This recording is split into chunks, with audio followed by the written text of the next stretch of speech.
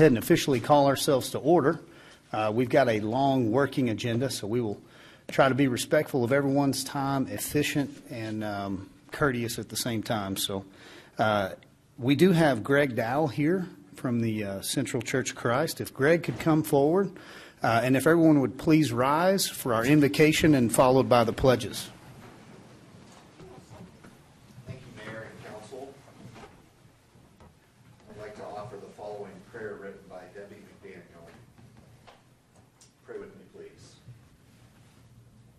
Dear God, help us to focus on you today, remembering that the gift of Christ, Emmanuel, is our most treasured gift for the whole year through.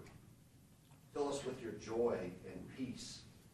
Direct our hearts and our minds towards you.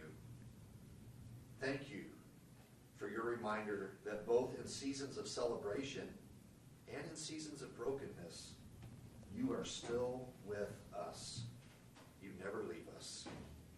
Thank you for your daily presence in our lives, that we can be assured your heart is toward us, your eyes are over us, and your ears are open to our prayers.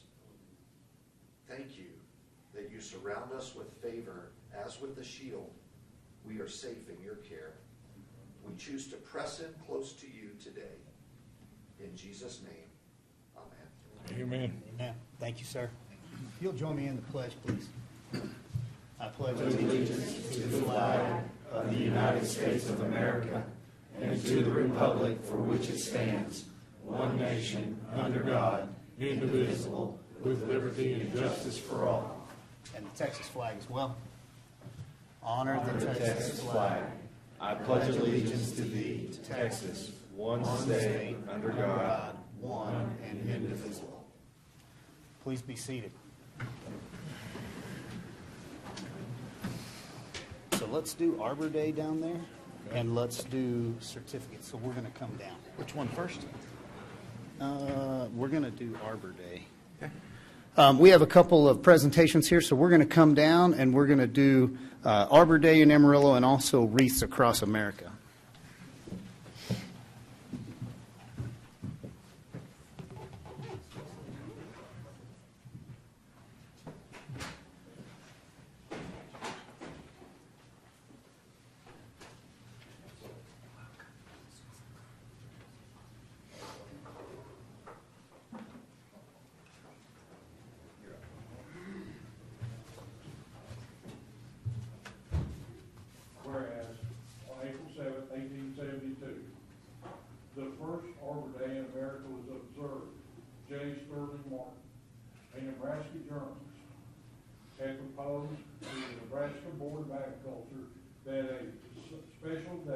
Be set aside for planting of more than 1 million trees in Nebraska. And whereas Arbor Day is now observed throughout the nation and the world, and whereas Arbor Day is celebrated nationally in April and by the state of Texas in November, and whereas trees can be a solution to combating climate change by reducing the erosion of our precious topsoil by the wind and water, cutting heating and cooling costs, moderating the temperatures, cleaning the air, producing life-giving oxygen, and providing habitat for wildlife. And whereas trees are renewable resources giving us paper, wood, and for our homes fuel, and for fires and countless other wood products. Whereas urban trees increase property value, enhance the economic vitality of a business area, and beauty for our communities. Whereas in 2023, the city of Amarillo planted over 200 trees to improve the Martin Road and Gene Howe parks.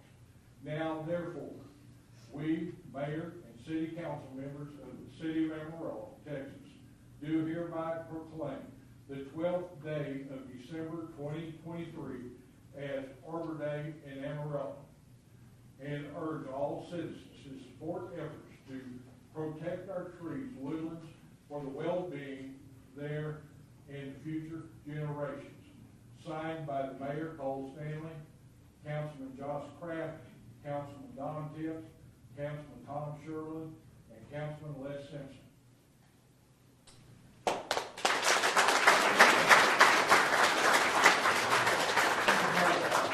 Mr. Kashuba, you and your staff come up. We're going to take a photo real quick. Anyone that's with you, y'all come get in the middle.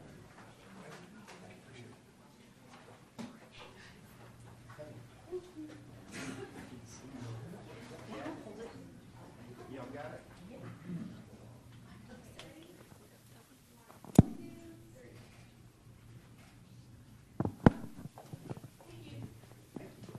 Thank you all. Kat, now I'll take your-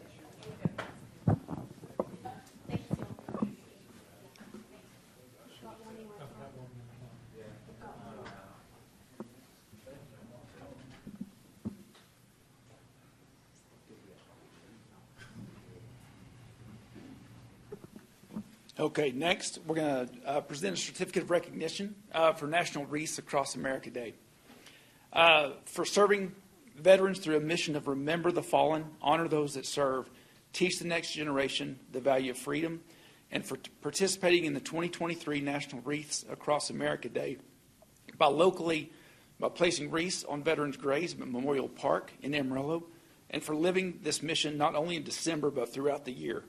The City of Amarillo hereby presents the Certificate of Recognition to Dignity Memorial USA and TX 1332P, Amarillo Troop 10, in honor of National Wreaths Across America Day on December 16th, 2023, and we thank them for their panhandle spirit that makes Amarillo a great place to live. Appreciate you guys.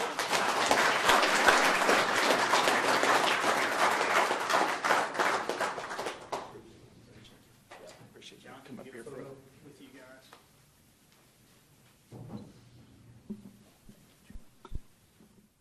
Pretty good. How are you doing?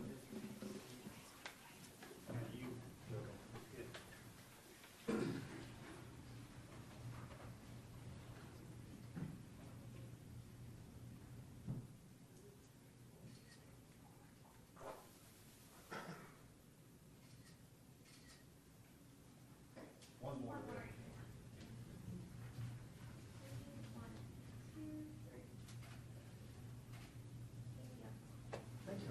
Appreciate y'all.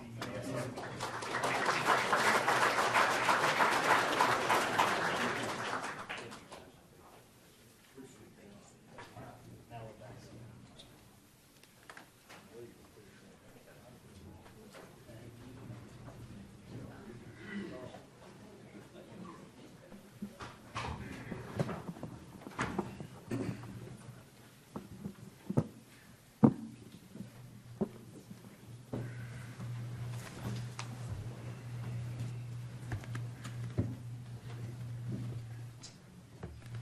Steph.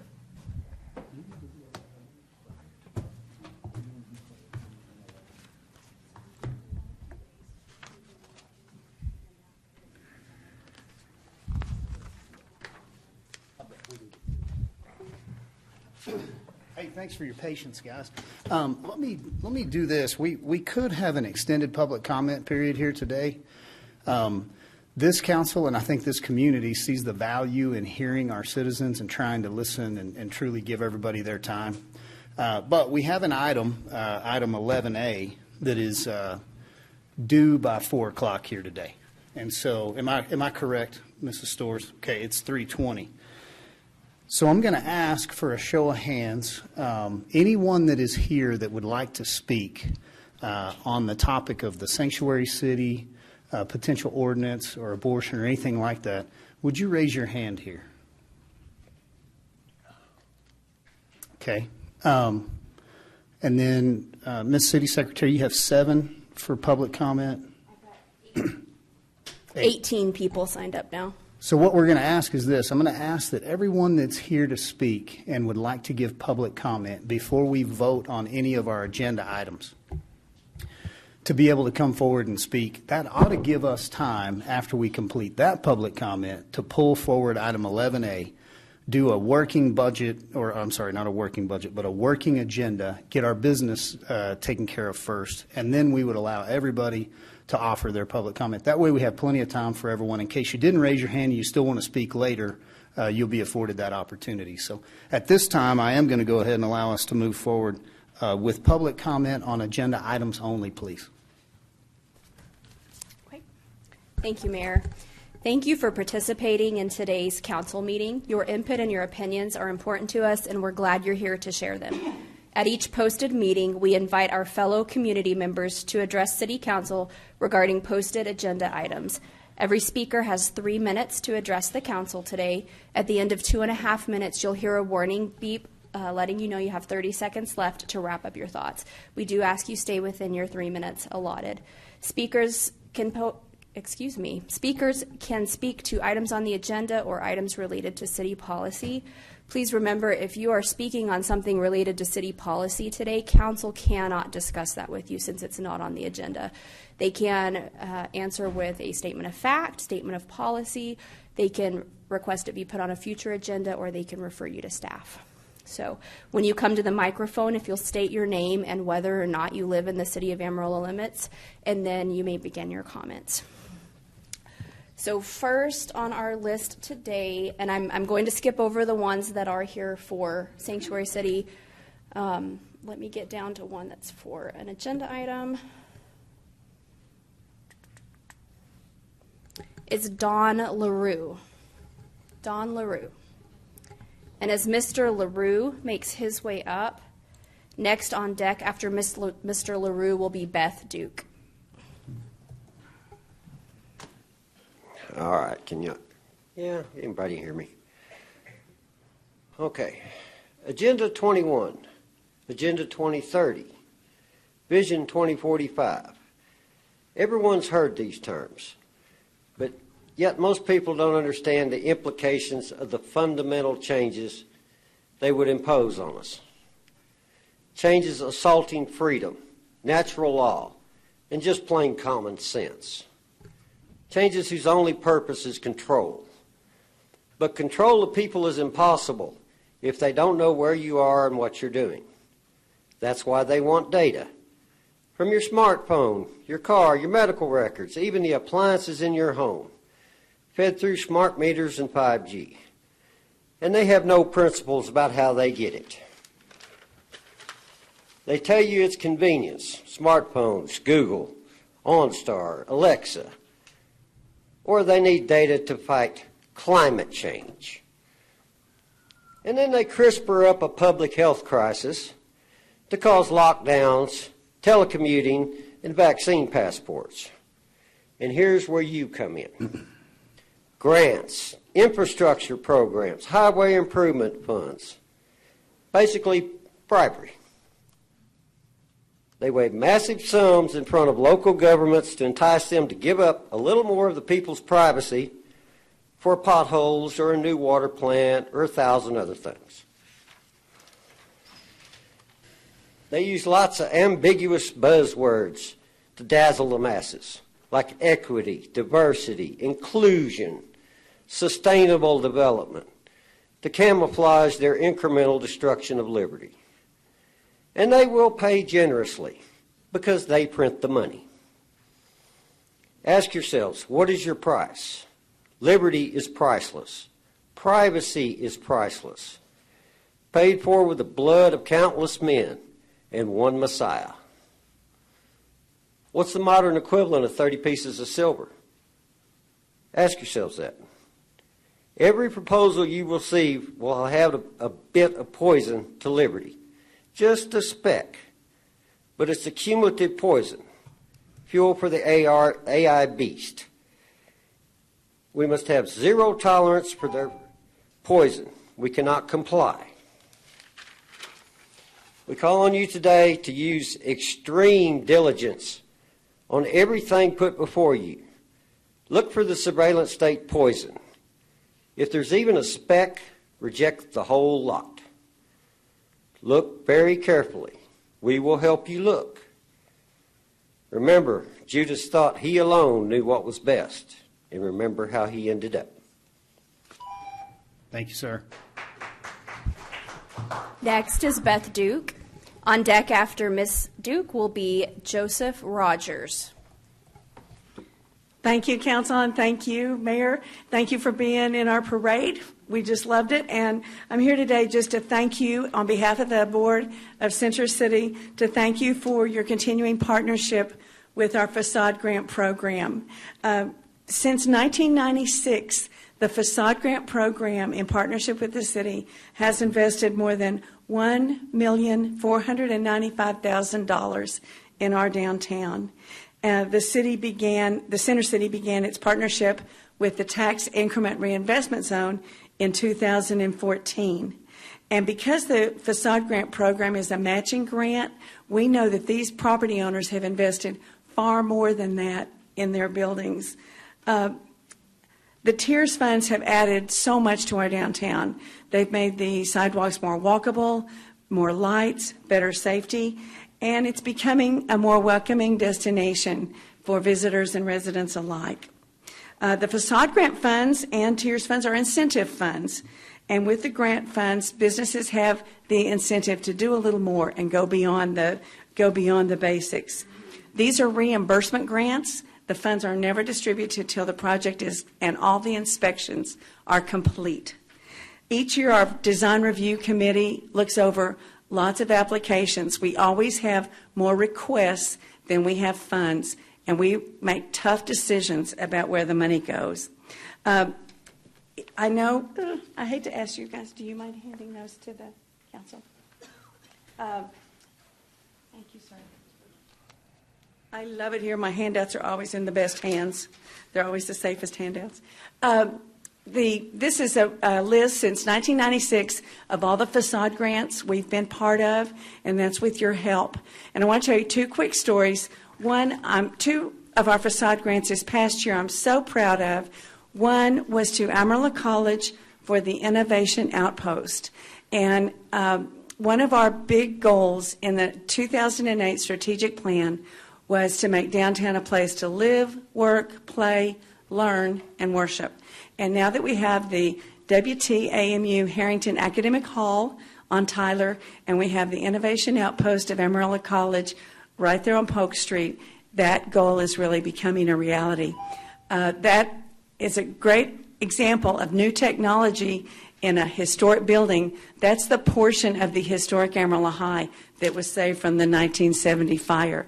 And then the last thing I want to tell you is a story. We don't just do big buildings. We do little ones too. And I'm going to pass out a picture of the building at 109 South Buchanan, an abandoned building that is now Amigo Homes. And Bernie Castaneda has brought that building back to life. So I brought that picture to show you. Thank you so much. Thank you, Miss Beth. Joseph Rogers. And after Mr. Rogers, Monica Pinion will be on deck. Good afternoon. My name is Joe Rogers. I am a citizen of Amarillo, and I am on the Commission for People with Disabilities. And I'm here this afternoon to talk about the license plate readers that as part of the consent items. My concern is that I understand that this is one part of having a network of license plate readers throughout the city.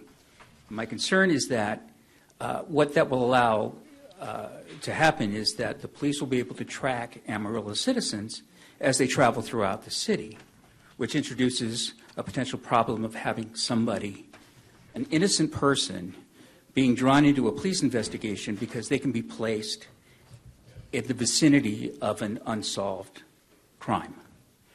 And so I have some questions that I would like to pose to you and hopefully have you ask. What is the scope of the collection of data? Will every license plate reader be on every day collecting every license plate that it sees? What is the purpose of collecting mass data? And how will this data be used? Will this surveillance data be sold or shared? If so, sold to whom or shared with whom? How long will this data be stored? Under what circumstances will it be destroyed? Who can access this data, and under what circumstances will they be allowed to access this data? How will the public be alerted to data breaches, whether internally or from outside? And with respect to the Crime Center, how will the accuracy and the reliability of the algorithms used in facial recognition and predictive policing be tested and verified? And last and most importantly, how does this body intend to allow citizens to exercise transparent public oversight of these surveillance activities conducted by their government? I thank you for your attention to my questions. Thank you, sir. Thank you, sir.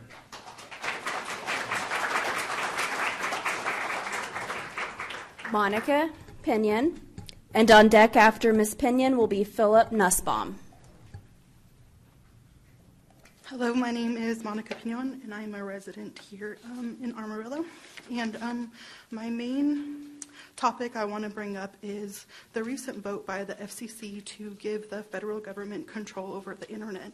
When we talk about all of this smart technology, we think that only people in this city are going to have control over it. But it is a stepping stone for the federal government to have control. FCC Commissioner Brandon Carr said it reads like, sorry.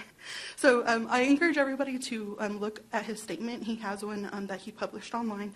If you just type in FCC votes to give federal government control over the internet, you'll get stories from both political sides. They're saying it's for diversity and to stop discrimination. But as we've seen in the past, these things that are meant to be used for good reasons end up being used as a reason for not good for control. Sorry, I'm nervous. According to the plan document, the FCC would have the power to regulate the following aspects as it relates to each internet service provider: network infrastructure deployment, network reliability, network upgrades, network maintenance, customer premises equipment and installation, speeds, capacities, latency, data caps, throttling, pricing, promotional rates, imposition of late fees, opportunity for equipment rental, installation time, contract renewal terms, service termination terms, and use of consumer credit and account history, mandatory arbitration clauses, pricing, deposits, discounts, customer service, language options, credit checks, marketing, or advertising, contract renewal, upgrades, account termination, transfers to another entity, and service suspension. The plan goes on to state that all the aspects need to be within the realm of federal regulation because they could all affect a consumer's ability to access broadband. Carr further discusses the other industries the FCC could regulate under this plan. This plan would open the door to regulating landlords, construction crews, marketing agencies, banks, and even the government. Regarding internet access, all of these industries can and would be regulated by the FCC. So when we make decisions about what's going on and what we choose to do, I hope that we take this into consideration. Thank you. Yes, ma'am. Thank you. Okay, Philip Nussbaum. And on deck after Mr. Nussbaum will be Michael Damron.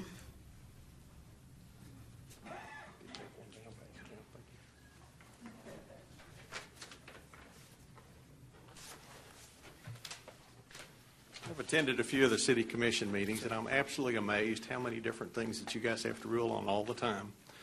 But the issue that I'm bringing out, everything you rule is affected by this, and everything that you don't is affected by it. It's debt. Debt's a four-letter word. I'm sorry. But the debt levels are going up at the federal level. They're going up at the city level, the city of Amarillo. It's going up at cities across the country, counties, and it's a problem. Debt is a leading contributor of higher taxes, inflation, currency devaluation, reduction in individual prosperity, reduced benefits and freedoms. As a result, I'm proposing, just for your consideration as you make decisions, some New Year's resolutions that as you make decisions you might want to consider. And I think if you do, you'll tend to reduce the debt. Okay? So, and the debt won't be reduced immediately, but it's affected by every decision you have. The first is just a decision to reduce debt. Okay? The second is to not impose new taxes or to raise the tax rates, because I don't think that's in the best interest of the public. Okay? Number 3 is to not spend anything on anything we don't absolutely need. Okay? There's a lot of decisions you have to make every time, and it's some things we need, some people just want stuff. Okay? And as long as you're considering debt as a problem, you can live without a lot of things. Okay? Number 4 is to get things that when you do need things, that you have at least 3 competitive bids on anything that's greater than $100,000. A lot of times the city does bids, sometimes they don't. Sometimes they just get 1 bid. But if you get 3 different bids or competitive bids, you'll tend to save a lot of money. 5 is to reduce all the assets the city has that it doesn't need, which you'd have to review the assets that you have to see which ones you need and which ones you don't, and let's liquidate the ones that don't to reduce debt. 6 is to review every function the city does to see if it could be done in a better way or a lower cost method. Okay? And that's a pretty big review. Thank you. Thanks, sir. Thank you, Mr. Nussbaum. Okay, Michael Damron. And after Mr. Damron will be Randy Burkett.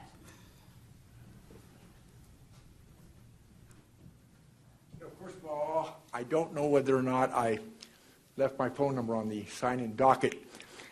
I'm going to be changing it in 90 days anyways, and I don't care for it. So please, 572 area code, 666 prefix, 0128. This has to do with the East Ridge signage. Now, there's been some discovery here. I contracted that sign 4 long years ago with East Ridge. It was a gentleman's agreement. I was going to billboard it, make it look nice, $250 per side. I was even going to invest some money into it because I wanted to do it, okay? Well, something went haywire and wrong, and about $350 worth of one-shot lettering enamel has been ruined on the polling of it. It's very expensive, and it's gone, and that's part of the contrast. Now, I'm going to make a suggestion. I'm going to have to take a lien if it comes down to that. There's a principle involved here. But I'm going to make a suggestion in order to pay homage to AAA signs that you refer to this. It will be a substantial savings. You refer to it as the leaning signage of Amarillo Route 66. This is going to draw a lot of revenue into this city. I'm sure it will. As my billboard would have done, just straightening that sign up for the bowling alley. But now this is entirely up to you. But here after the first of the year, I'm going to have to, and I do not want this to escalate out of something into something that is irreversible, especially when you know how expensive litigation is. I want to thank you people. Have yourself a wonderful, safe, happy holiday season. I look forward to hearing from you. Thank you, sir. Mr. Burkett. I'm Randy Burkett. I live here in Amarillo. I have a couple of things I'd like to speak on. The first thing is I noticed about $84,000 spend with the airport buying sod poodle advertising. If you break that down, that's a little over $400 a game. They play 69 games out of the year. You know, and that breaks, you're spending over $400 for about 3 hours of advertising. And if there's 5,000 people there, you're just not getting much bang for your buck. A billboard runs about $40 a day, and you're getting 90,000 cars a day viewing it. So there's a lot more bang for the buck in a billboard. And it's on 24 hours a day, 365 days a year. So I just want to put that out there. The other thing is I'd like to speak on behalf of Andrew Freeman. I think he'd make a great city manager. I know you guys are doing a search. I don't know if you have to or not, but he's a good one. And lastly, the reason I really came up here is the ETJ that you're going to think about. Right now in your ETJ, you regulate in your ETJ. It says you do, but you actually don't. I know if the developers out there between here and Canyon are building houses, y'all aren't regulating those. I think, Cole, you said they enter into a development agreement. They're supposed to adhere to your codes, but there's really nobody policing that. And I think you said the county's supposed to do that. If you go through all of the ETJ and all the different departments, everything that's built from homes to commercial centers to signage, everything, the only thing being enforced in the ETJ is billboards. Now, Toot and Totem can build a big on-premise sign, or anybody can, and you don't regulate that. But if I put Toot and Totem on a billboard 1 mile ahead, you regulate that. So if you're not going to regulate all the building and everything going on in your ETJ, I would ask that you just do away with regulating anything in your ETJ. It just makes sense. And that's it. Thank you for your time. Thank you, Randy. Congratulations. I never congratulated you for your city. Appreciate you, Randy.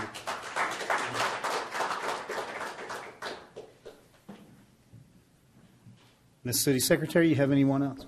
Is there anyone else that signed up for an agenda item that I overlooked? If not, Mayor, I believe that was all of our signups. Okay. Incidentally, we do now have a confirmation for next Tuesday, December 19th at 3 o'clock for a special work session. I believe it'll be in the hospitality room at the Civic Center, and it will be on the topic of the sanctuary city, abortion ordinance, as been discussed, and then anything else that council could discuss during that meeting that would help us in navigating the right way forward there. So do I have anyone else here today that would like to speak on any of our agenda items? Okay, I see one hand back there. Yep, sir, if you don't mind coming forward and give us your name and if you live and reside within the city, please.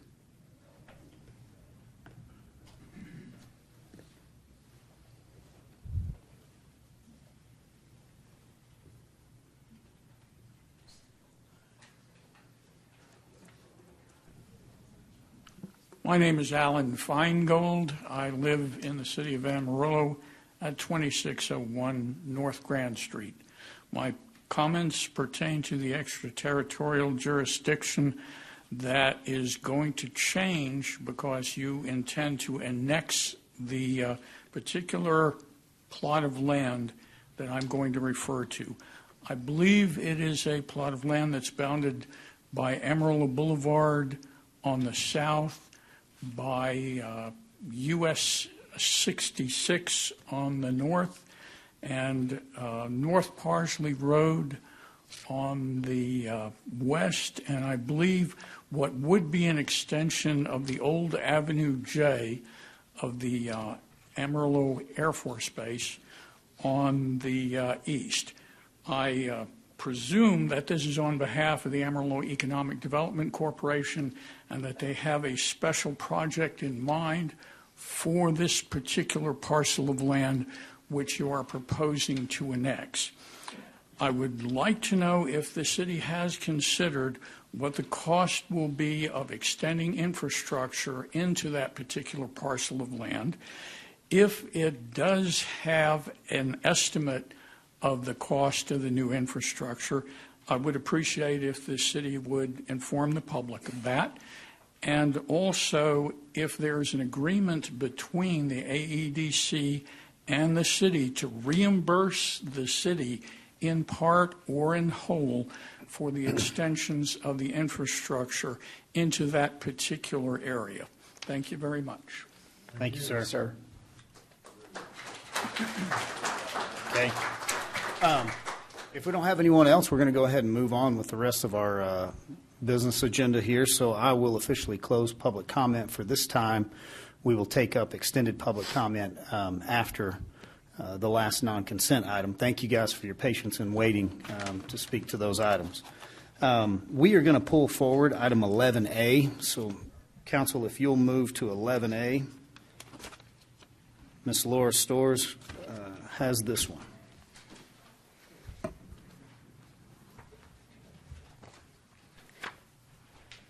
Thank you, Mayor and Council. We appreciate you all working with us to take this item up earlier in the meeting. So this item is an ordinance authorizing the issuance of City of Amarillo, Texas Waterworks and Sewer System Revenue Bonds, new Series 2024. We've been speaking with you all about this over the past several months. As you know, this is in relation to the Northeast Interceptor project that was approved for construction back in November.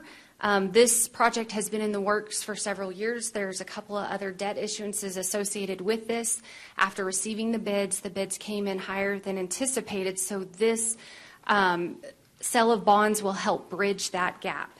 So we put them out for bid this morning, and Stephen Adams with Specialized Public Finance will go over that with you all here in just a little bit. As a reminder, we are also in discussion with the Amarillo Economic Development Corporation to participate in the annual funding of the debt service associated with this project. And so we will be speaking with them at their next board meeting this coming week. So with that, I'll hand it over to Stephen Adams. We also have Paul Jason in the back with Specialized Public Finance. These are our financial advisors, and I'll be available if there's questions after this. Thank you, Mayor, members of the council. Stephen Adams, and as Laura mentioned, we took bids at 9 in the morning. We had to take it generally on the day of the sale because of potential movements in the market. So what we have right now is an offer to buy your bonds, and it's good until you accept it or they pull it. So that's why we need to move up so we can make sure we get the bids accepted. So we received 8 bids this morning, and the winning bid was Hilltop Securities with a true interest cost of 4.057%. Before we took these bids, we had to go through and get a rating. We had to put offering documents together. And the rating process is a pretty voluminous amount of data that we give to Standard & Poor's. A lot of your staff members are involved, and we had the mayor on the call as well. But as part of that, we told the rating agency that we anticipate that we may be issuing $300 million for a wastewater treatment plant over the next 5 years. They took all of that into account. We are obligated to tell them any potential debt that we may issue. So we continued to have, and they affirmed a AA plus rating, which is very high. You can only be one notch higher. So despite the fact that we went through all of the potential future debt of the city, that rating was affirmed. If you award these tonight, this afternoon, we will close on January the 9th, 2024.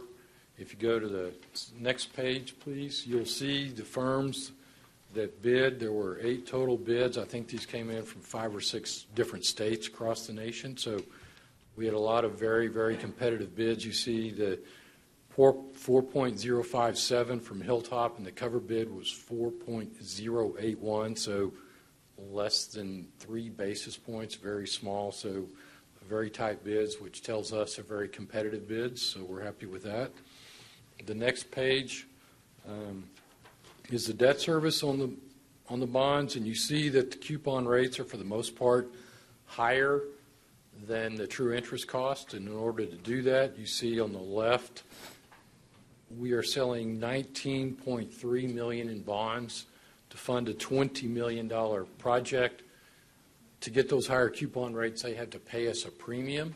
They wanted higher coupon rates so they could get more tax-exempt interest. It's their customers that they are selling these bonds to help dictate that, and so the bidding process also helps dictate that. So, again, that's something that was created by the marketplace, if you will. You see the annual debt service on this is approximately $1.205 million per year between now and 2053, so 30-year on the bond.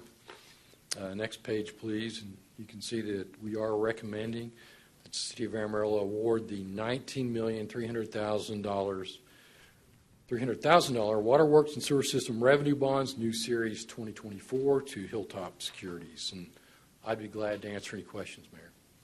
Questions, council? Anything on this side? No, sir. Okay. Thank you, Mr. Adams. Appreciate you. This is one we've worked through for quite a while. So, and this is also one of those, particular to Mr. Nussbaum's comment about debt. Like in any business, there's good debt and there's bad debt. And so this is not a shiny, pretty item. This is infrastructure. It's a need, not a want. Honestly, it's a have to. And infrastructure like this is at a larger amount of money, so we don't have an opportunity to do anything other than negotiate well.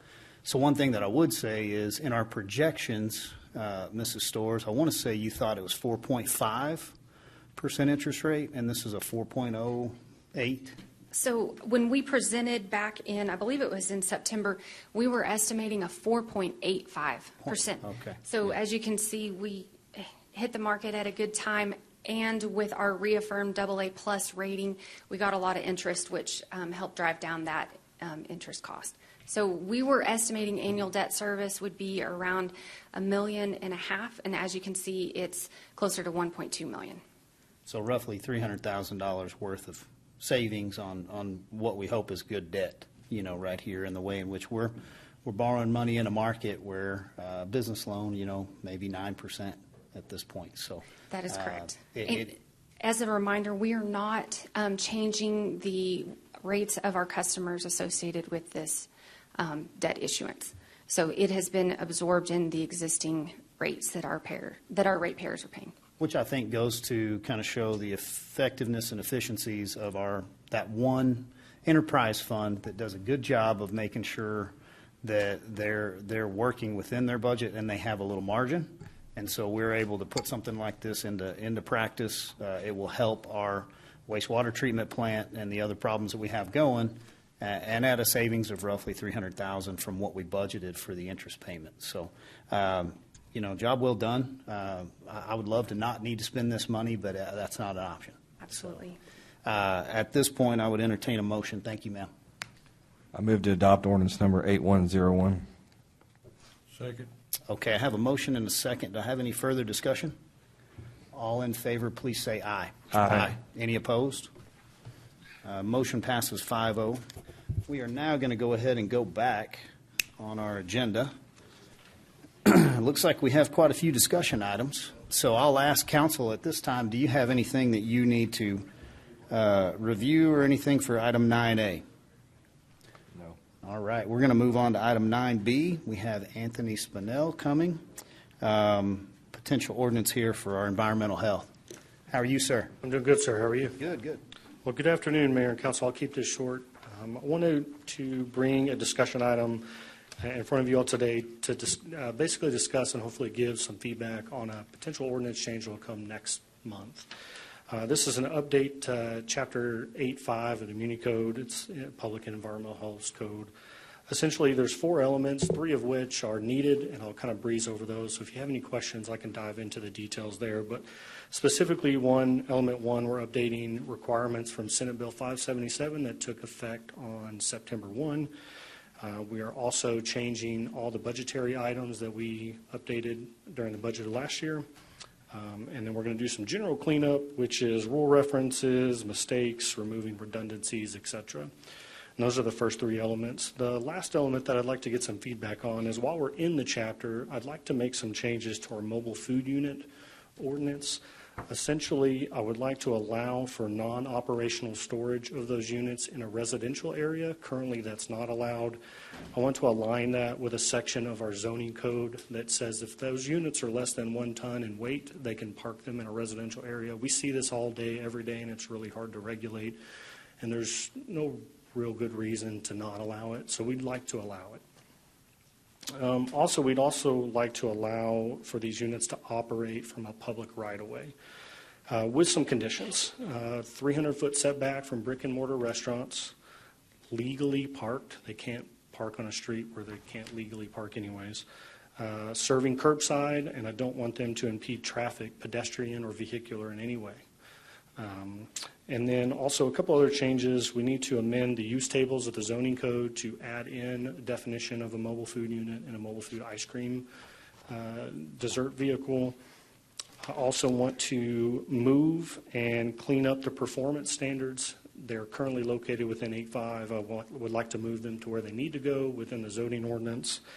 And essentially, the cleanup will be the permit requirement, exterior lighting, signage, and trash cleanup. And then lastly, I just wanted to highlight all the departments and internal and external partners I've worked with. So we've worked with Parks, Planning, Development Services, CPD&E, Police, Fire, Traffic, and external partners, the City of Canyon, which I do have a letter of support from them already, Panhandle Restaurant Association, and the Texas Restaurant Association, which I am working on letters of support from those individuals as well. I would like some feedback on that last element, if you guys have any, or if you'd like to go into any detail on the things that I talked about. Yes, sir. Questions, council? Could you just kind of go in detail as far as the moving and cleaning up the performance standards? Sure. So currently, the ordinance, some of the performance standards that were implemented, I don't know, 5, 6, 7 years ago, are really hard to enforce. One of which is a mobile food unit has to move every 90 days, or it would be considered a permanent structure and has to meet all the other development standards of a restaurant. The moving's not really clarified, so if they move an inch or move when we're not there and come right back to the same spot, those are the arguments that we get into all the time. So it's almost, we don't even look at these. So I'd like to really shorten those down to some things that matter: signage, lights, trash. And the list, I think, is like this long currently. So I'd like just to clean those up. Okay. Thank you. Yes, sir. Other questions, council? So tell me a little bit about the mobile food units. It says allowing for non-operational storage as a residence if under 1 ton. So right now, what problem is that causing? So currently, we have a provision in the ordinance that says you can't take a mobile food unit home, period. State law, there's a provision in state law that says you can't operate it from home, you can't store your food products there, you can't get fresh water or dump your wastewater. But it doesn't say anything about storage. Just about every other city in Texas allows them to store it at home, doesn't really regulate that at all. We chose to, when we opened up our mobile food unit rules about 10 years ago, we only had 20 units at the time, so we wanted to put some really strict provisions on allowing them to be self-sufficient and really opening the book on mobile food units. So we say you can't park it at home. That's not a provision within state law. The 1 ton provision is already existing within the zoning code, so we just really like to align 8.5 with the zoning regulations. And when you say storage, what do you define as storage? Just parking. Okay. When they're not operating, I like to let them park it at Anywhere in the driveway or out on the street of a residential area? On their property. On the property, correct. Questions? Yes, sir. I guess on the Panhandle Restaurant Group, do you have food truck owners involved in that committee? We don't. Okay. Not to my knowledge. Let me roll that back and just say not to my knowledge. Okay. So you may have you may have an entity that has a food truck and they're also a restaurant, Mexican food restaurant, and has a food truck. But we have quite a few of those. So they would be involved in your conversations with this? They would. And did you get any negative feedback, or did they contribute to some of the outcomes here? I took this ordinance to them, the conversation before even crafting the ordinance. So we work pretty close hand in hand. The 300-foot setback, the direct competition issue that we're working out, that was one of their ideas. And I will tell you that the Panhandle Restaurant Association is partnered with the Texas Restaurant Association, and they're currently polling all of their members, trying to work on this a little bit more, hopefully to get a final draft before the January reading. And if they have concerns with that before January, we'll pull it and move until we have full support from Panhandle and Texas Restaurant Association. Okay. And you would probably have a phase period there. I'm guessing, if you made a change like this, it would take, are you looking at 90 days before you implement, or what are you going to give them? So that's an interesting point. 577 has a piece in there that says we also have to send any ordinance that differs from state law to the state, and it has a 60-day grace period before you can implement. I think there's some first reading, second reading, and then 45 days with the city, and then 60 days with the state, so it may be 3-4 months. So they could have a good period of time. Do you have a way to reach out to a group of those food truck owners, operators? I do. I can reach out to just all give of them an opportunity to give any feedback, and then when you bring this back, you would be able to state whether you had any other changes or concerns on their side? Absolutely. They're Okay. just not associated, so they don't have an association. Okay. But I can absolutely reach out to I have all their contact information. That'd be great. On the pool technician and some of that, can you tell me what you're changing on that? Sure. Senate Bill 577 specifically exempts a city from charging a certified food manager registration fee, which we did for a long time. So we implemented that September 1. And then additionally, through our budget process, we charge a registration fee for pool technician. We went ahead and cut that out as well, as kind of the breadth of 577 is to not further regulate or charge for registrations that are accepted at the state level.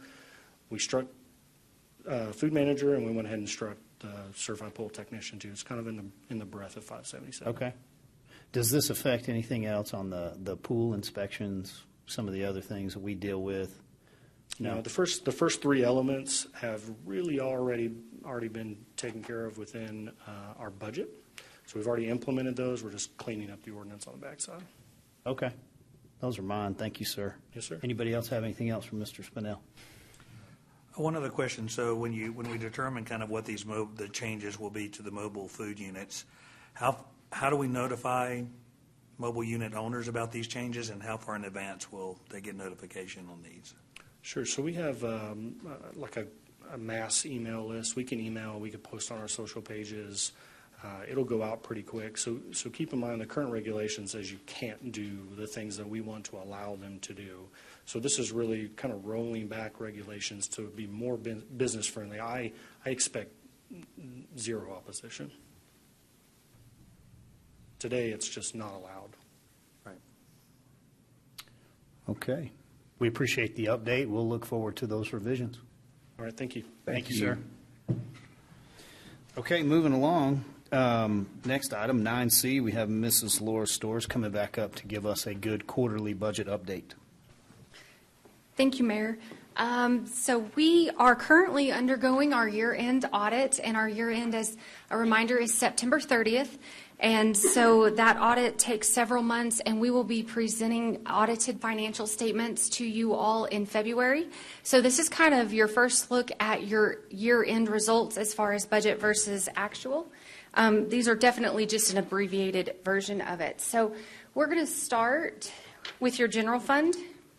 Let's talk about revenue for a second, and I have more details past this slide. Our general fund had a budgeted revenue amount of $217.5 million for this last fiscal year, and you will see that we actually collected $231.4 million. And so that's a positive variance of 13.9. So great results there. So let's see why. First of all, property taxes came in just slightly above budget, just under $1 million. To put that in perspective, that is about 1.87% of your total collections. As a reminder, we budget property tax collections at about 98.5% collection rate. And we normally achieve higher than that, but we try to budget somewhat conservatively. This number includes your current year collections and prior year collections, interest, and penalties. So you'll see the next number down. That's where the bulk of this is driven from. It's your sales tax of $7.4 million. We talked a lot about sales tax performance during budget workshops this year. We knew it was coming in strong, and we did adjust our budgeted revenue number for sales tax up in the new year based on kind of this trend. So the biggest piece is coming from there. Your hotel occupancy tax trended just slightly under budget, about $700,000. Your gross receipts, business taxes, your franchise fees came in just over budget at $800,000. That's mainly driven by your electricity franchise fee, and we'll go over that in a second. Interest, that's another big one. Interest rates definitely changed a lot over this past year. We had budgeted more conservatively at the time this budget was formulated.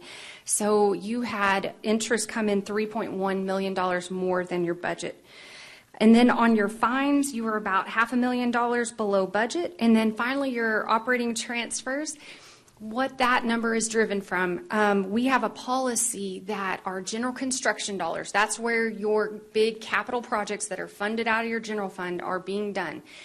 As the money's already earmarked for those projects, they're sitting in interest-bearing accounts. And so at the end of the year, we sweep all the interest earnings back into your general fund because that's where the money came from originally. So this $3.4 million is driven by the interest income in those construction projects inside your general construction fund. Questions on this? Questions, council, so far? Okay. I got more details, but please stop me if you have specific ones. This is just a 10-year trend on your sales tax. You can see how much it's grown over a 10-year period, about $21 million. So the compounded annual growth rate's about 3.7%. You can see it really picked up after COVID. The next slide here is your current year collections on a month-by-month basis. We track this very closely. Each month, you will see that your actual collections for 22-23 were at $75.1 million versus the prior year of $73.8 million. But then over to the far right, you'll see your actual amounts came in over $7 million from budget. We had been trying to keep the budget amount on your sales tax pretty standard growth pre-COVID. And then this year, we talked a lot about that with you all, and we've just decided we're kind of at a new norm now coming on to the other side of COVID. And so we have adjusted that budget number up from that $68 million. But that created one-time additional captured dollars of just over $7 million on your sales tax. Okay, hotel occupancy tax. This slide is also just showing a 10-year trend, but it also has some information. As a reminder, the state gets 6% related to hotel occupancy tax. The city gets 7%, and then our venue district gets another 2% for a total rate of 15%. And we are, on the city side, we are capped out at our 7% rate. And so you will see that the 10-year change was about $3.2 million. There was definitely a spike up after COVID, and then it's kind of come down and normalized a little bit from a 10-year trend. On a month-by-month collection, you will see that it was pretty consistent across the board, that we had several months that we came in just slightly lower than budget. We were anticipating the trend would continue on with those higher collections, but what we're seeing is some of, especially the average daily rates, are normalizing a little bit, coming down just slightly. So, but again, your hotel occupancy tax is still doing phenomenal. It's just normalizing a little bit, and we're tracking that very closely into the new year. So you will see it came in slightly lower. Down at the bottom of this page, and I do apologize because I know the words are kind of small on this, but wanted to mention that you do have a local hotel occupancy tax rebate on your downtown convention hotel. And so for the current year, there was about $795,000. I'm sorry, for this past year, there was $795,000 that was rebated back. And that agreement, that development agreement, says that the city will refund those local hot revenues for a period of 20 years. When's that 20-year mark up? So we began that, I think it was in 2017. So we're a little ways out still. Questions on this? Okay. Next slide kind of goes over as a reminder, your gross receipts business taxes. These are your franchise fees. They're made up of your electric utility, and that's at a 5% amount. Gas utility at a 5%. Telephone utilities are a per line charge, and cable TV is a 5%. But back in 2019, they changed state law, and those that are bundled on their telephone utilities and their cable utilities only pay one instead of both. So we did see a trend down on that after that state legislation change.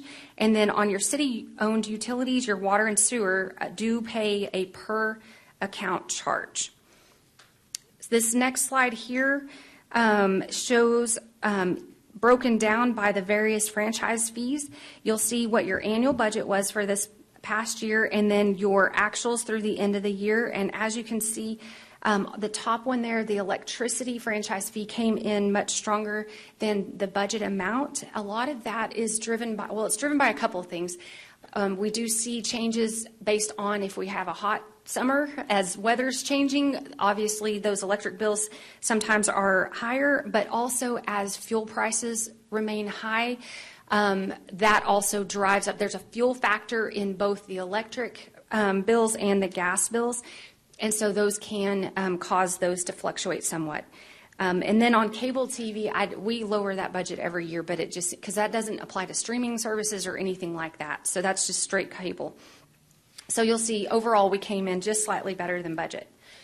And then this slide's just a historical trend based on the different types of franchise fees, and you can see the trend over time.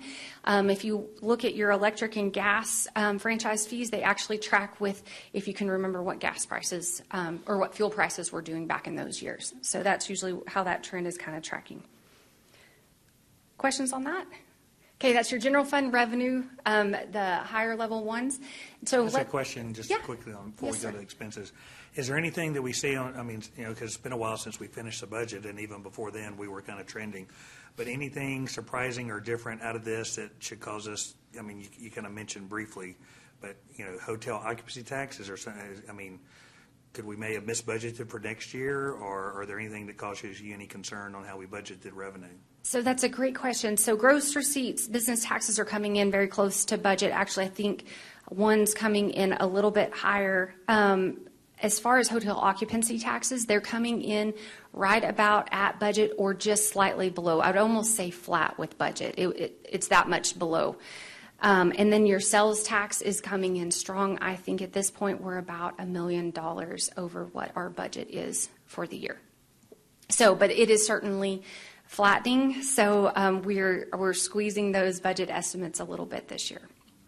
Any idea from the hoteliers as to what's, because when you go back and look at that list, it's, outside of COVID, it's the largest decline we've seen in the last 10 years. Yes, and so if you go back to that, I think part of it was, look right as you come out of COVID, it shot up so much. We saw those average daily rates skyrocket, essentially, especially for our area. And then I think what we've seen now is them kind of come back down. They're still higher than pre-COVID daily rates, but they're lower than they were coming right out of COVID. As a reminder, too, Amarillo was one of the places that travel picked back up faster than certain other places because you didn't have to necessarily get on a plane or wait for big conventions to open back up or big sporting events or those kind of things, because we're kind of a good place to travel through and stop along the way.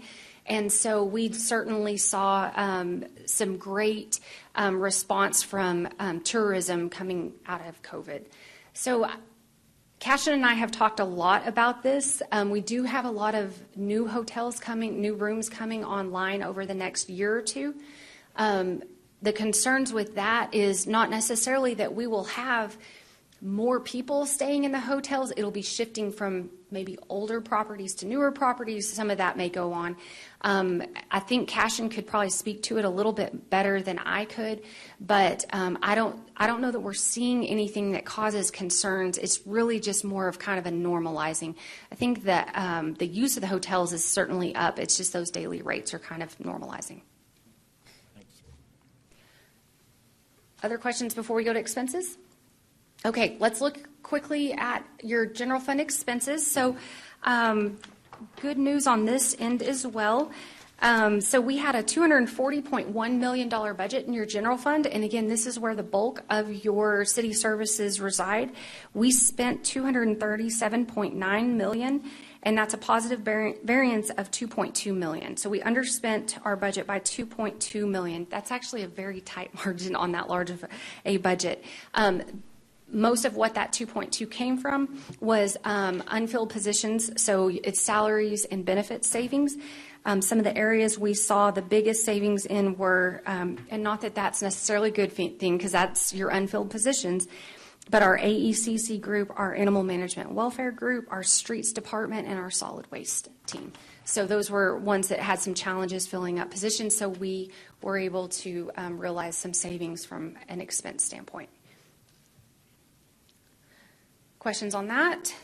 All right, if you take those and net them together, so your positive variance on your revenues, your positive variance on your expenses, we have a net variance of $16.1 million. So what that means is overall results for last year were very good. More revenue came in. We underspent budget. So essentially, and again, this is final audit numbers, we may still have some audit adjustments. We think we've got all the big ones in, but we're looking at about $16 million.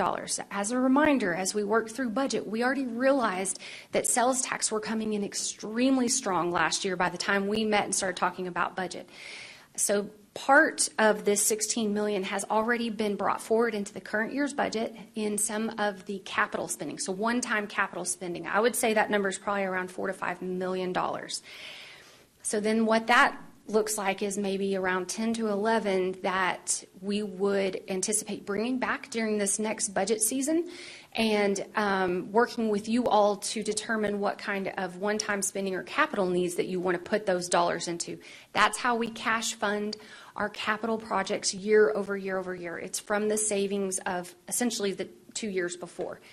So I will have a better estimate of what that number is really going to be after the audited financial statements come in. So this is just an early look.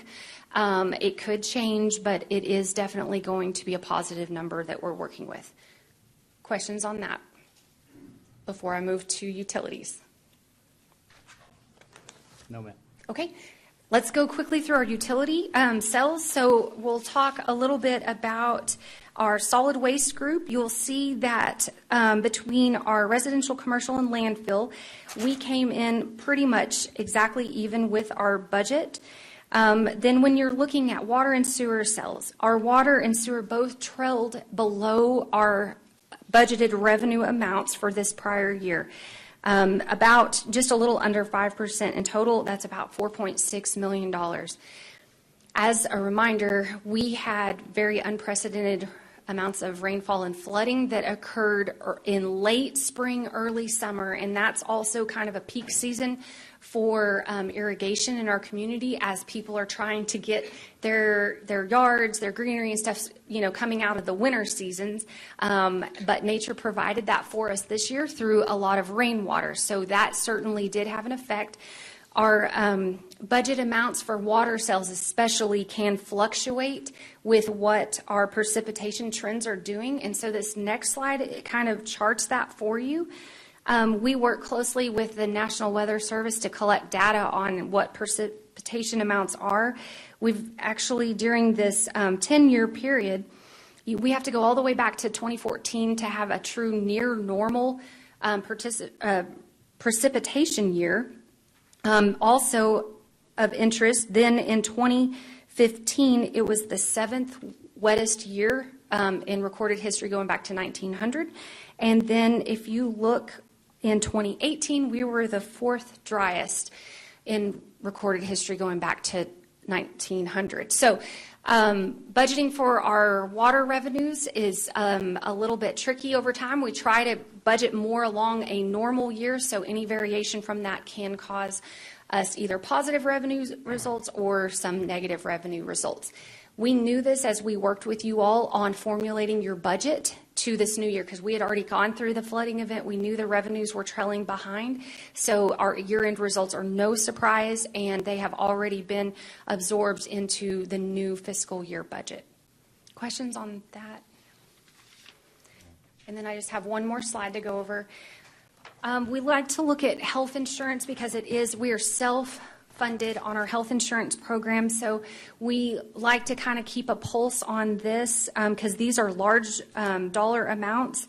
You'll see that our annual budget for our medical claims was just under $25 million last year, and we came in at just under $22 million. And so that was a big win for us because healthcare costs continue to see increases year over year. And so we were able to actually come in under budget, which helps that fund stay healthy going forward and helps keep the premiums for our employees and on the city side, the employer side, at a reasonable amount. So with that, are there questions I can answer related to your... Questions, Council? What's your budget? Councilman Tips? Sorry. Good. Okay. Anything on this side? No? Yes, ma'am. Okay. So when you net all this out, roughly $17 million worth of good business practices in running a large organization, trying to look at the small things and the big things, and then we've been fortunate in some ways. You have $11 million left over. I know I hear you say a lot of times, well, this is one-time usage, expense, capital improvements. Obviously, we have lots of capital needs, but would you be willing to give an opinion of, like, what is a conservative estimate that you would think would be healthy for an organization like ours if we wanted to pull out a percentage of that $11 million and put it into salaries, put it into reoccurring expenses? So I think that's a great question. Normally we would always, my default answer is always going to be put the whole amount in one-time cost, because then you've saved it from a prior year and we've kind of normalized budget going forward.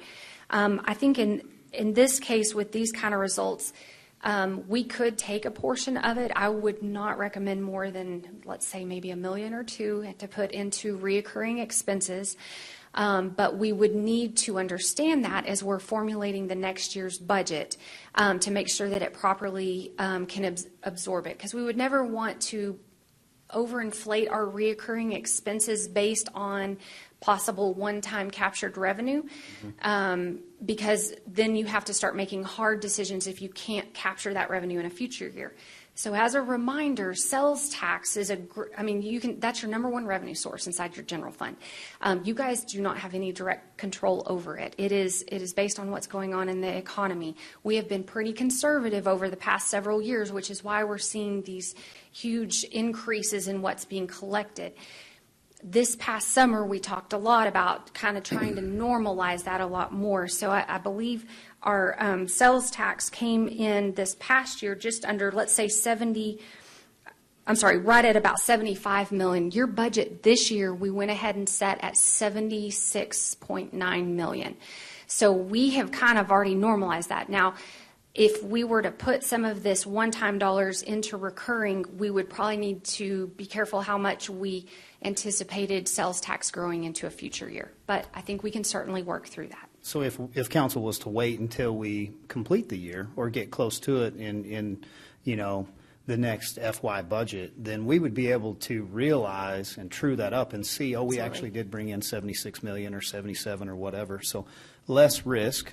Yes. To have to look at that. And then you're looking at $7.4 million in sales tax, but you're looking at $1 million in property taxes that came in that we didn't budget for, and $2.2 million saved in expenses.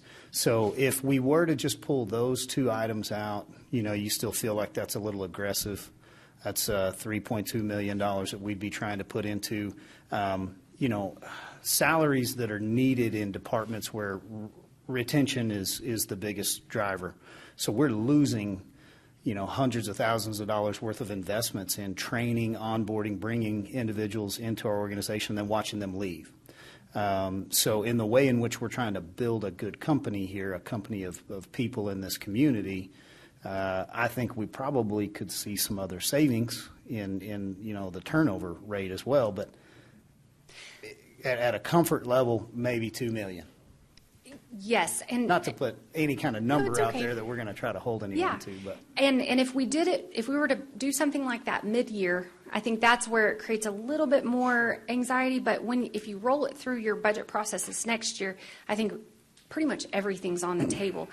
But as a reminder, the more that we perfect that budget where it is almost exact, where we're bringing in exactly the same revenue and we're spending exactly the same expense that we budget, you are eliminating your cash-funded capital for future years. Mm-hmm. And that's just a decision as council kind of, moves forward on what, how you want to work through it. There are other instruments to fund capital, but that's just a reminder to put out there as well. Well, I appreciate that, and I think it's good balance. I don't think you go too far one direction. So, okay. Any further questions for Mrs. Storrs? Thank you, ma'am. Good job. Thank you. Okay, item 9D is Michael Kashuba coming forward with an update on John Stiff Park.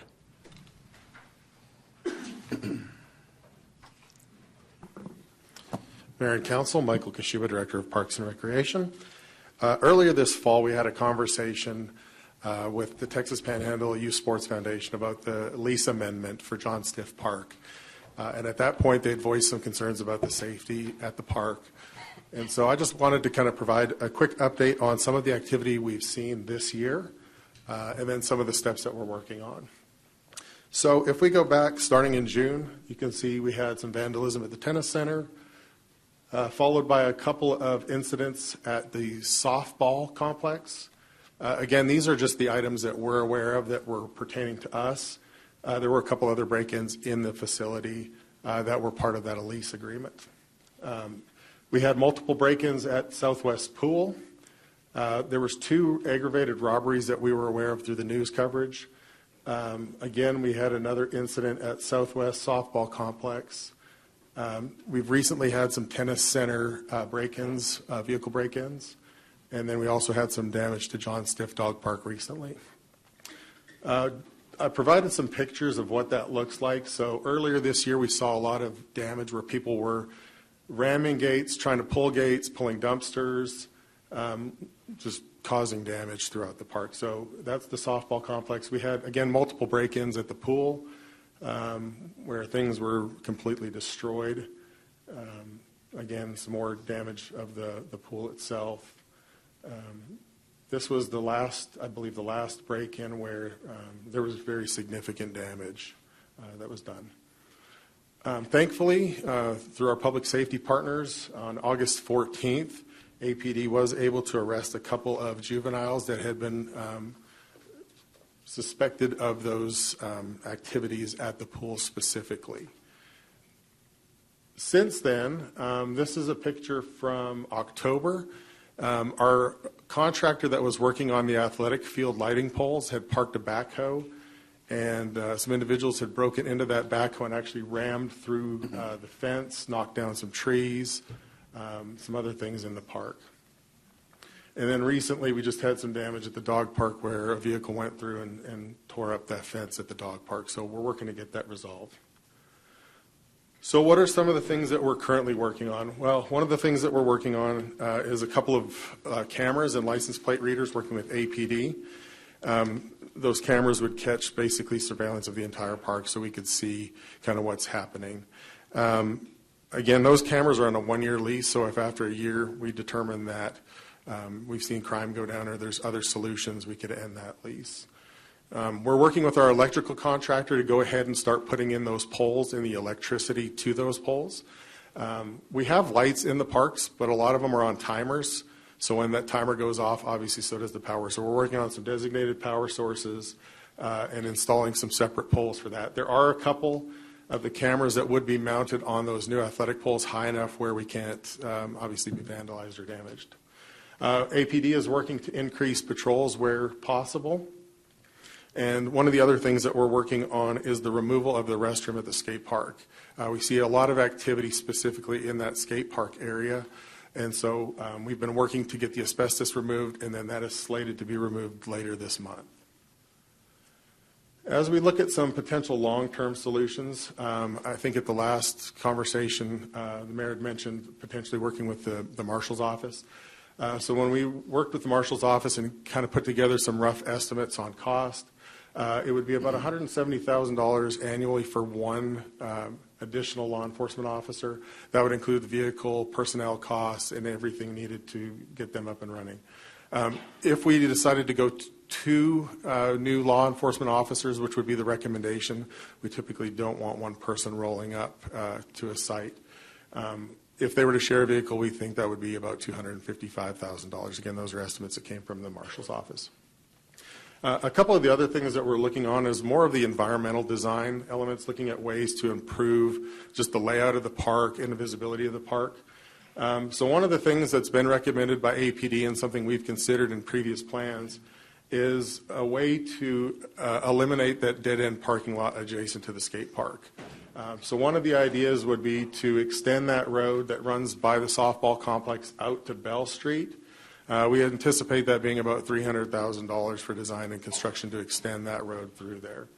That would eliminate the dead-end parking lot, which is where we see a lot of the issues stemming from. And again, that was something that when we had conversations with APD, that was a recommendation that came from them.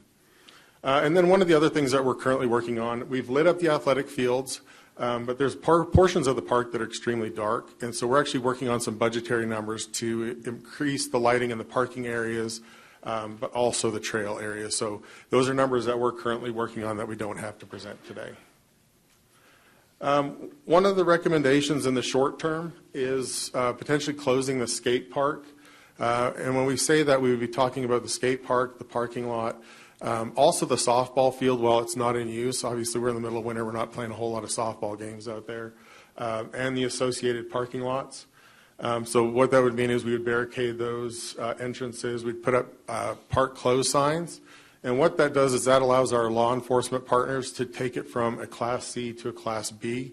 That allows it to be a trespass instead of just a regular citation. We would put locks on the skate park, and then we would also post signs so that people knew they were walking into a closed area of the park. So this is an example of what we think it could look like. The red area would be the area that would be closed in the park. The lines that are in there would be the gates or barricades blocking off the parking lot and the road to the skate park. And then there's red dots, which would be where we would post signage just so people were aware that this is an area that would be closed in the park. And again, we would open those, if I go back, those areas that are adjacent to the softball fields, we would open those up as the league comes back on. And the skate park would remain closed until we could figure out how to get that road through there. So those are some of the things we're currently working on, some long-term solutions, and then also some temporary recommendations. I'd be happy to answer any questions on that. Have you considered closing the park down at 8 o'clock? We could. I think it still becomes an issue of enforcement because, we've got a curfew right now at midnight, but that's still dependent on our law enforcement partners to go out and patrol that area to make sure that people aren't there. If we put a pipe across the gate that would close,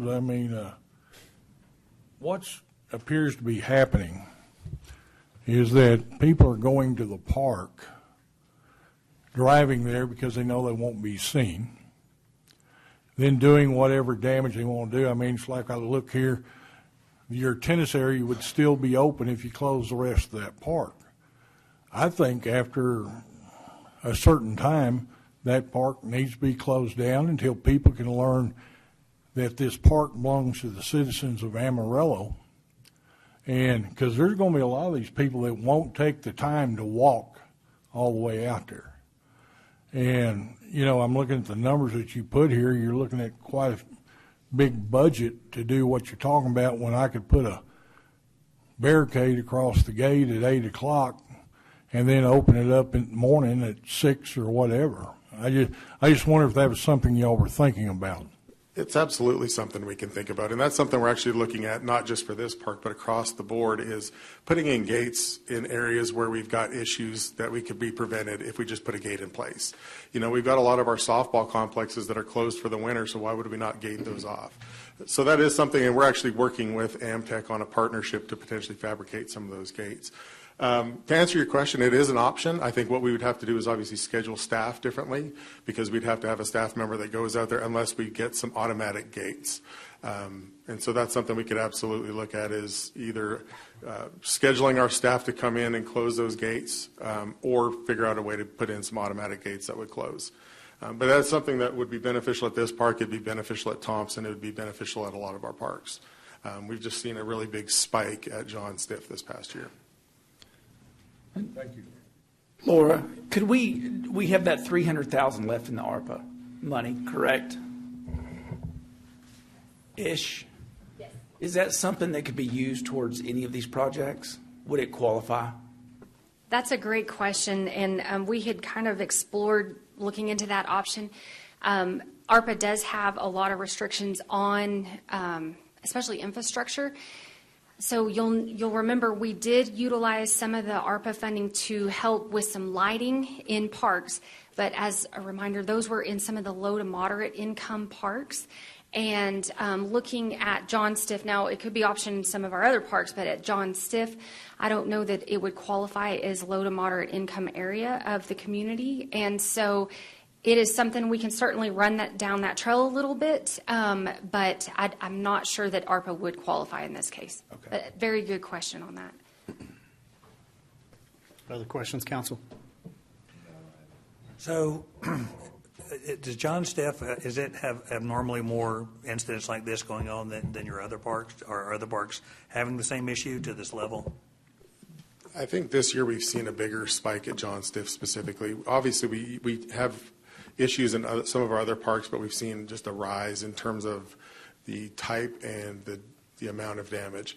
One of the things that I think came through the budget conversation, something we're working with our park board, is because of all this vandalism to the pool, does it make sense to open that pool back up? So we're going to be evaluating that with our park board to figure out the viability of Southwest Pool moving forward. But we have seen a spike, and I think APD could probably give you more specific numbers. Obviously, we see what we see in the damage that impacts parks directly, but there's obviously other calls that we're not aware of or privy to. So. And is it the feeling, and I don't know whether you can answer this or APD, does it, I mean, from what you're saying, is this just juvenile crime that seems to be going on? I know that's who is arrested, but. I'll leave it to APD. I think generally we're seeing juvenile, but I'll let them speak if they want to. Yeah. Afternoon, Chief. Afternoon, Mayor, Council. Appreciate you giving me the time. I think, Stephanie, you might have a buried slide in there. Yeah, give me just a sec to unhide it real quick. Excuse me. Just to briefly answer that, Mr. Simpson, yes, we believe it's largely juvenile. At least that's what we caught on the burglaries and what we typically see. We'll work on the slides, but I will say we had a pretty significant spike back in July. We ran the numbers from May through August, and in July, I'll just start with May. We had 20 reported instances there, 28 in June. July, we spiked up to 49. August went down to 30. September to 9. October, another little spike to 22, and 12 in November. This does encompass some of the vehicle break-ins. We had 5 during a 3-month period from October to November. We had 3 over the summer. So percentage-wise, it's a big increase, even though it's relatively small numbers. And I just will speak to, I know that's really hard to read. A couple things I just put asterisks by. We had 46 from the May till August. We had 46 initiated calls by officers. That means they're out patrolling the park, checking on suspicious activity, those types of things. A citizen did not call it in. We had 11 other beat checks, which is kind of doing the same thing, but they may not have made contact with anybody, just simply being highly visible, driving through the parks, things of that nature. And as I mentioned, we had the 3 thefts during that same time frame. Skipping back over to October or September through November, we still had 21 self-initiated calls for service by the officers. We had the 5 vehicle thefts that I talked about. And again, the numbers dropped down to 12. We've met and spoken about these design issues, and the police department's completely on board. We think that it will be helpful as far as the hours of the park. I think that's something that the council will have to consider, how long you want to make those parks available to our citizens. But we continue to work with Parks Department and beat check as we can and try to make these recommendations to making physical improvements that can hopefully reduce some of these issues. Questions for the chief? There's one thing I guess bothered me more than anything is what Michael said, that you found out about 5 incidences through the news media. I mean, we didn't know about that, or they wasn't reported to the police, or? No, in those particular cases, those are things that don't specifically involve park property, like somebody damaging the pool or a fence. It was somebody using the park space. So we saw that through the media.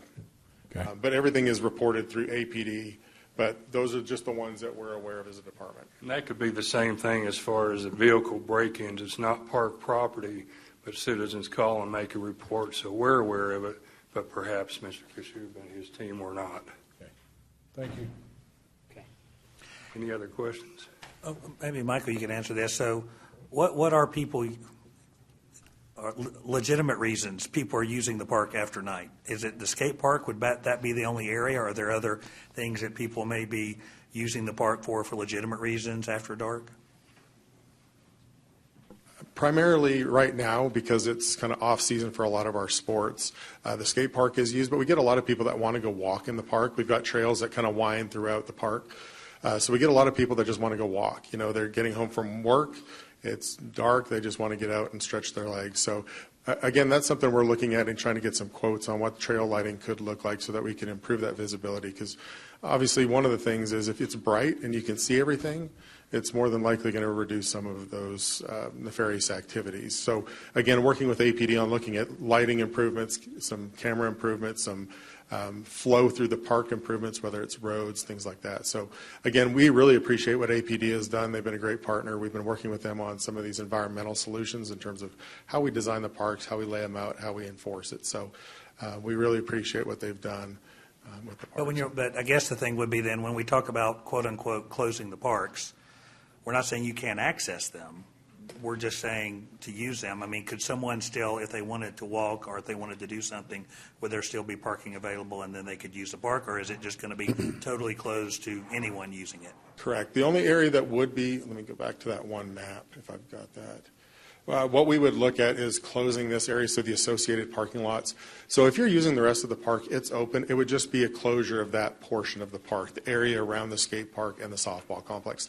That, in our opinion, from the Parks Department, that's where we've seen a lot of the issues is right in that general vicinity. So we feel like a temporary closure there still allows people to go use the park in the other parking spaces, use the dog park. It just eliminates some of the issues in this potential area. That's just it's basically what we call a nuisance target, or magnet. It draws people in. So you've got the skate park, a dead end, not good lighting. People go in there and do things they shouldn't be doing. I think the lighting is huge. I went by the tennis center the other night driving home. Man, that thing was lit up. And that's going to be very discouraging for somebody that wants to go into the park for nefarious reasons and do things they shouldn't be doing. And is this the only skate park we have in any of our parks? No, the other one we have is at Martin Road. The difference is this one has lights and the one at Martin Road does not. So it's just a day use. That's something we've also talked about is long-term. Do you make this just a day use facility? There is in our ordinance, and I can't remember the specific language, but when there's lights on the skate park, it allows it to stay open for the regular curfew hours. If there's no lights, it actually reduces it till I think it's 30 minutes after sunset. So there are some things in the ordinance, and I believe that predated the installation of those lights. So again, if the lights go away, there are some things in terms of curfew in that area. But again, it gets difficult to enforce because are you in the parking lot to use a skate park or are you just in the general area? So it becomes an enforcement challenge.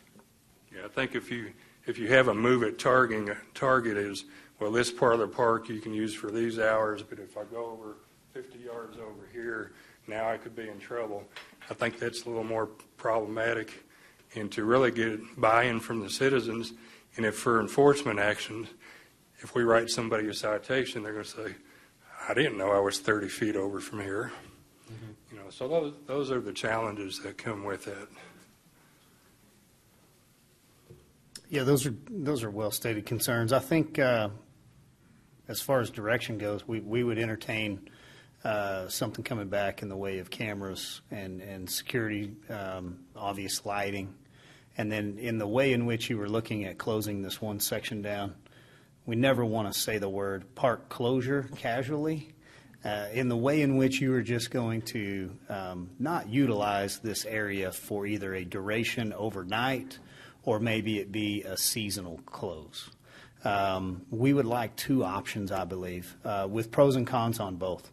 What does it look like if you're trying to close this down at 8 o'clock instead of 12?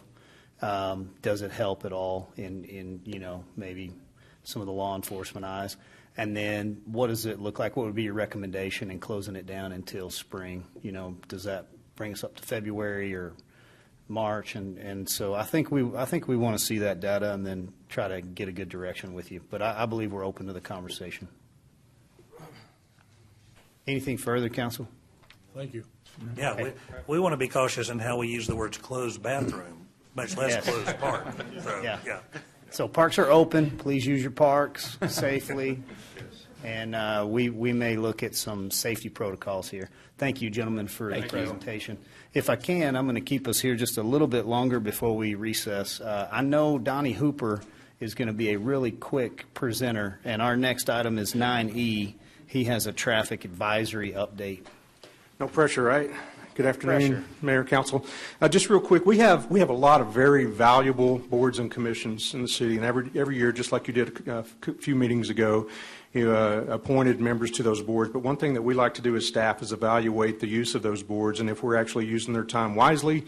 If it's something that we have reached the end of a mission or something that we have accomplished with that group that can no longer be, or no further direction for them to go, that we want to evaluate that, make sure we're not wasting their time, and maybe look at other ways that we could utilize these valuable members that we have on these committees. So today, just briefly to talk about the Pedestrian Bicycle Safety Committee and the Traffic Advisory Board are two that fall under me. We have done a lot of things over the past couple of years. In fact, since about 2018, when I got here, we've accomplished quite a few things. But just a little bit of history on them. The Pedestrian and Bicycle Safety Committee was established in 2016. Their sole purpose was to make recommendations on safety-related issues related to pedestrians and bicycle travel in Amarillo. That's a 7-member board. There's one vacant position on there as we speak. Some of the accomplishments that they've had is they've helped in the redesign of our pedestrian and bike master plan, or that's our hike and bike master plan. They've contributed to many safety enhancements, discussions for rails to trails, additional hawk crossings on the boulevard and at Georgia at rails to trails. Also the downtown culture area, bike lane enhancements, and some other things that they've been heavily involved in. It's a great group of people. With the completion of the revision of our hike and bike master plan, which occurred about a year ago, it really, and we did that in conjunction with our parks department as well, with what they were working on inside the parks. But what that did is it really put an exclamation point on the service for that committee that they'd been serving in.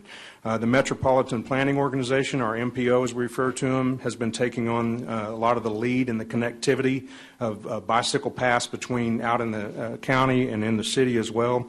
So it's in very good hands with them. But we've found another place that we may be able to utilize these members, and that's why we're here today to talk about the possibility of sunsetting the Pedestrian and Bicycle Safety Committee as well as the Traffic Advisory Board. There's another project oversight task force that's being developed for traffic safety. This is being developed within our planning group. It's going to be a very valuable group that's going to be used to identify capital projects that would qualify for some grant funding. These people that serve on both of these boards, which have overlapping responsibilities, and I'll talk about Traffic Advisory Board as well and what their responsibilities were, but these members of these groups fit what they're trying to do in the planning department very well. Traffic Advisory Board is a 7-member board also. It was established in 2015, and it actually replaced the Traffic Advisory Commission, which was a decision-making commission. Its really sole purpose was to initiate the guidelines for our red light camera program. They also reviewed recommendations for relocations of red light cameras during that program and the removal of those cameras during the program. And then, of course, they reviewed the recommendations at the end of that program. So the last time that they met was in December of 2021. They have not met in 2022 or 2023, and they meet as an as-needed basis.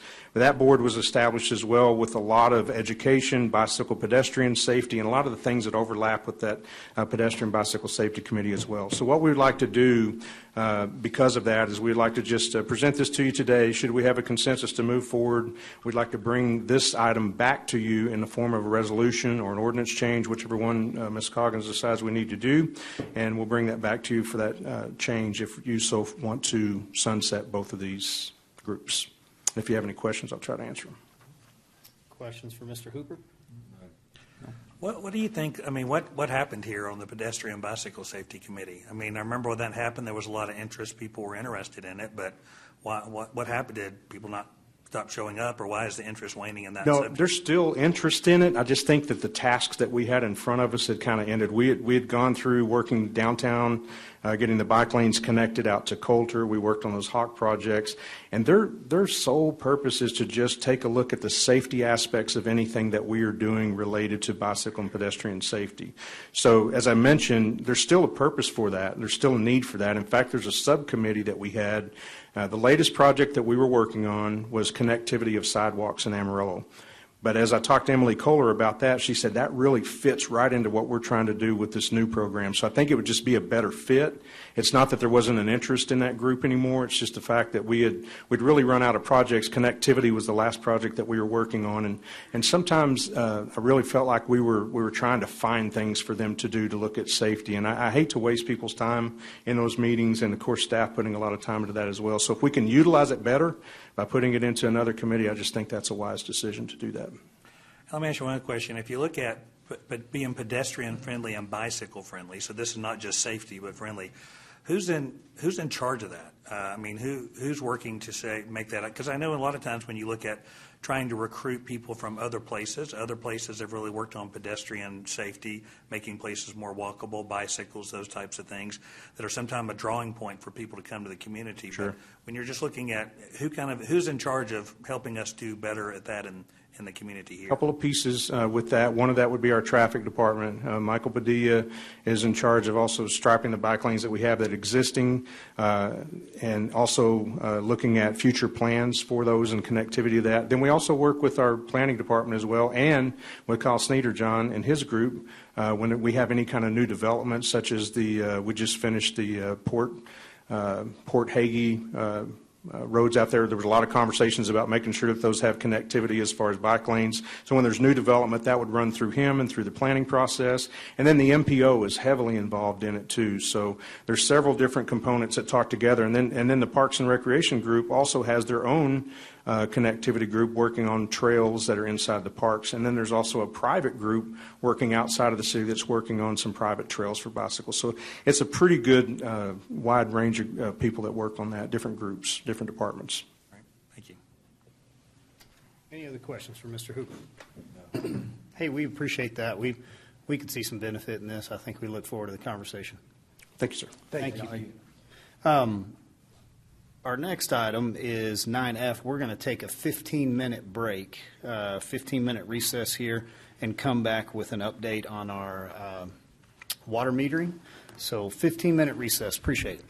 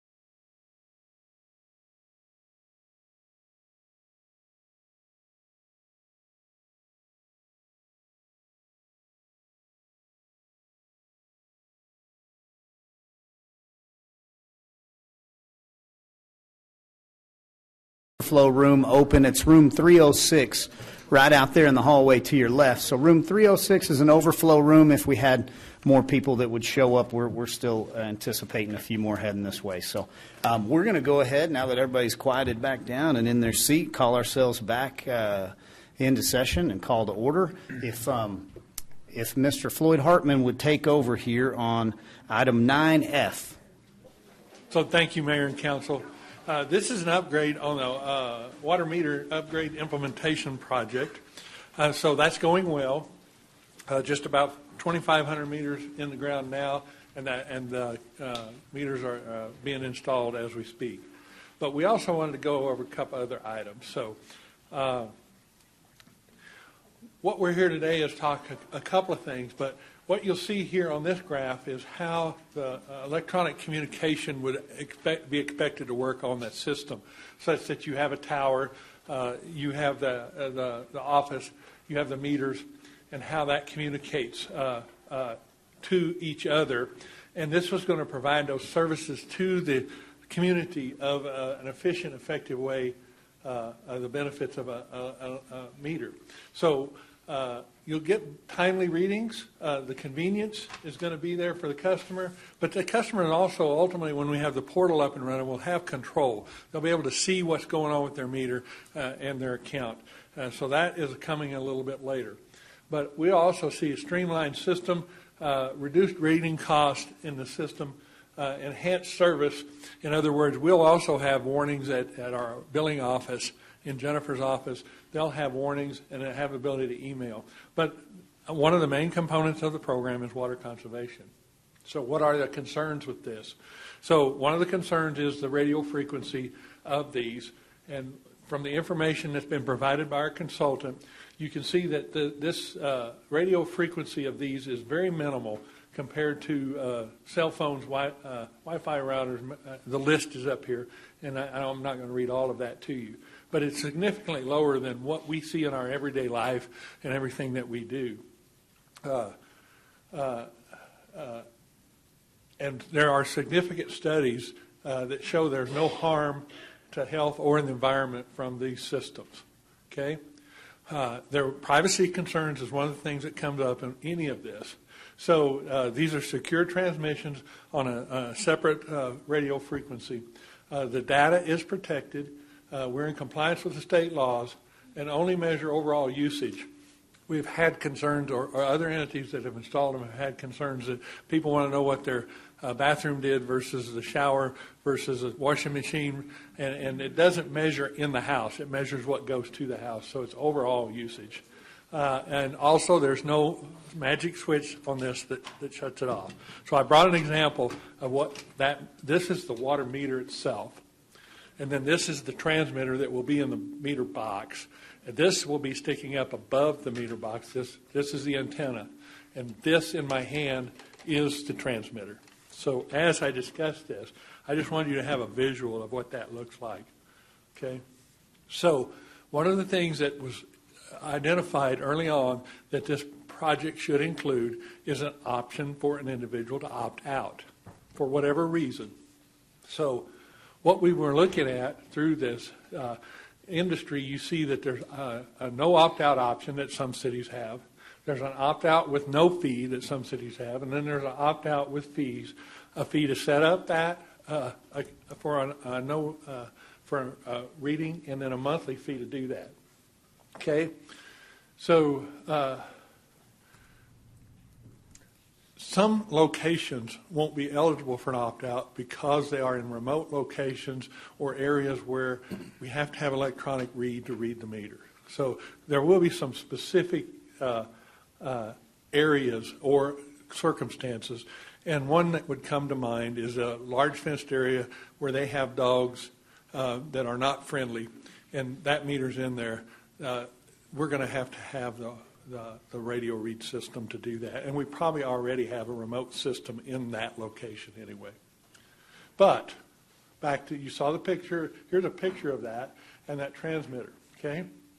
So the entire program, every existing meter in town will be replaced with the meter. If somebody opts out, this transmitter is what won't be installed. So then somebody has to go out and physically open the lid and read the meter, just like the existing meters. So it's not the meter that won't be installed, it's the transmitter. And then in that meter box, if there's a hole in the lid, the antenna will stay. That's where this goes into the lid. It'll be separated right here in the transmitter. So it will look just like the others. So I didn't want people to understand that it will visually look just like the others, but if you opt out, this transmitter piece will be gone and this wire will be gone. Okay. So the concept is that there's a cost to get that manual reading if someone opts out. Okay. Currently, the cost of reading all the meters is in that system. As we make this transformation over the next 18 months to the automated metering system, those resources will be reallocated within that, which will result in cost effectiveness and cost efficiencies that we anticipate. And those will lessen the rate increases as we go forward in what we do. So it is recommended typically that there is some fee for that. But what we're here today is to get your input on this topic. So here's some other cities, just a few examples of what they do. There are some that have no charges in both places. City of Austin does not charge, but they have opt-out. You can see on the chart, some have it, some don't. Fort Worth has no opt-out options whatsoever on theirs. Okay. So at the bottom, we included a local one. That's XL Energy and what they do in the opt-in, opt-out. So we just thought that you would have something to reference what other cities do. Okay? So here's your choices. And what we're asking for is what council prefers in their direction forward. When we developed the project a few years back, we had always intended to include an opt-out option in the project. Okay? So the no opt-out option, the opt-out option with no fee, those are pretty simple. The opt-out option with a fee, right now we would recommend option C with a setup and a monthly fee, and state law requires those to be at cost or lower. And so we would recommend starting those at $25 each if they were for your consideration, that we know that's going to be lower than the actual cost, and see how many of these have, and bring it back in budget for the actual cost after we see what it is. So that's all I have. If you have questions, I'd be glad to answer them. And also would look for your direction, Mayor, on which one of these three options or other options you'd like for us to take. Thank you, sir. Questions for Floyd, guys?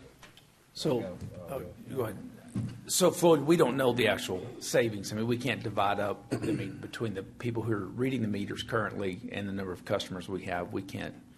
We don't have that specific data, and it varies based off the circumstances. But what we have is about 10 to 11 positions that ultimately, as you transition, will be reallocated to other things, some to maintenance of this system and some to other functions within, whether it's in the utilities or the city themselves. There will be no one who will lose their job. It'll all be through attrition and looking for other positions to put them assigned within the city. But there's plenty of options within utilities if there's no other options. Okay, so state law states that we cannot, we're not going to charge a fee greater than the cost it takes for someone to go. And so we have to have the data in the future of actually what it costs to go do this. And we also know that just based off cost of vehicles, fuel, personnel, for us to have someone at City Hall go read a meter and come back, we know that $25 would be at or below that actual cost estimate. Okay. All right. Thank you. And we would hope to have some data by next year budget to set a more accurate at cost. Okay. Okay. Councilman Craig? Yeah, Councilmember Tibbs kind of hit it. So are they going to save any money by having these meters, these new meters? Is their water bill going to go down? The meters provide the opportunity to save money through conservation. In other words, if you have an unusual use, a broken pipe, it will communicate to the billing system, and or if you set that portal up directly to your cell phone and your information that you load in there, such that there won't be water use that's unchecked when it's unusual. In other words, if that water main breaks, within an hour to 2 hours when this device reads it, it will report that unusual use. And if the portal's set up right, it will go directly to the individual's phone. So there's the opportunity to save money for the customer by not having unwanted water use. Let's say, for example, you forgot and left your hose on. That would be me, okay? Not, if I left my hose on, ultimately a few hours later, I'll get a text to tell me to go shut that off. So that's how our residents can greatly benefit from this. Right. But it also benefits us because we'll get the information in the billing office or the billing system, and someone can contact these people if they don't have this set up. And that's available right now. When the portal's set up, the customer will have that. Does that answer your question? Yeah. I mean, my opinion would be option B, opt out with no fee.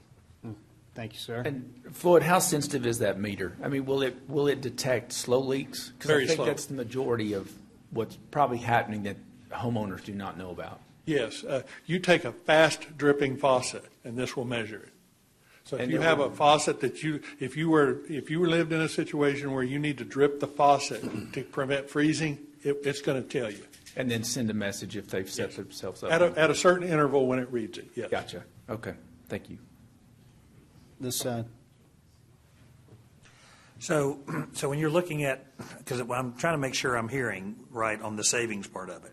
Yes. So I said, I guess you said no one's going to lose their job, so people will transfer or do other things. Yes. But to get, where are we getting this? I mean, in other words, what are we looking at from an FTE standpoint? Well, a number of FTEs. So if we come back and we get this implemented, what's the dollar amount on the savings that we're going to be looking at operationally for this? Well, those 11 positions can be reallocated to other needs that we would add other positions if we didn't have them available, whether that's whatever department that is in.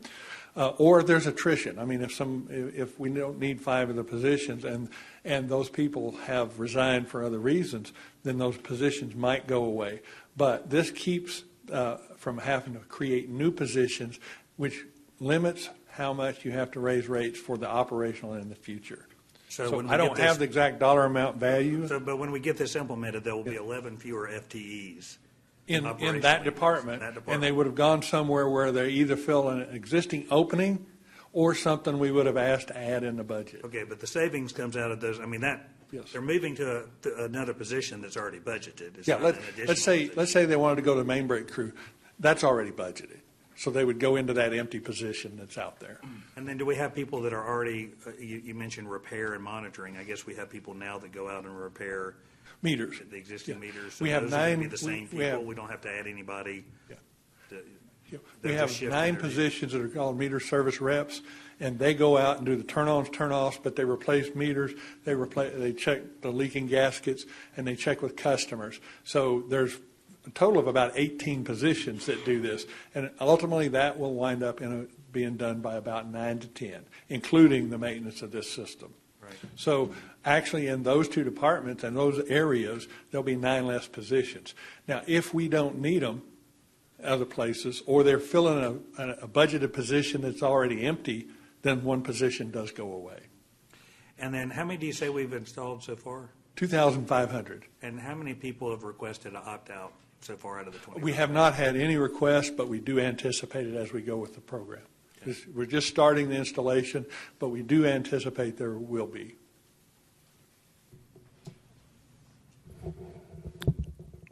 I sort of lean toward option C, because if you only have one house in a neighborhood, it's going to cost us X to run over there to check that and bring it back. We can't do that, give that extra service for nothing. I think we always need to, if you're looking at it from a business standpoint, we can't lose money, by, if there's only 2,000 out of 200,000 people that we've got to do special treatment for, I think we really need to really dig down to what our actual cost would be and then go from there. And we won't have that for a year, right? Well, yeah, we would anticipate that then we can develop that actual cost of this service. Other services provided, turn on and turn off, are at a higher rate than that already. But we just want to make sure that we're meeting that expectation, put this in place. If we put a fee, we want to make sure and just put it in place and then use the actual data to set that rate. You can see on that previous slide that most of those cities were well above that cost. Now, the setup fee is different. The setup fee, if you imagine that this is already in place and they opt out, then you've got to go take this out. So it's just like going to read the meter. Mm-hmm. I can speak to that, Councilman. On I do see some good pros with this. So I had some of the same concerns that you addressed. Privacy of data, potential breach, like is it one more security issue where somebody could attack and shut off our water, and now we have all sorts of issues, and it's good to know that that's not available, doesn't function that way. It is kind of an old school meter, like still has a lot of the same function. And then for the health concerns, it is nice knowing, that's 50 feet away from my sleeping quarters. And does it pulsate? Am I correct? It's not a continual. Yeah, that's a good question, Mayor. This sends a response every hour. But in the total day, that functions for right at 1 second for all 12 of those transmissions. So I think you've satisfied for me some of my concerns on security, health, and whatnot. On the pros, I like the fact that it will kind of reduce kind of the leak detection issue. So if I've got a main break underneath the yard, I've got $1,000 water bill that I owe before I know I have that leak. And so also some savings that are going to happen is just in the lack of conflict. So, there's plenty of times that you guys estimate a meter. Couldn't get to it or something happened. And so we've got lots of time that we spend in utility billing where we're trying to negotiate or work something out on behalf of one of our customers. So this will greatly help that department. So I believe that what I'm getting to is I don't think we have a need to charge for the additional time to go out and read the meter. I think if you have a good product, I think you're going to have enough people say, I'm fine with it, and we'll have a substantial amount of savings in not reading 70,000 meters all across the city. And then the ones that do opt out, I think we treat them as a valued customer still. We've got it built into your bill. We look at the cost. I like, I'm more on Councilman Kraft's option here of no fee up front and no opt-out cost. We think it's a good product. We think it doesn't have a lot of drawbacks and that the citizens will go for it. And then if you choose not to, you're still a valued customer. We'll come over and read it. But I guess I don't see that as a financial burden for staff. So am I making a mistake there where you're looking at it saying, well, Mayor, we've got $500,000 worth of additional costs this year in driving all over Amarillo where we weren't before, and would we not see and realize that savings in not reading the others? I don't have the actual numbers, but I haven't seen any entity that has this that has a significant number of opt-outs. So I don't think you're talking hundreds of thousands of dollars. So I think it's a very logical thing to put it in, provide the option of with no fee, knowing that anytime that if you saw that burden being borne by the other ratepayers who are in it, and it was excessive, then you could always go back and put the fee back later. That's an option to consider as well. No, I just would not see this as a huge financial burden. The resources that we have, there will be a cost of doing this. But if it is your preference, that's what I'm starting to hear is, at least I know two of you have voiced the preference of no fee. But That if that is, I don't think it would be burdensome.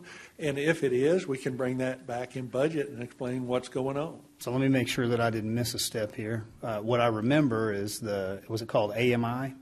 Getting meter infrastructure, yes. Funded with a $28 million zero interest loan, correct? Yes. Already borrowed and put into this rate pay? Yes. So did that not include the install? Yes, that Okay. includes the install. So in the way in which we would need to charge somebody, This is an operational charge. just to go out and read Yeah, the this meter is after physically. the meter, after the project's installed, and you come in to set up service and you want to opt out, or you decide you've had service for a couple of years and you decide you Oh, want to opt out. I This is understand. an operational piece of Just the to come out and component. remove the. So what we would have to do is bring our ordinance changes to match what direction you give us. Yeah, and I think this lines up with our pillar of the innovation, technology, and finding efficiencies. So we've got to find the efficiencies, but do we make up for where it's not efficient? You know what I'm saying? Yes, sir. I mean, that's where I'm coming from. Okay, I think I'm hearing what you're saying, Councilman Simpson. Do we know in the other communities that we reach out on the fees, do they have any feedback on what percentage of their community opted out? The ones that I spoke to, which is 3, have very few. I mean, I would expect the same ratio, if our system had it, I would expect less than 20 in our system of 70,000. The ratio is very low of those that opt out. Now, is that true in Amarillo? That's just based off their experience. And I talked to Fort Worth. They don't have the opt-out, but they had requests that were less than, would equate to ours being less than 20. Okay. The Arlington one, I've had input from there, very low opt-out rate. Okay. And then I had a smaller town that has it, and there were very few. The ratio is very, very low of those that choose to opt out, because once you see the benefits of this system, there's so much more benefit. And again, it transmits for 1 second a day and has been deemed by studies safer than this. Yes, sir. Well, I mean, I would agree the cost will be negligible on 20. I mean, that's Yes. not going to be but if it winds up being 2,000, then you're looking something else. And is it fair to make the people that signed up for it pay for that when somebody else didn't? So if it turned out to be that, we could bring that back in budget. Okay? And then at that point, they could have an option to either pay the increase or get on board. So I think if you saw it turn into something that was costly, I haven't seen that in the other entities. Now, that's not official survey data. That's just conversation with 3 other systems. Have you checked with Excel to see how many people they had opt out? I did not. That would give us a fairly good indication. I just don't know that we got that number when we got that information. Okay. The difference on XLs, it's going to be higher on XLs because theirs is typically on the house by the back door. It's really close to where the residents are. Remember, ours is going to be out at the alley or close to the street, a significant distance away from the home. So, and theirs is usually visible, and it's right there by the house. I think it's a good presentation to get us going, and so I would just ask council, do we have any feedback for staff on, would you be willing to move forward with allowing the opt-out? Sounds like I think everybody here is good to let everybody have the option to opt out if they chose to. Do I hear anybody that said, no, we would not like to allow the opt-out? Okay, so really what we're talking about is a fee of $25, $50. I mean, I would recommend that we get this in and run it and charge no fee. And if it becomes a future burden issue later, then we readdress it at that time. I agree. Too many variables, I think, to try to make a decision now. Okay. Any further discussion on that, Council? So I'm just going to restate. I take it we're going to proceed with option B and bring those ordinances forward. Any concern? I know you had said C was the direction you're going. Are you good with reserving Until that? we got actual numbers, I can't tell you one way or the other. Now, once we been into this and we know, Right. then I think we can make a judgment. But I think anytime you do something special for somebody, they should pay part of it anyway. I mean, because it's a special case. They aren't the norm. So, thank you. So, yes, Sir Floyd, I Option B. think we'd like to see that one come back. Option B right now, and with the option C to be considered if needed later. Agreed. Okay. Thank you. Thank you, sir. Thanks, Floyd. Okay, moving on to another fun one. Item 9G, ETJ, which stands for Extraterritorial Jurisdiction. Mr. Freeman. Yes, sir, and I feel very unprepared because I did not bring any show and tell items for my presentation. Why do you not have a model? Yeah, so I don't know what I would have brought, but I'll have to be more creative next time. So we're discussing the ETJ today. I want to thank Councilmember Sherlin for being patient with me as we prepared for this item. So what is the ETJ? It's the area outside the city limits that we are allowed to have certain planning and regulatory powers. How far does it extend out? Ours is currently 5 miles. So when you're looking at that map, which I'm going to show on the screen in a second, the 5 mile is the black line. The blue is a half mile, and then it goes out in 1 mile increments on that map. So that's the biggest ETJ you can have in the state based on your population. Smaller cities have smaller ETJ boundaries. Some examples of what we're allowed to regulate in the ETJ. Subdivision regulations, which is platting a property for development when somebody wants to build a new structure, laying out the lot lines, easements, roads, et cetera. Economic development programs, reinvestment zones, tax increment reinvestment zones, our Chapter 380 economic development agreements. Those are allowed in the ETJ. Don't do a whole lot of those. Most of ours are inside the city limits.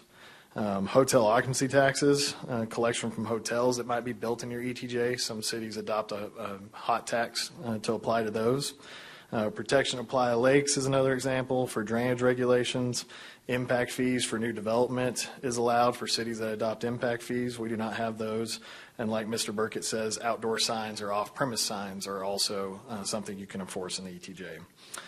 What are some changes to state law as to why we're even discussing this topic related to annexations and ETJ? 2019 legislative session really put an end to unilateral annexation or annexation without consent. So moving forward, you basically have to have the landowner approach the city and ask to be annexed and brought into the city limits, most likely because they want utilities so they can have smaller lots and get more homes or development on the site. Otherwise, it requires owners basically to have a petition process or an election process to annex an area. In 2023, related to ETJ, owners can now petition to be removed from the ETJ and all the regulations the city might have in place. So that could be just an individual parcel in the ETJ can now basically opt out. There is some litigation currently in place of some cities because there are conflicts with state law that don't necessarily match up with what the state approved most recently. And then just during the last legislative session, there was a lot of talk of just getting rid of the ETJ altogether. That ultimately did not pass, so we still do have ETJ in place, but we expect that will continue to be a conversation moving forward. The state focused on annexations first, and ETJ was the next logical step. As far as why are agreements required, that was a state law change a couple of decades ago that required, if you're going to have development in the ETJ, really to be able to streamline it and so developers know what they're doing, what the regulations are. It required cities and counties to basically come together and determine via an agreement who's going to be in charge of what regulations apply to be more consistent for those developments to occur. So the purpose of today's discussion, we have a staff recommendation as far as potentially reducing our ETJ. We also have another option of whether we want to go to the counties and ask, do they want to take over control and oversight of regulations, particularly subdivision regulations? The way state law is written, you can apportion areas of your ETJ and basically assign who's responsible for what. So that is one option to be considered. Again, this is the map I handed out, just showing the boundary, the black being the 5 mile boundary, blue being half mile, orange 1 mile, and so forth going out. 1 mile, just for comparison's sake, is about a section of land, and that's how Amarillo has developed in the past, basically one section at a time. So just give you an idea of growth patterns. Some of the pros for reducing the ETJ and trying to focus more on just maybe 1 mile, for example. We would have more focused resources, so we'd be concentrating our services and infrastructure development within closer boundaries to the city, which will allow for more proactive planning of city infrastructure projects that might benefit from the growth within that 1 mile boundary. So if we know there's potential to annex that area, the city through our CIP program could plan, we want to extend this 5-lane arterial this direction, knowing it's next in line to see some growth. So just more focused resources with what available dollars City Council has. There could be a reduced administrative burden. It's, of course, easier to manage with a smaller ETJ. We'd have less applications coming in. This most heavily impacts our planning department and our engineering department as far as reviewing those plans. Planning reviews all the plats, takes those through the process. Engineering reviews all construction plans, whether it's roads or drainage-related facilities, and those have to be accepted, inspected, and go through the entire process. Improved city planning, not having to focus as much on ETJ development. We could better plan within the city limits and more resources toward the urban core of the city. Staff spends a lot of time on ETJ development that could be reallocated toward other city planning projects. An example of current numbers in 2023, we had 78 plats in the city, 67 the ETJ, and we're expecting that to be 70 and 44 in the current year. That is 857 lots versus 372 lots in the ETJ, and 39 commercial lots and 24 in the ETJ. So pretty fairly good split. The reason why you, of course, see more residential lots in the city is that they can do more dense development versus 1 acre tracts. Lastly, as a pro, it would allow for better relationships with the counties. You'd have clear jurisdictional lines. There'd be less conflict over land use regulations and city regulations. Some of our counties provide comments that don't necessarily line up with city regulations, so they may want to see a different engineer or drainage spec on a playa lake or on-site drainage. They may want to see more rural development patterns than we would see in the city. Really, the overall purpose of the ETJ, going back years, was to plan for future growth and something that we would annex in potentially. What we've seen is we're surrounded by a lot of 1 acre developments. Their wells, their septics, not something we would likely ever take in because we would not want to run the water and sewer lines through those neighborhoods. So ultimately, it's kind of been planning and developing around us and kind of setting some boundaries as to where we might annex next. Some of the cons, which are really pros because we'd still be keeping staff recommendation is to keep at least a 1 mile since that's some primary growth area. So while these are cons, they're also pros because we'd be keeping that boundary. There's a risk of incompatible or unplanned development near the city. By keeping the 1 mile ETJ, we'd still help limit concerns of adjacent development challenges. Potential impact on long-term growth. So it could limit future expansion options in Amarillo. But the city, like I mentioned just a few minutes ago, we're already limited by the growth that's occurred, for one, but we're also, more importantly, limited by state law. We can't just go out and annex someone to try and protect a vacant piece of land and what might develop there. The property owners have the full rights to develop it as 1 acre lots. We can't come in and annex and say you're going to be building the city standards. So what we've changed is we have to be more proactive, working with our large landowners to plan for the future, plan for their developments, and get more creative to encourage them to annex versus forcing annexation upon them. So by allowing that 1 mile, we'll still be able to do that. And also, anytime you annex a new area, that 1 mile extends out. So it just grows with your city boundaries, so you'd have a constant moving 1 mile ring around the city. As far as economic implications, there's a potential loss of control over some of these economic development initiatives I mentioned, as far as 380s, tiers agreements, et cetera. But the counties also have some controls as far as being able to put some of those same things in place.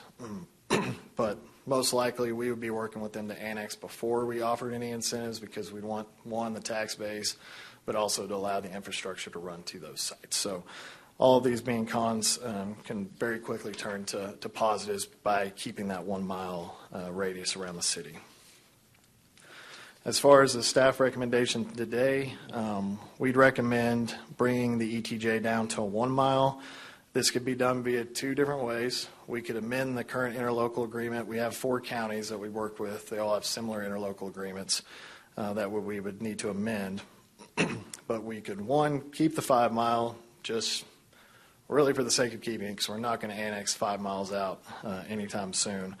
Or we just go ahead and take the initiative of the city adopting an ordinance to reduce it down to 1 mile, and then anything outside that automatically goes to the county. So one, you kind of have a negotiation, so to speak, of working with the counties through that agreement and making some changes. Number two, we just run with it, give them some notice. We'd want to provide the counties notice ahead of time because they will start to receive more applications. This isn't necessarily new for them. Anything outside the 5 mile boundary now goes to the counties for plat approval, development reviews, and all those things. So not something they're unfamiliar with. Most of them contract with an engineer that handles most of that process. The agreements would stay in place, so we would still have an agreement to do the 1 mile ETJ boundary as far as regulating development. And then again, as I said, outside the 1 mile boundary, it goes straight to the counties. They can also, gives them the opportunity if they want to change their development standards, their subdivision regulations, their drainage regulations, their street widths, the culverts, the bar ditches, they would have full control and wouldn't have to worry about conflicting with city regulations and what we have in place. So with that said, I'm happy to try and answer any questions. I know some of the comments were about what we regulate in the ETJ. This was more about the boundary. Would be happy if there's direction from council to bring back maybe a further discussion on what we do or do not regulate and if there's anything y'all want to change in the future. But this is mostly about reducing it. Okay. Questions from council? Andrew, what resources do we use to regulate or enforce? I mean, if we go and... It's really staff time, staff overhead, whether it's our engineers reviewing their plans, whether it's field inspectors going out and inspecting the construction work, whether it's our planners processing their plat applications, time going to P&Z to approve their plats if necessary. So it's all staff overhead. So do we do that on every planned building? Yes. In that area? So all plats go through the process. Not all of them may have public improvement projects, roads, or drainage. There's also a lot of legal time involved for reviewing developer agreements and those sorts of things. But they're not subject, if they're in the ETJ, they're not subject to city code, correct? No, not like building codes or construction codes, correct. So we're there to just regulate? Lot sizes, street access, right-of-way, those kind of things. Okay. Yes, sir. Would this be helpful for our developers as far as relationships with them, or have you talked to many of them?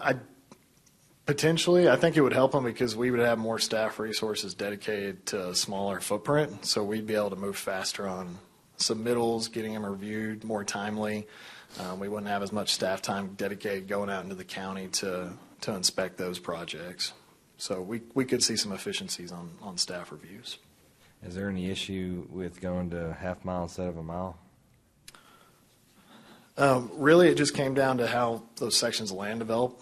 So we usually see about a mile at a time. But that could really just be preference of council.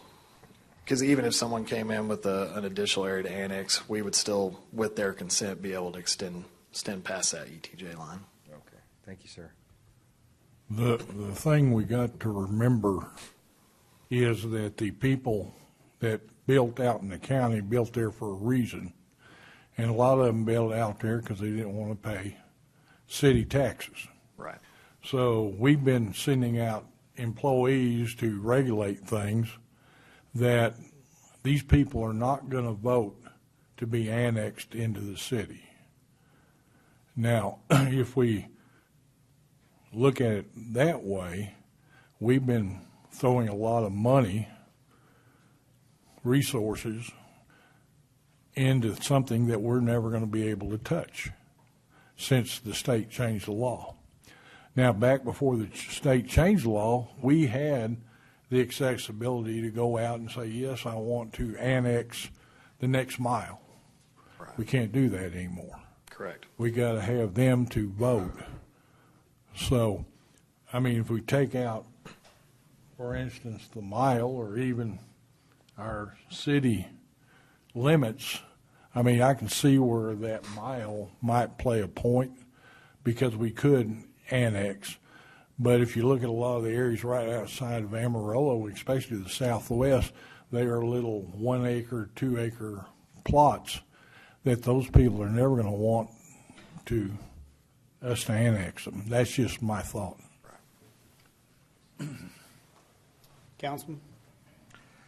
So, and when we look at where the ETJ activity is going on, is that pretty much, where is it occurring? South and southwest. Is where most of it's occurring? Yeah, and out by Bushland, but we don't have as much of the ETJ out by Bushland, but some of it comes in. Yeah, okay, sir. Mr. Freeman, county can still regulate all this. You had mentioned something about entering into an agreement, like an assignment. An interlocal agreement? Yeah, why would there be a need to give an assignment to something? Let's say it's 3 miles out, we reduce it to a mile out.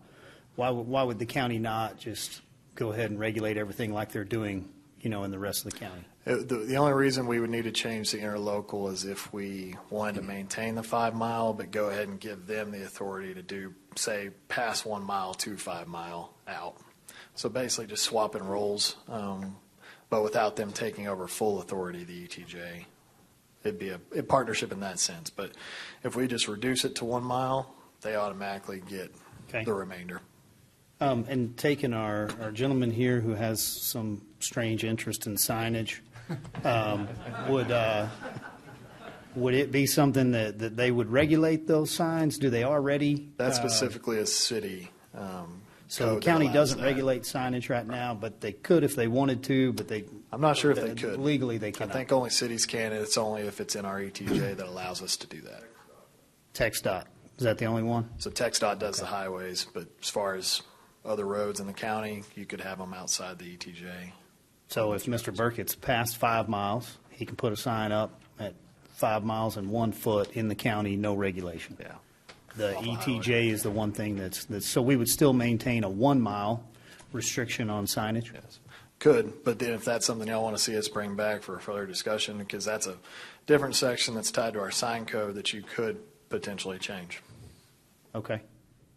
I think being a builder and seeing the way developers work, I'm definitely on the side of it's a little, to me, I wouldn't say overreaching, but it definitely is another layer of additional that you're bringing people in underneath the city, kind of umbrella to a certain extent, drainage and a few other things. The county has kind of a handicapped role in it. It's like they don't have the teeth, so they look at us to bite down real hard, and sometimes we're like, well, looked fine on that engineering report. We're sorry it didn't work. So there's some conflict there that I could see us really alleviating, that I think is good. And then I think we voluntarily annex the people that we want to be a benefit and an asset to, and those that don't want to be annexed, that you're never going to be able to leapfrog them. Really, because of the law. And so I think that the 1 mile is probably way more in line with where I would want to land than the 5 mile. It's always a starting place. You can always reduce it, extend it. So the only reason you couldn't extend it is if another city came and annexed that area into their ETJ, but we're unlike the Dallas-Fort Worth area. We don't have any neighboring cities that we're competing with for ETJs. So it's still going to be there and available in the future if needed for some reason. Any other questions for Mr. Freeman? No. Okay, Sounds thank like you, no sir. opposition for considering the 1 mile reduction. I think you bring that back. That'd be a good discussion for us. Will do. Action item. Thank y'all. Thank you. Moving right along, appreciate y'all hanging in there with us. It's only 6 o'clock. We have moved on to item 9H, quiet zone. Mr. Hartman. Yes, Mayor and Council, thank you. This is a presentation that we're looking for direction from the council going forward as well. So we've received a request from the developer for looking into a quiet zone at Farmers down here south of town at the railroad tracks. Here you can see the map, the subdivision right adjacent to that intersection. Beaton Bow is the developer, and they are generous in this offer, as you'll see as we go through the presentation. On the left side of that screen is Georgia Street, and on the right side of that screen is Washington Street. So quiet zones are designated areas on the railroad such that, and infrastructure built such that they don't have to blow the horn under the regulations of the railroad. Okay. So under this proposal, this is a picture of what it would take. Right in the bottom left corner, you can just see the top of a median in that's coming up to that intersection. But most of it is this arms and safety devices. So to fit that intersection for a quiet zone, that installation of a center median and the 4-quadrant arms, where all 4 sides have the arms, you can see would be about $138,000. And in this proposal, the developer is offering to put that in. So to do that, though, you have to have certain conditions with the railroad to have a quiet zone, and this takes time. This won't happen overnight if you choose to go forward. But you can see on the right side of this, there would be some ongoing maintenance. There has to be some assurances to the railroad that there's ongoing maintenance. So inside the city limits, we estimate that cost at $3,000 annually. And outside the city limits, back up a step to the map, the red line is the city limits. So the portion of the west side is in the city limits. The east side of that intersection is outside the city limits. It's a unique situation there. So that would be the estimated cost, total of about $6,000 annual cost, split about evenly between what's inside the city and outside the city.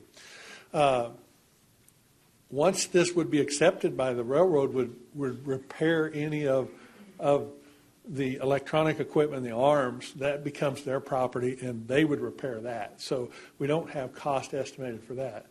The issue, though, is since this is inside the city limits and outside the city limits, to have a quiet zone, you would have to have someone designated as the public authority, which is in this highlighted box on this screen. And what would it mean to be a public authority in a quiet zone? It means you have to process and do the recertification every 2 to 3 years to meet the railroad standards to maintain that quiet zone.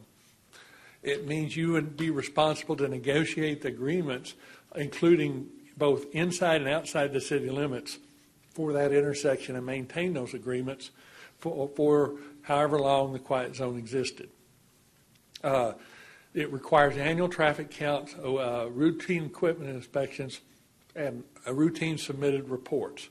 And we estimate those costs to be annual cost at around $5,000. The cost of maintenance and doing this isn't just a huge burden, but any one of those steps that's missed and that quiet zone goes away, and you would have upset residents. So this is a very critical component to communicate with the railroad and maintain that quiet zone, because if we do this, then it would be expected to go on. So I wanted to put all this on one slide. I know it's busy, but it gives you some idea of what is being asked of you. Okay? So the discussion is all entities have to be committed to it. And who would serve and complete the duties as the public authority required by the Federal Railroad Authority? And we're requesting council direction on that. Is this something that you perceive that the city should do, be the public authority and manage this whole program? And negotiate with other entities outside the city limits for the cost to be covered by them, or negotiate to cover those costs yourself? Those are the main questions. What is the direction that this council would like to look at this? Have y'all talked to the county about it yet? We haven't talked directly to the county. The developer is doing that right now. Have they said anything? But well, I'm not privy to the direct communications, but I will say over time we've not got a feel that the county would want to do that. I'm not trying to speak for the county, but they have plenty of other commitments. Where would the liability rest if we took this up? if there was a accident or something like that? That's a good question. Well, I think, and Leslie can weigh in on this, I think the liability is if you ignore and don't maintain the equipment. And so it's part of the program. So if you fail to maintain, then railroad's going to do away with the program, and you no longer would be allowed to operate or have a quiet zone on the railroad property. And so I'm not sure that there's a huge liability related to this. Again, the railroad would own the crossing arms. The electronic and the arms, the railroad would own that. It's on their right-of-way. The responsibilities are maintenance of the controls, signs, controls, and ultimately replacement of road surfaces and or the medians.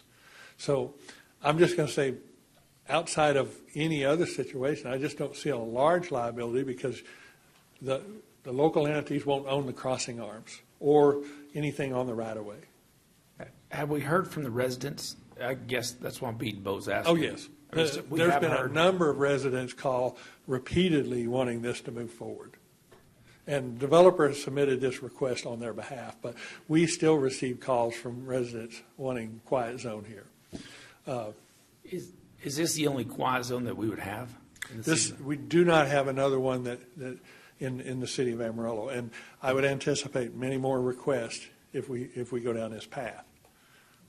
The good news would be this is a $120,000 cost up front. Is that roughly? About $138 for the developer. So for a developer who's willing to pay the upfront cost, that would be the ask to the city, with an ongoing maintenance, which if you had to maintain 2 versus 1, maybe you get a little bit better value once you're up and going. But the likelihood that another developer, that's willing to pay for it and it's not planned like this, I think is minimal. So I don't think it sets a precedent where we as a city are looking at, well, everybody in town's going to bring a $150,000 request. They would have to have a developer that was willing to pay $140,000 and a neighborhood that supports it. So we've had requests in other locations, but that's been the issue that we don't do it. We can't justify the upfront cost. Yeah, and so the uniqueness in this situation is you have an entire planned development out there with a developer who's willing to pay the upfront cost and cannot do it without, because he can't maintain it himself. So we would have to be the authority. That developer cannot be the authority, correct? Right. It has to be a local government entity. So we would be telling the developer, no, you cannot do this, even though the petitions are there from the citizens and he's willing to expense it. I think I would be much more on the side of being willing and agreeing to pay for definitely our half and ask the developer to petition the county to pay for their half. That takes it down to $3,000 on each side, roughly. Right. Now, we could be the authority and take the burden on and just pass along the financial burden. So what I've just heard was that we'd be willing to be the public authority if the developer gets agreement from outside the city limits to be responsible for the maintenance cost. And that is what you heard me say. I know we still haven't heard from a couple others, so maybe we're not there yet, but that's a direction that I would entertain. Okay. Comments on this side? I have no problem with that. I mean, if it's, I agree with you. I don't think, if it's, we can't do this for everyone, but if the developer, someone's willing to pay that cost, this is a minimal cost to do something to help the neighborhood, so I have no problem with it. And very unique for it to straddle the city limit line. I don't know that that's going to happen again. Some other locations, it's going to be entirely in the city. So Right. you won't have another entity outside the city limits to have this discussion with. In other areas, it'll be the same scenario. And those are county residents that live in that subdivision, Randall County, correct? Yes. The Randall County line's up here close to 34th Avenue. So you would be instructed to go back to the developer and ask him to put this together, is that right? That piece. No burden Yeah. on you to But put anything together? if we get the agreement, then an application would be put into the railroad designating us as the public authority responsible. all designs, all criteria fulfilled by the developer, correct? Yeah, and, Okay. and subject to all that, but then we would bring that back for update to you as we go through those steps. Concerned, Councilman Sherlin, on this one? No. Okay. Well, I think that's probably the direction we'd like to go with it. Thank you. Thank you, sir. Thank you. Moving right along.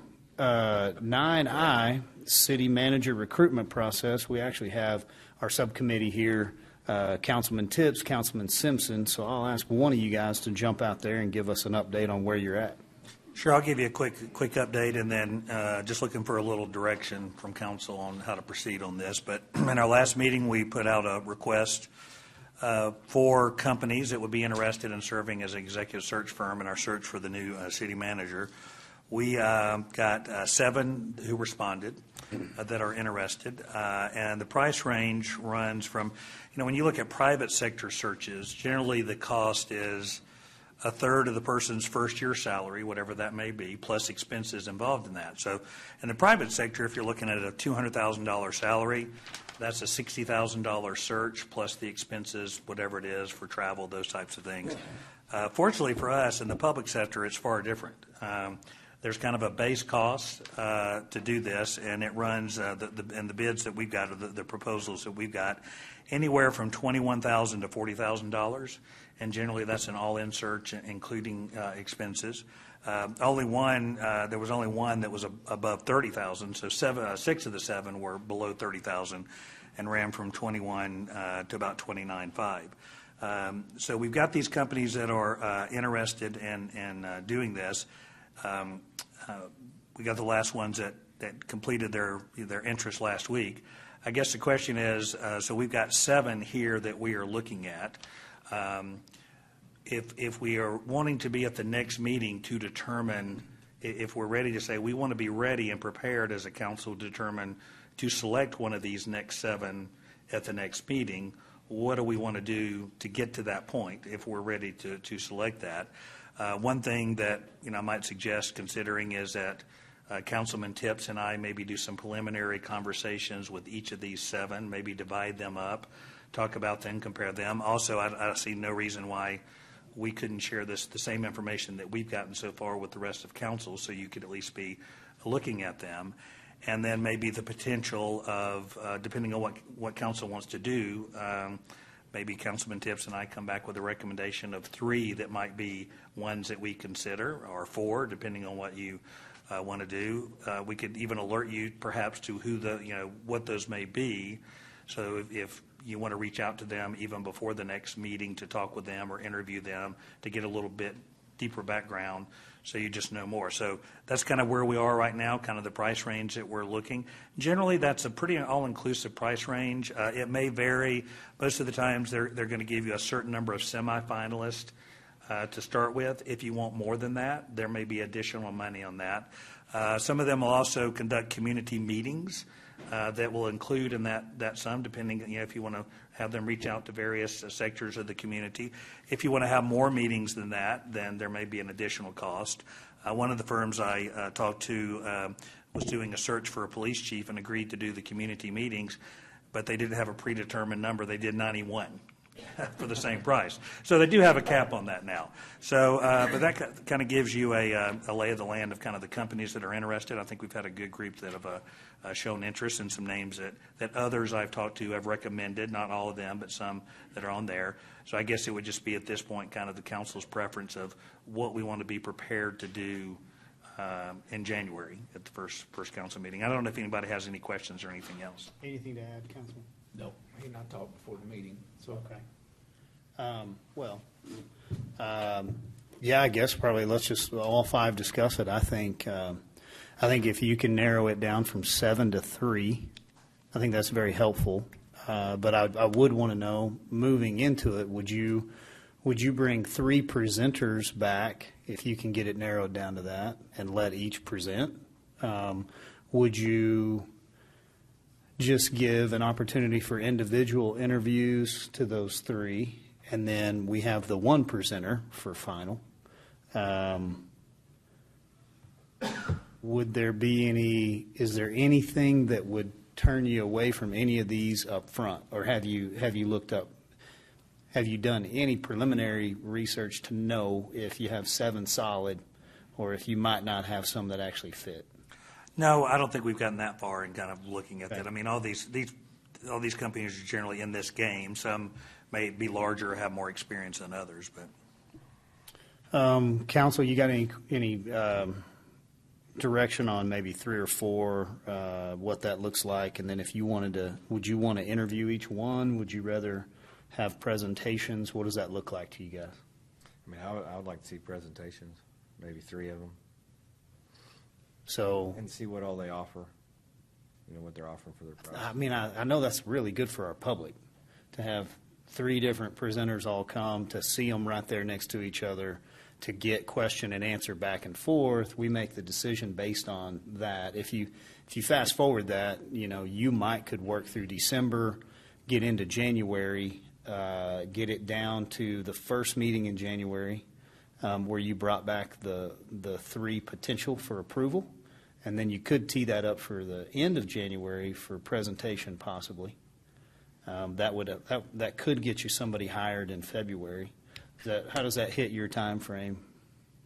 I think that's fine. I mean, and talking with most, a couple of the ones that I've talked to, on average, the time frame is somewhere in the neighborhood of about 120 days. So in the search process, now it could be, so it's not, on average, it's not something that, so I think even, when we, should not be a 6 or 8 month period according to what they say generally, but you never know when you might have some hiccups. But I think, what we could do is kind of look and narrow these down to maybe the top contenders. Maybe we'll look at them. Maybe there's only 2 that are really contenders. Maybe there's 3, but we could, talk about that and then see if we could arrange for their schedules to have them come and make a presentation. If we can do it at the January 9th meeting, if we can all be there at the same time, then that'll work. If there's a scheduling conflict that they have, then we might have to look through that. But I think that would be fine.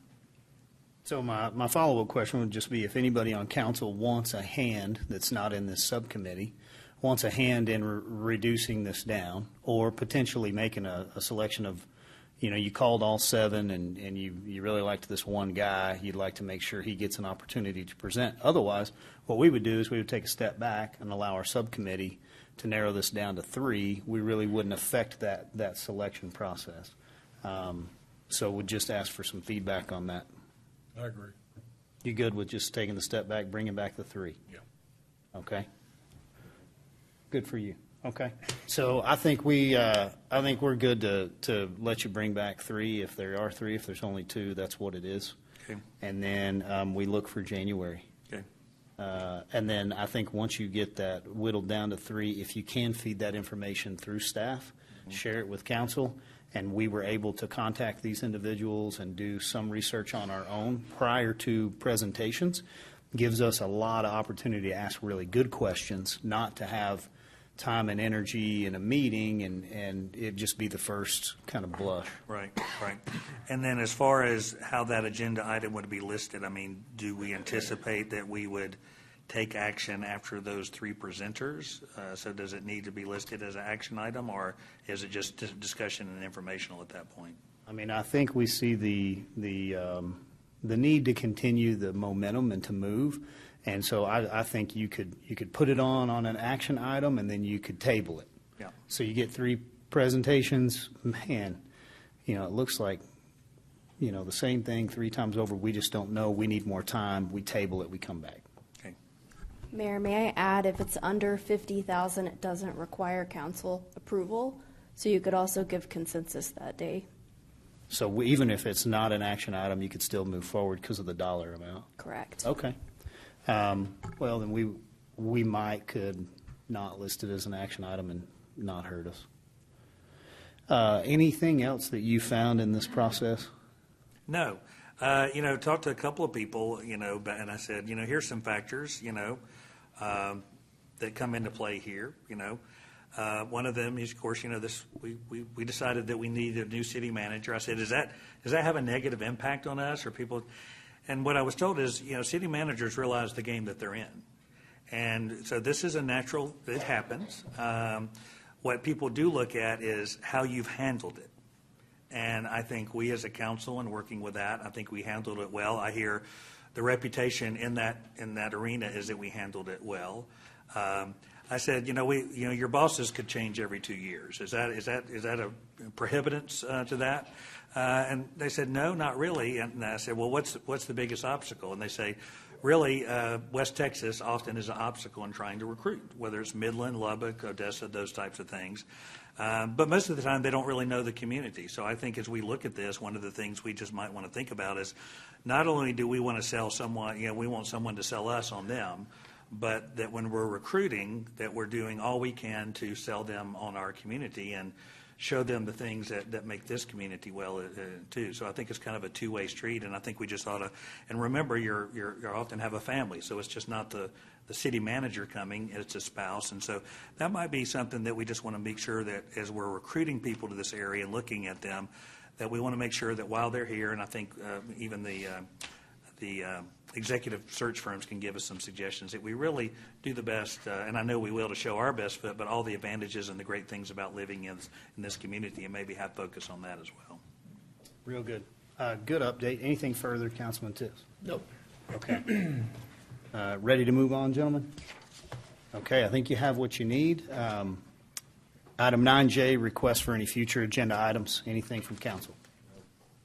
Okay, no. Yes, sir. So, Yes, sir. let me slow down. I would like to see if we can get a report maybe on when we can get bus benches at all of our bus stops. I've had a number of people complaining they're leaning against the poles, sitting in the curbway, feet in the street. I think if we got a bus stop, we need to have at least a bench or something there for them to sit on. So if we get a report on that, maybe. Good direction, got it. Okay. Sorry, I'm flipping through. I'm on item 10UU, and I hadn't found it yet. Do I have anything that council would like to pull off of consent? Yes. Go right ahead, sir. 10BB. I'd like it for further discussion.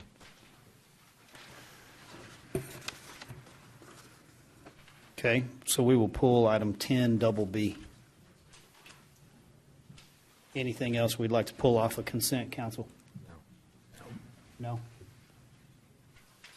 Okay. If we could get a motion to move forward with consent, less item 10BB. I move to approve the consent agenda with the exception of agenda items 10BB. A second. I have a motion and a second. Any further discussion? No. All in favor, please say aye. Aye. Any opposed?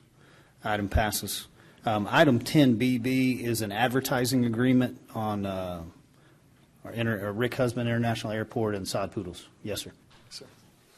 Happy to answer any questions or have a discussion with council. This is a second of 3-year terms. We'd already gone through an initial 3-year term with the Sod Poodles. This is kind of the last remaining advertising piece that the airport has in place right now, but we're more than happy to look at alternatives or consider other scenarios, whether it's billboards, go back to TV advertising. The main reason the airport advertises is that it operates more as a business than some of our other departments do, as far as making sure they're front of mind with their brand and making sure people know about the new routes that are being offered or new services, what the fares look like, to try and compete with all the folks that like to drive the 4-hour drive to Dallas or other areas. We want to make sure they're remembering our airport to try out for those flights. But it would not break our hearts to go a different direction on advertising contracts, if that's the direction council wants to do. When I sent you an email Yes, sir. earlier, I just didn't see where it made a whole lot of sense for us to advertise at the moment. Like Randy brought up, there's 5,000 people there, when in all reality I could put a billboard on I-40 getting 100,000 people a day going by it. Right. Spending that kind of money, 83,000, I think. Yes, over the 3 I years. just felt like we could advertise better. I want to advertise, I just don't want to do it there because I think we're sort of limited, because a lot of times the same people go to the ball game, the same people are there. Yeah. You get season ticket holders and the like. And yes. I just think if we put one out on I-40, I think a lot of people, or I-27, I'm not picky, but Yes, sir. I just think for that kind of money, we could find a better way to advertise. Absolutely. Yeah, we'd be happy to take that if council's direction is to look at other options. Do we have a marketing firm that produces the advertising?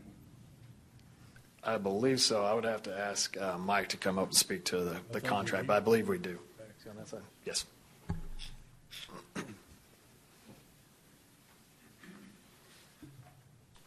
Mayor, Council. Yes, we do. We have a marketing firm that helps us with all those advertising, the actual graphics and that sort of thing. Okay. Thank you. Well, before you leave, hold on just a second. Let me so regardless of where we're spending the money, help me get an understanding of, I mean, I'm just kind of, and I've seen airports advertise before, but, is there a correlation of being able to, there's a saying 50% of my advertising works. I just don't know which 50%. But with this, do we know, can we correlate a real return on investment out of this? Whether it's, I don't care what we're using, newspaper, billboards, radio, digital, or would digital be a better option to look at, to more direct, if we're going to spend this money, but can we measure the kind of impact that this is having? Sure. Airport advertising and marketing is always a very difficult thing to quantify. I can tell you that, in looking at the numbers between 2017, when I first got here, and now, we have increased the enplanements, that's one passenger getting on one airplane, by 16%. But that is also taking into consideration that that's primarily leisure traffic. Business traffic still down 30%. So in effect, we've kind of increased our actual ridership by 46% since 2017. So, but like I say, it's very difficult to say how much of the advertising has equated to a certain number of passengers. Virtually impossible to do that. And so why did you think choose this as a good value for your advertising with the sign posts? So this was part of our actual, 3 years ago, we started a more broad campaign, and this was part of that. So we had an initial 3-year contract with the sod poles before, and so when that started, we did the same advertising. It was part of their Fan Compass digital portion, plus the ad that's actually, in the stadium. So it was part of that, plus the television advertising. We had done some radio advertising back then as well. We didn't feel we were getting a good bang for our buck for the radio advertising, so we haven't done that. And then this year, of course, we had to take out all of the television advertising to account for our bond payments for the Hangar Rails project. So we've eliminated the entire television part, and we wanted to stick with at least something in the community that was here besides digital. Because digital is not necessarily just the community. We do digital advertising. Our advertising company also helps us with that. So, and they handle all of our social media and our website as well. And of course, you have other options to spend this money. What makes you think that this is the best way to reach the audience that you're trying to reach? Sure. There's numerous options, obviously, to do that. We've never looked at billboards and that type of thing, so we could. We just felt that we had a good response on the advertising that we did, and we also gain other things. We gain an entire opted-in email list of numerous thousands of people who go to the Sod Poodle site, and then we can use that email list of opted-in people to market directly to the people who care. And we're developing a newsletter that we'll send out quarterly to those people and that type of thing. If we didn't have the Sod Poodles contract, then we don't get those in the future. So. I would think the Sod Poodles ought to let us have advertising over there for nothing, and we own the thing. That's my opinion. I couldn't speak to that part. We call those Tomisms, becoming more endearing every session. It's not untrue. I know we've got a $4 million upgrade heading their way, and I believe that this is a little bit of a rub. So, any further questions, Mr. Simpson? No, I mean, and again, I see potential. I mean, again, I don't know what you're looking at. I mean, you're targeting a certain group or a certain demographic that you're trying to look for, whereas you're looking at other types of advertising where there may be. I mean, these are people that generally live in Amarillo or live in the area, so you're not spending money generally on people. I mean, there may be some people that come from other areas, but I guess do you feel like the targeted money again is the best way to target the audience that you're looking to attract or influence to use the airport here? Yeah, I mean, one of the things that we looked at is demographics, right? So with our television advertising, we were looking at certain demographics of people. Here, we're looking at, sports enthusiasts, right? We had certain things targeted when we did our television advertising. We had a certain percentage of sports. We had a certain percentage of, television programs that maybe elderly people would view. So it was a wide range of people, and there's always trade-offs. So we could do it either way. We could look at billboards and do that type of thing if that's the direction that y'all want us to go. This was just one of those things that we had previous contracts. We felt it was a good deal. We had benefits just besides the actual in-stadium sign, and we thought it was a good deal. So, thank you. So we have that marketing firm that I guess y'all use, right, for the graphic setup deal. Right. I would ask that you talk to them and see what other options they recommend. Sure. Because digital, you can geofence those. You can decide who that goes to, right? And we do some of that already. Yeah, maybe we need to look at maybe the whole marketing plan of like, what does the airport do? What media do they choose to, do you choose to advertise in? And maybe look at it that way. Might give us a better picture of what's there. And because I think the reach could be exponential compared to the stadium. It's just limited, like Tom said. I mean, it's a lot of times it's the same people, the season ticket holders, the people that love baseball. But I think we could get a bigger reach, just obviously a bigger bang for our buck for that kind of money. So, I mean, I think it'd be helpful to look at that, see what we've got. Sure. Any further questions? No. Thank you, sir. Appreciate Thank you. that. We want to call the question, make a motion.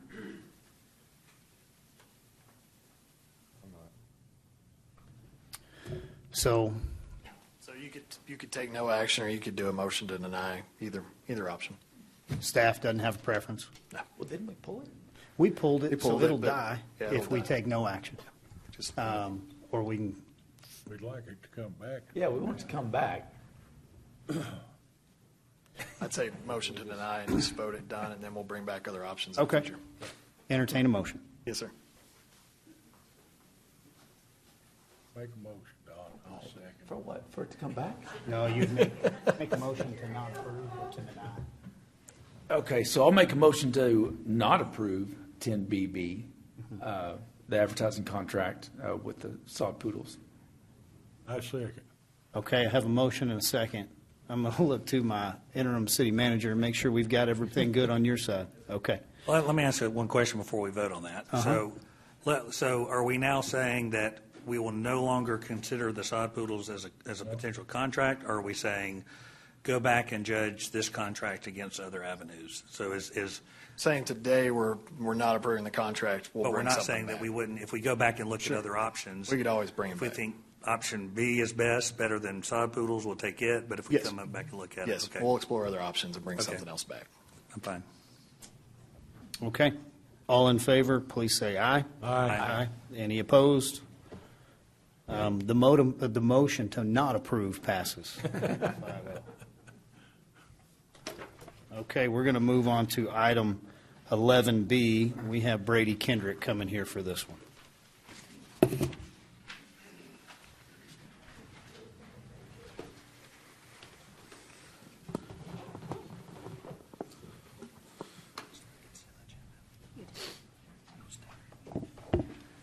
Afternoon, sir. Please go right ahead. Yep, no problem. Good evening, Mayor and Council. This is ordinance number 8102.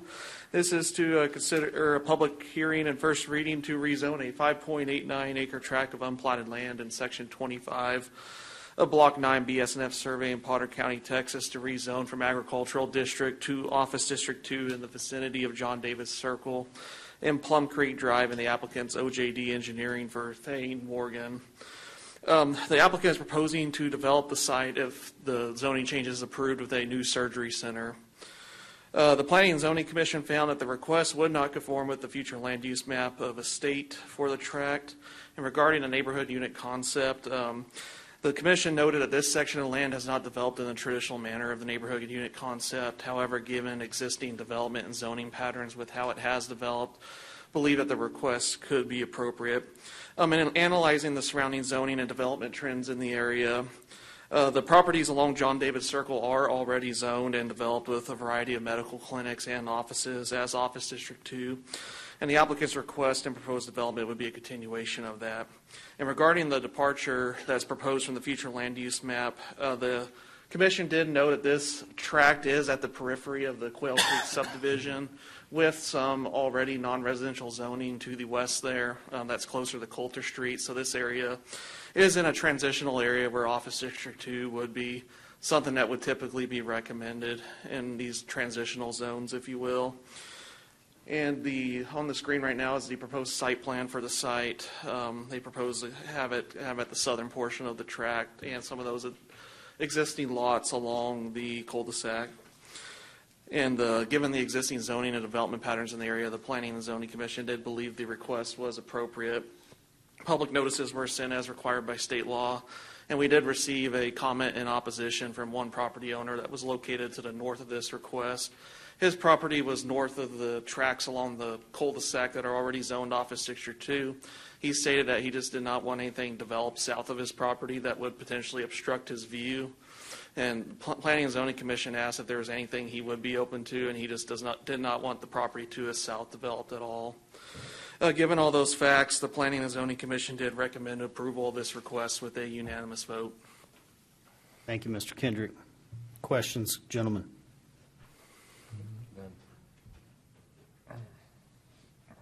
Go ahead. I'll make a motion. Can I do that? Mm-hmm. I'll make a motion. We need accept. a public hearing first. Oh, I apologize. I skipped it.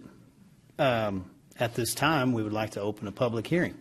Anyone that would be here to speak for or against this item, please step to the microphone. Yes, ma'am.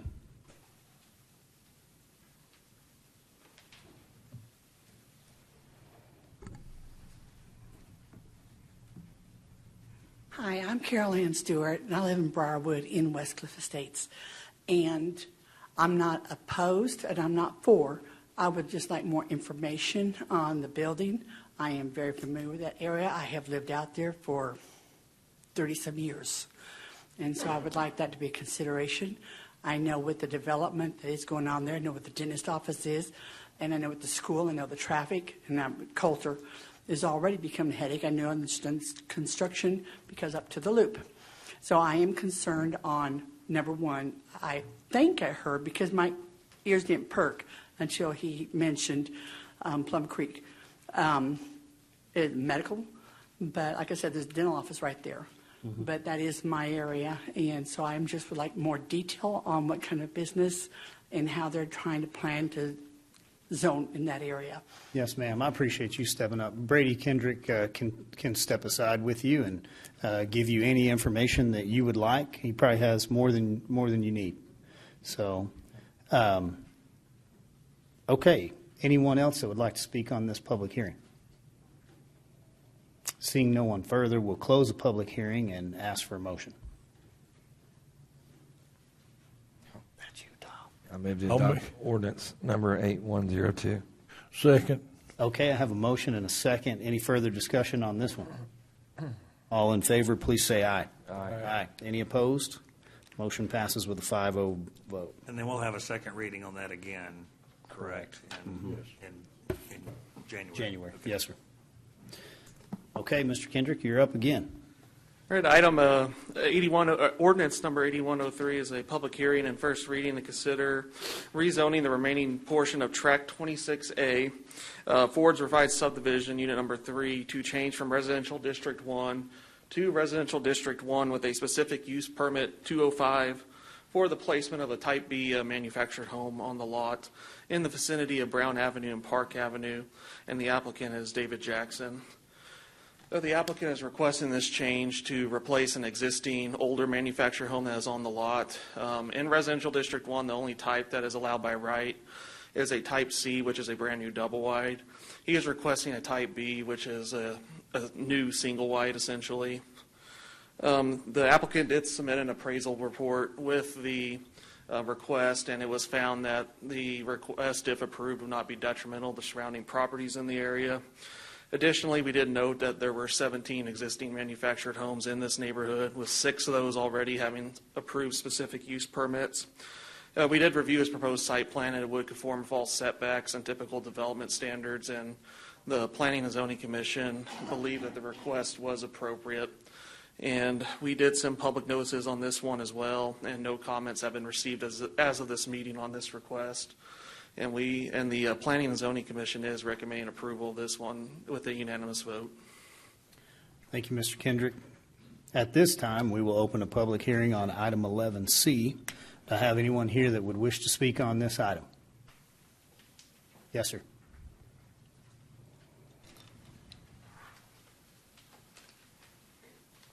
Hello, gentlemen. I do have a little background in this, and based on what I heard here, you don't have anything that constitutes a taking of value, and it constitutes here a type of development or building and construction, which is similar to and in keeping with similar types of structures in this particular community. As a citizen on the outside looking in with a little bit of a background in this, I don't see anything objectionable here, just so you know. Thank you, sir. Sir, could we get your name for the minutes? Sorry about that. John Barrett. Thank you. Do I have anyone else here that would like to speak on this item?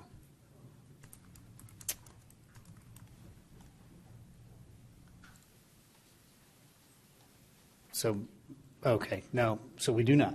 At this time, we'll close the public hearing and request a motion. I move to adopt ordinance number 8103. I'll second.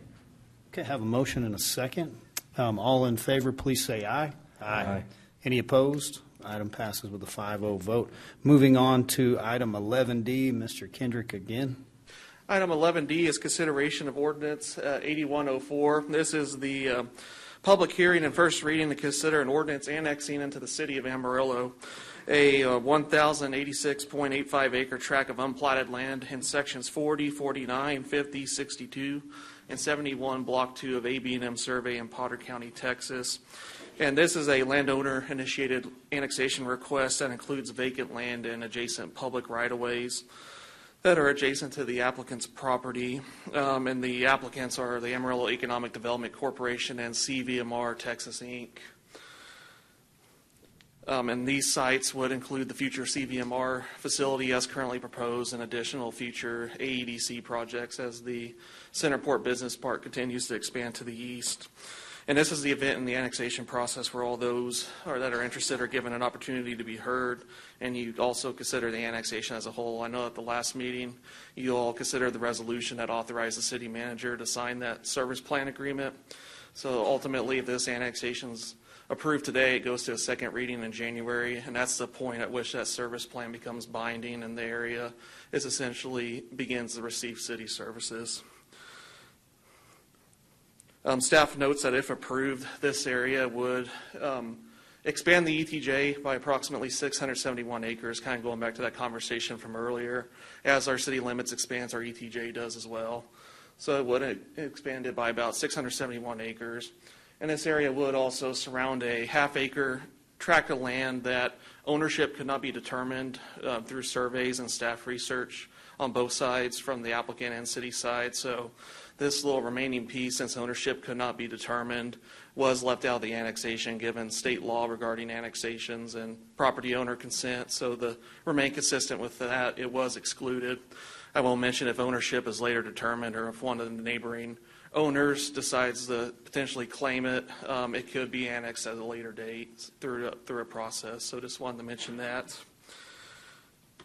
Annexation is one of the primary means, as previously mentioned, by which a city grows, and municipalities can provide services developing areas and also exercise regulatory authority in these areas as well, to protect public health and safety and orderly development as development occurs in these areas. And this area is important in particular given the nearby economic development at the Centerport subdivision. And I'll also mention this is on the north side of the airport. So having some land use controls in those areas is important to protect the airport as well regarding air safety and such. I know some of that's already provided for within the ordinance, but it would be a good thing as well to have some control over growth and development in this area. A couple comments earlier that were expressed, I just want to express now. Per the service plan that was executed after the last meeting, this property is already served with water mains, so water would not be extended. And for the sewer portion of that, the Northeast Interceptor will help serve this area, but the developers of this land will ultimately be responsible for getting sewer from the Northeast Interceptor to properties within this area. So ultimately, infrastructure that's triggered by development within this tract would be the responsibility of future developers as that development occurs. We have verified that all state law requirements regarding notification have been met, and this item is ready for your all's consideration today. Thank you, Mr. Kendrick. We have another public hearing as well. Any questions for Mr. Kendrick before we open that? Okay, thank you, sir. At this time, we will open a public hearing on item 11D. Do I have anyone here that would like to speak on this item? Seeing no one, we will close this public hearing, and I'd ask for a motion. I move to adopt ordinance 8104 as presented in the agenda. Second. Okay, I have a motion and a second on item 11D. With no further discussion, all in favor, please say aye. Aye. Aye. Any opposed? Item passes with a 5-0 vote. Thank you, Mr. Kendrick. Right now, we're going to move to item 11E. We have Mr. Sneederjohn coming forward on a CIP. Yes, sir. Thank you, Mayor, Council. Kyle Sneederjohn, Director of Engineering for the City of Amarillo. And this is our first reading of our CIP program.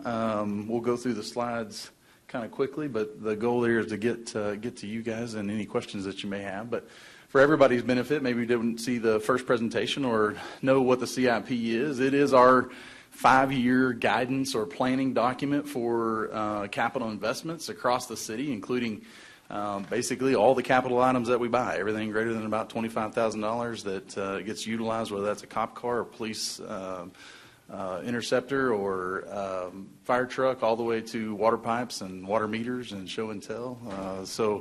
All of those things are capital items, and they all are planned into a 5-year document that helps us make good investments of public funding.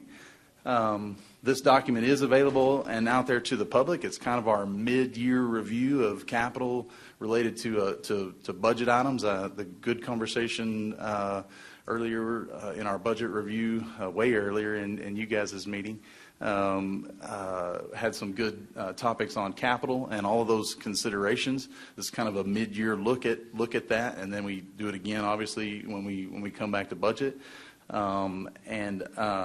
But all that is available to the general public out on our website. In the finance department page of the website, there is our 2023-24 draft CIP out there and available for everybody to review. Effectively, this document, we're considering a first reading today. Then it would come back for a second reading on January 9th. And then as the year one portion of these projects was approved in the general budget, your departments are already acting and moving forward on those projects. And then we normally kick off starting our budgetary planning as far as capital goes in that January, February time period. So we'll roll right into a continuous planning effort to be developing our next look at these projects during budget in the next, well, in the summer months, basically. So that's where we're headed for this. I think I posed a couple of questions to you guys, handed you a really big book, gave you some time to chew on it a little bit. I'd entertain any questions you may have. Council, do we have anybody that's bringing forward anything that you'd like to reprioritize or look at on that CIP? No, I don't. Okay. Kyle, I would just say, since we don't have questions, I think what we do have is you and your staff took the pillars that we put forward, customer service, infrastructure, and we're excited to see what you can get done. I think you're putting a lot of money into this community, and we're excited to see you get it out there. Yes, sir. I think maybe the only thing we would want to know is, can you go faster? Sure. Sure. We're already dealing with a lot of orange cones, so if we got to look at them longer, we just want to know that you're getting the work done. Yeah. Yes, sir. Absolutely. That construction timeline as well as implementation timeline. I mean, empowering these departments to get their projects implemented quickly and get those dollars spent and get that benefit to our citizenry as quickly as possible. That is absolutely our goal. Thank you for that input, and we will implement it. Thank you, Mr. Sneeder-John. Thank you. With no further questions for Kyle, we will open a public hearing. Do I have anyone here that would like to speak on item 11E? Seeing no one, we will close our public hearing, and I would entertain a motion. I move to approve or adopt ordinance number 8105. Second. Have a motion and a second on this ordinance. Any further discussion? No. All in favor, please say aye. Aye. Any opposed? That item passes with a 5-0 vote.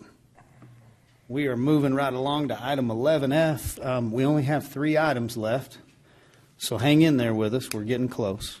We have Ms. Shannon coming forward on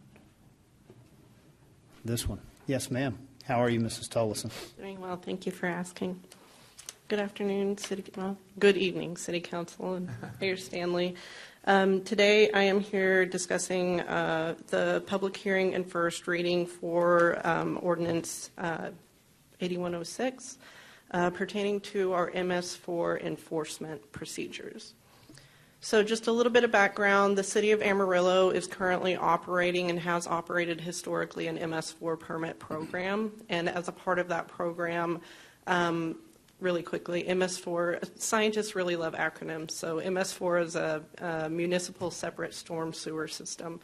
So historically, we have operated this system. The overall intent of the system is to convey stormwater out of kind of the downtown areas, any residential areas. But we are annually investigated upon the MS4 operations. So in July of 2023, we had a comprehensive compliance investigation of our MS4, and they identified that we are not currently meeting the expectation regarding legal authority. So the permit requires that we maintain legal authority to manage discharge to and from the MS4. So as of right now, we are not meeting the TCEQ's intent on that procedure. TCEQ requires a corrective action to demonstrate permit compliance, and that corrective action is a modification or an amendment to create clear escalation of enforcement for potential violations of the MS4 permit. Very specifically, the indication that TCEQ gave us regarding the noncompliance has to do with failure to adequately control floatables into different areas of the conveyance system of the MS4. So I'm going to give a brief overview of the permit history. Historically, the city has operated this Phase 1 MS4. Phase 1 simply means it's a large-scale community. We are a larger-scale community, over 200,000 in population, so that means our stormwater conveyance system is a large one. The purpose of the permit is to simply authorize discharge of waters from city streets and community areas to prevent flooding of property and to benefit health and human life. It is important to understand the fact that the MS4 permit is not a right, it is a privilege. The state is giving us the privilege by issuing a permit so that we can move stormwaters from our communities into regulated bodies of water, such as playa lakes, receiving streams that could potentially be East Amarillo Creek, West Amarillo Creek, and subsequently into the Canadian River and Lake Meredith, those locations. So historically, we established our first NPDES permit in July of 1998, so roughly 25 years we have been operating an MS4 permit. That has gone through several different renewals of the MS4 permit in 2006, 2014, and the current permit we are operating under is the 2020 permit. So there's things that the permit very specifically does for us. What it does is it actually authorizes or it defines what an authorized or an unauthorized discharge is to the MS4. So it defines my responsibility, the permittee's responsibility, the City of Amarillo's responsibility to maintain those discharges and ensure they are of adequate quality. Simply because we are authorized to discharge large quantities of water to state water bodies, we still must control the overall constituents loading those water bodies. So that's part of the responsibility of the permit. Lastly, it directs us to develop and maintain a management program for that permit. That's kind of the important part of it. I did want to give a little bit of agency history.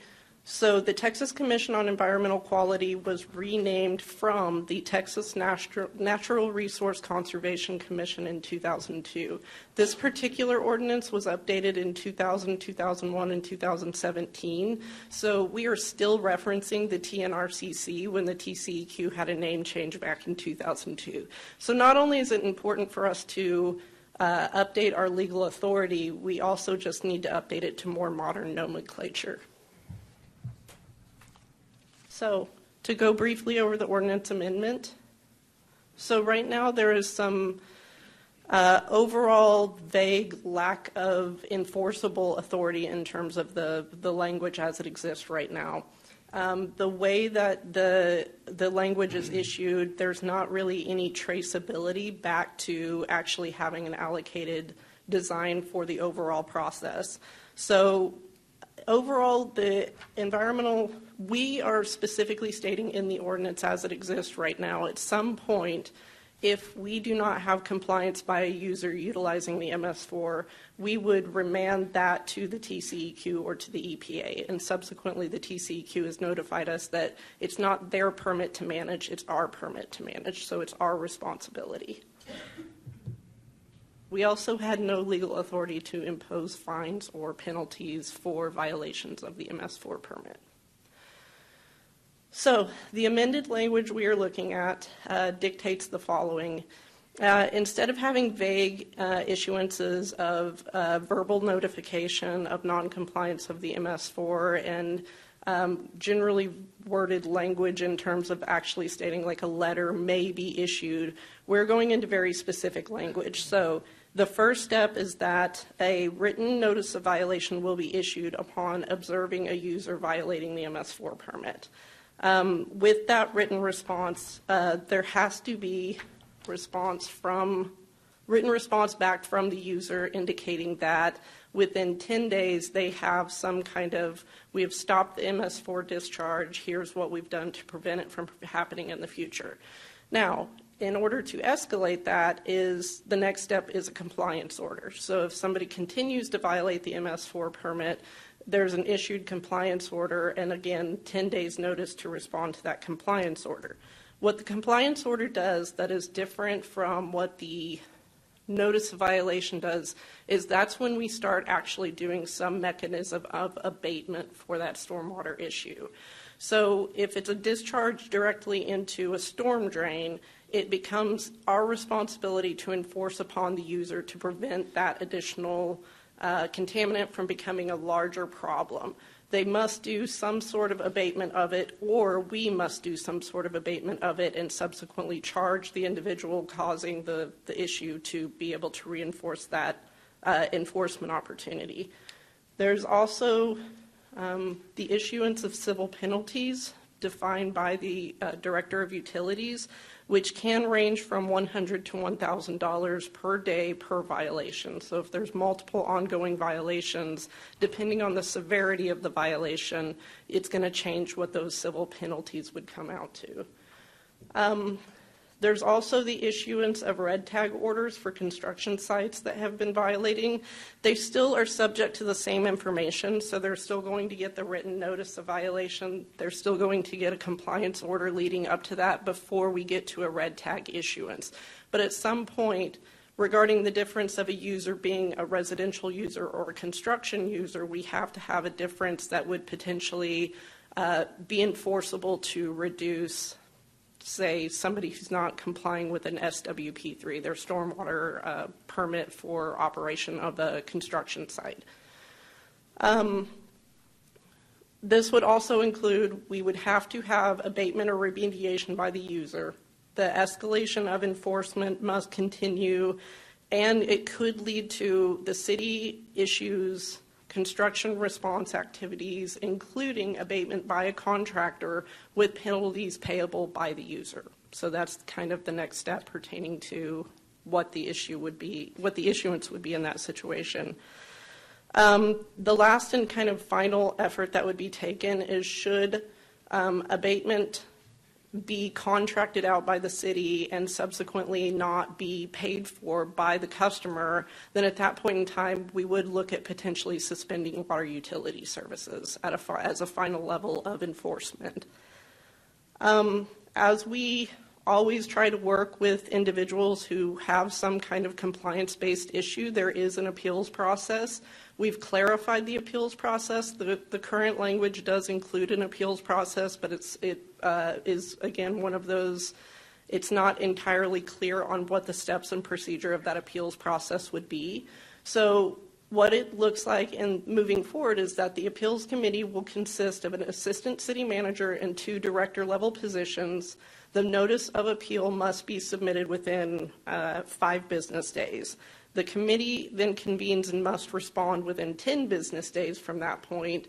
The user has one more additional operation for appeal directly to the city manager within 5 days, and it makes the city manager's decision final. Questions? Questions for Mrs. Tollison? Looks like you did a really good job. We didn't have any questions. Okay. Thank you for the presentation. No problem. Would ask for a motion. This is a public hearing as well. Public hearing on this one as well. Man, I've missed 2 in one night. One more strike. I got to let the mayor pro tem run the rest of the meeting. At this time, we'll open a public hearing. Do I have anyone that would like to speak on this subject? Seeing no one, we will close the public hearing, and now I would entertain a motion. I'll make a motion, we accept ordinance 8106 as stated. Second. Okay, I have a motion from place 3 and a second from place 4. Any further discussion? All in favor, please say aye. Aye. Any opposed? Motion passes with a 5-0 vote. Item 11G, do we have, Rich, are you coming forward on this one, sir? Mr. Gagnon. Rich Gagnon, CIO.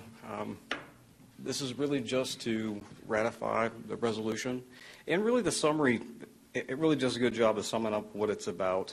This is about holding, council holding staff accountable to ensure that as we drive the technology initiatives at the city, we do that in a human-first approach, that we build the policies and procedures to make sure that we're transparent, that we're accountable, and that we protect individual rights while we drive those efficiencies. And as you read through it, each section has accountability items that will be building objectives and key results to report back to council on an annual basis, on a semi-annual basis, how we're progressing against those.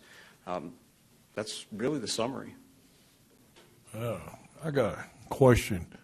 Do we have a form the employee signs stating they won't do this, that they've read the policy? We do. And do we use that? We do, and we do annual training. As part of our annual training, we train employees on the do's and don'ts of how they use technology resources. And then as some of you know, we do phishing tests and other things where we teach employees emails. Yeah, you caught me one time. I thought it was just me. It only took once. Yeah, they're getting more and more complex, as they're coming in. So they're getting more and more complex as we test internally. So we're seeing the failure rates go up a little bit. But the good news is typically a local government will see somewhere in the neighborhood of 25 to 30% failure rates on their phishing tests, and we're at 2. So we're going in the right direction. 1, 2, yeah.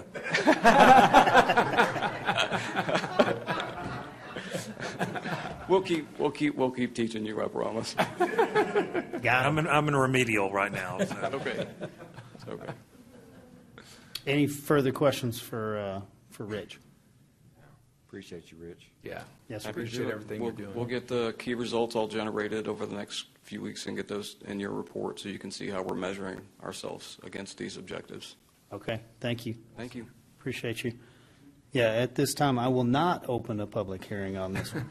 So, would ask for a motion from council. I move to adopt resolution number 12-12-23-3. Second. I have a motion and a second. Any further discussion on this item? All in favor, please say aye. Aye. Any opposed? Item passes. Last item here today is item 11H. We do have Mr. Hartman coming back up to walk us through this one.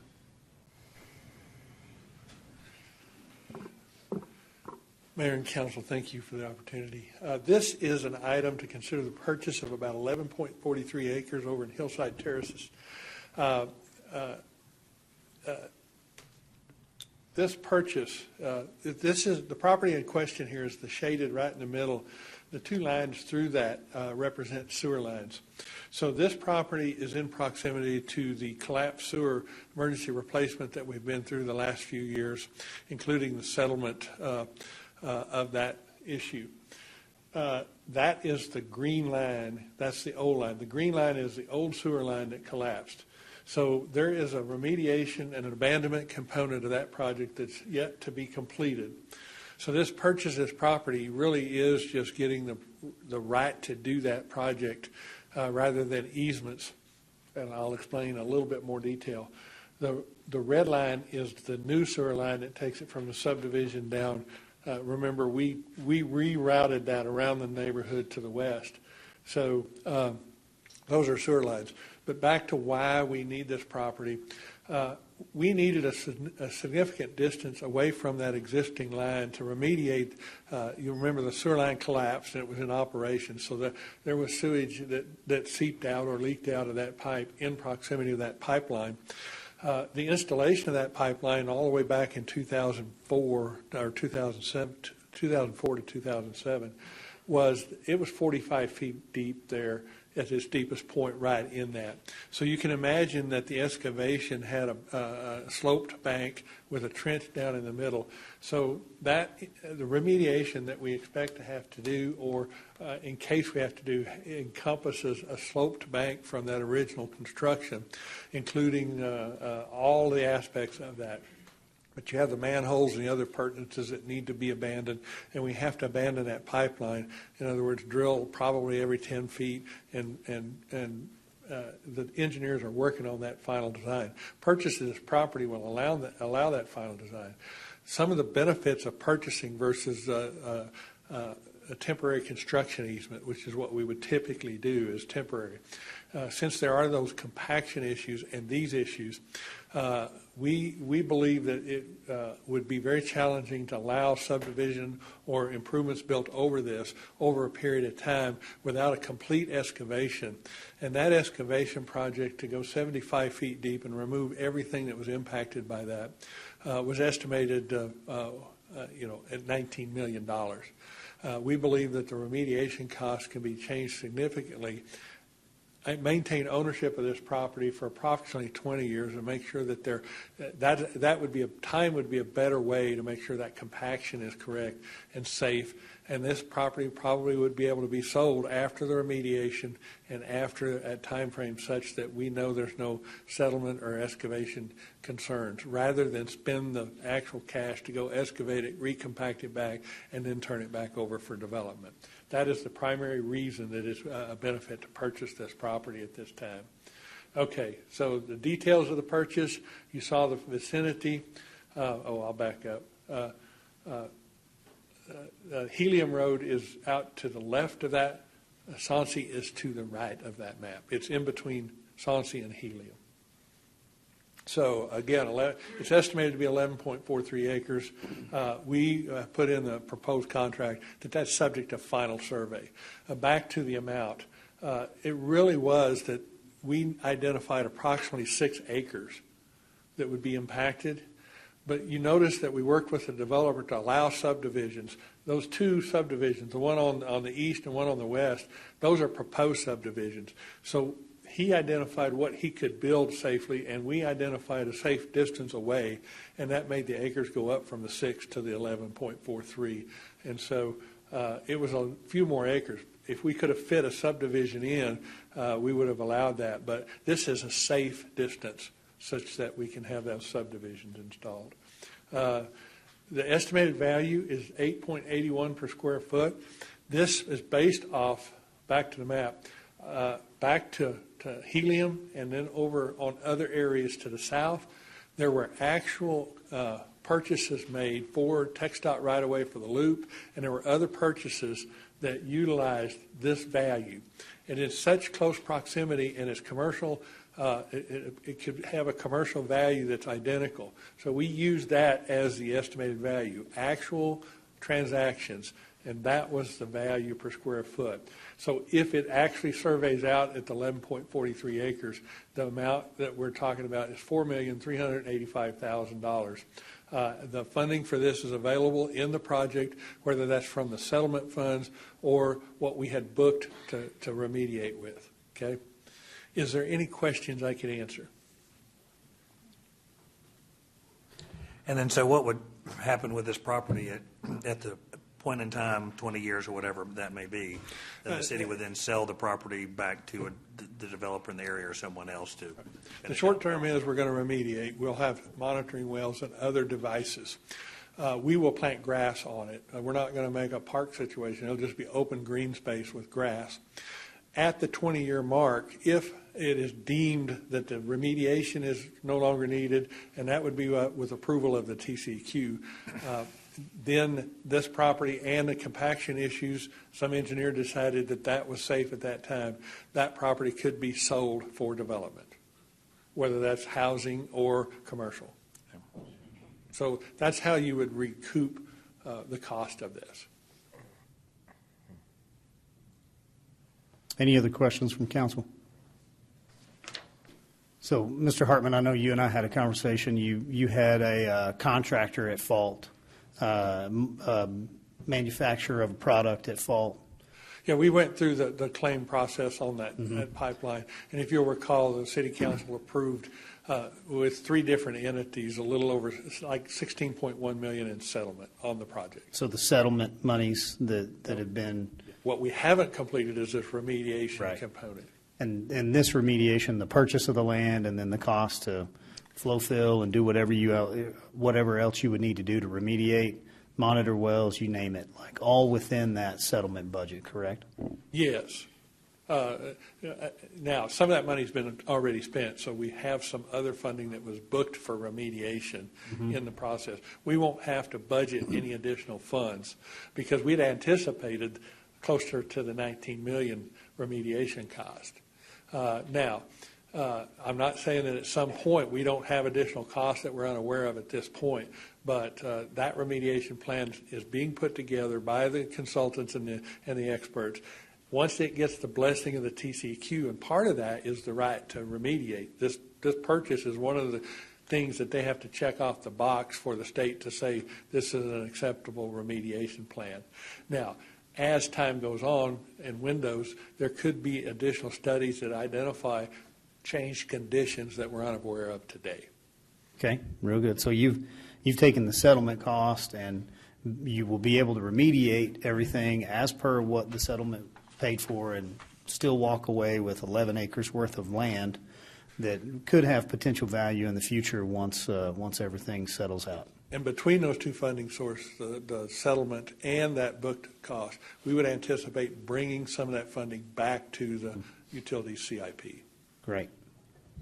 Thank you, sir. Any other questions for Mr. Hartman? Okay, last item on the agenda, would ask for a motion.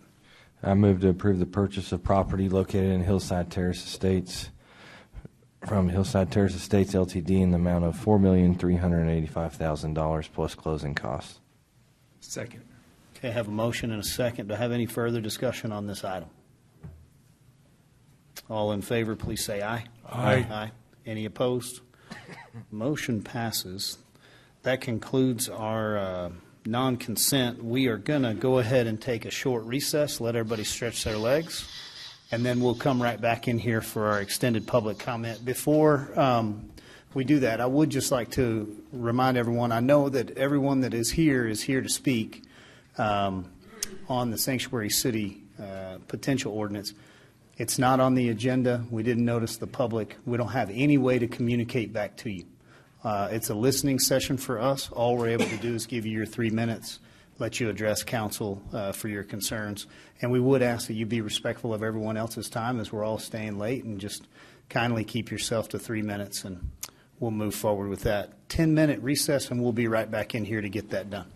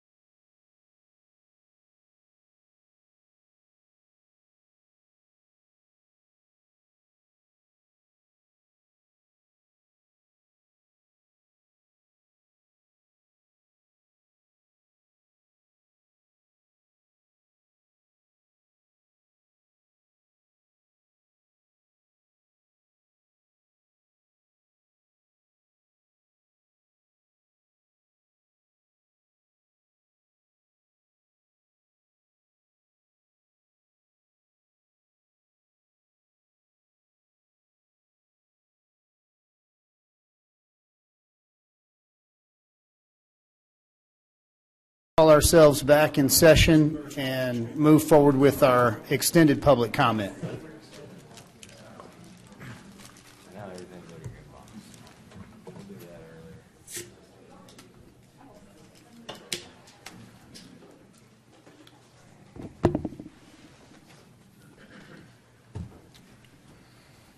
Okay.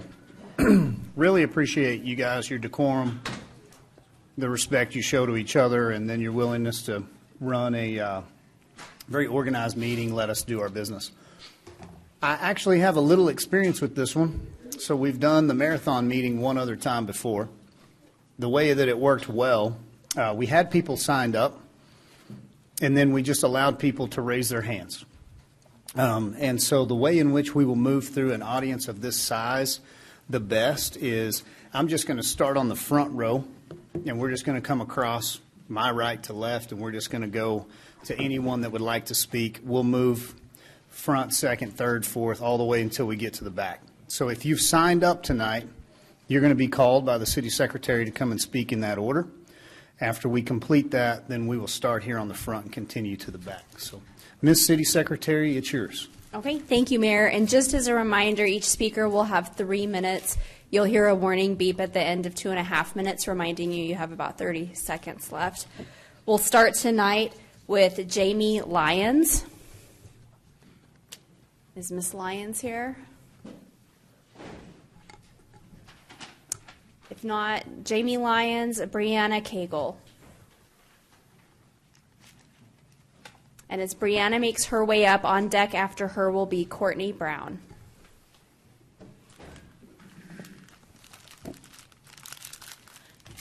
My name is Brianna Cagle, and I'm a lifelong citizen of Amarillo. During my 30 years of life in Amarillo, I've seen firsthand how too many of the children in our community experience suffering most of us cannot comprehend. I grew up delivering Christmas presents for Evelyn Rivers Project. Every year I saw children just like me who had truly nothing. I remember one mother sobbed, thanking my parents because she had wrapped boxes of rocks to put under the Christmas tree so her kids wouldn't think they had nothing for Christmas. I also taught 3rd and 4th grade for just under 5 years at a Title I school before COVID, and at that time over 90% of our students on the campus were on the free and reduced lunch program. I saw families of children coming to school with consistent lice and bed bugs. I'd say at least a quarter of my grade level took home snack packs. Shout out snack packs. Many of our families were recipients of coat drives and clothing donations because kids would come to school in the same clothes for weeks and wear their shoes until their toes poked out of the soles. And our superintendent says no to most snow days because so many of our students depend on our schools for warm meals and heat. So I could keep going, but you could talk to any teacher in your life, and you're going to hear some horrific stories from kindergarten to seniors. The fact is, too many of the children in our community right now go without. In fact, in Potter County alone, 28% of our children are homeless. In fact, Amarillo actually leads the state in our rate of homelessness. Did you know that? Our mayor does, because he shared that information with us at the Transformation Park Initiative, the Soups On event. And although I'm glad that there are these awesome organizations stepping up in our community, they only exist because we have such need. I've heard many in support of this ordinance bring up that adoption is the answer for unwanted pregnancy, so I wanted to talk about that. Because as of August, there are already 478 children awaiting adoption in Potter and Randall, and 976 children in our foster care actively. But just as recently as 2019, we didn't have enough certified foster homes for children.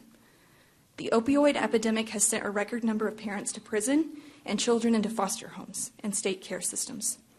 Here's another area that we lead in the state: teen pregnancy.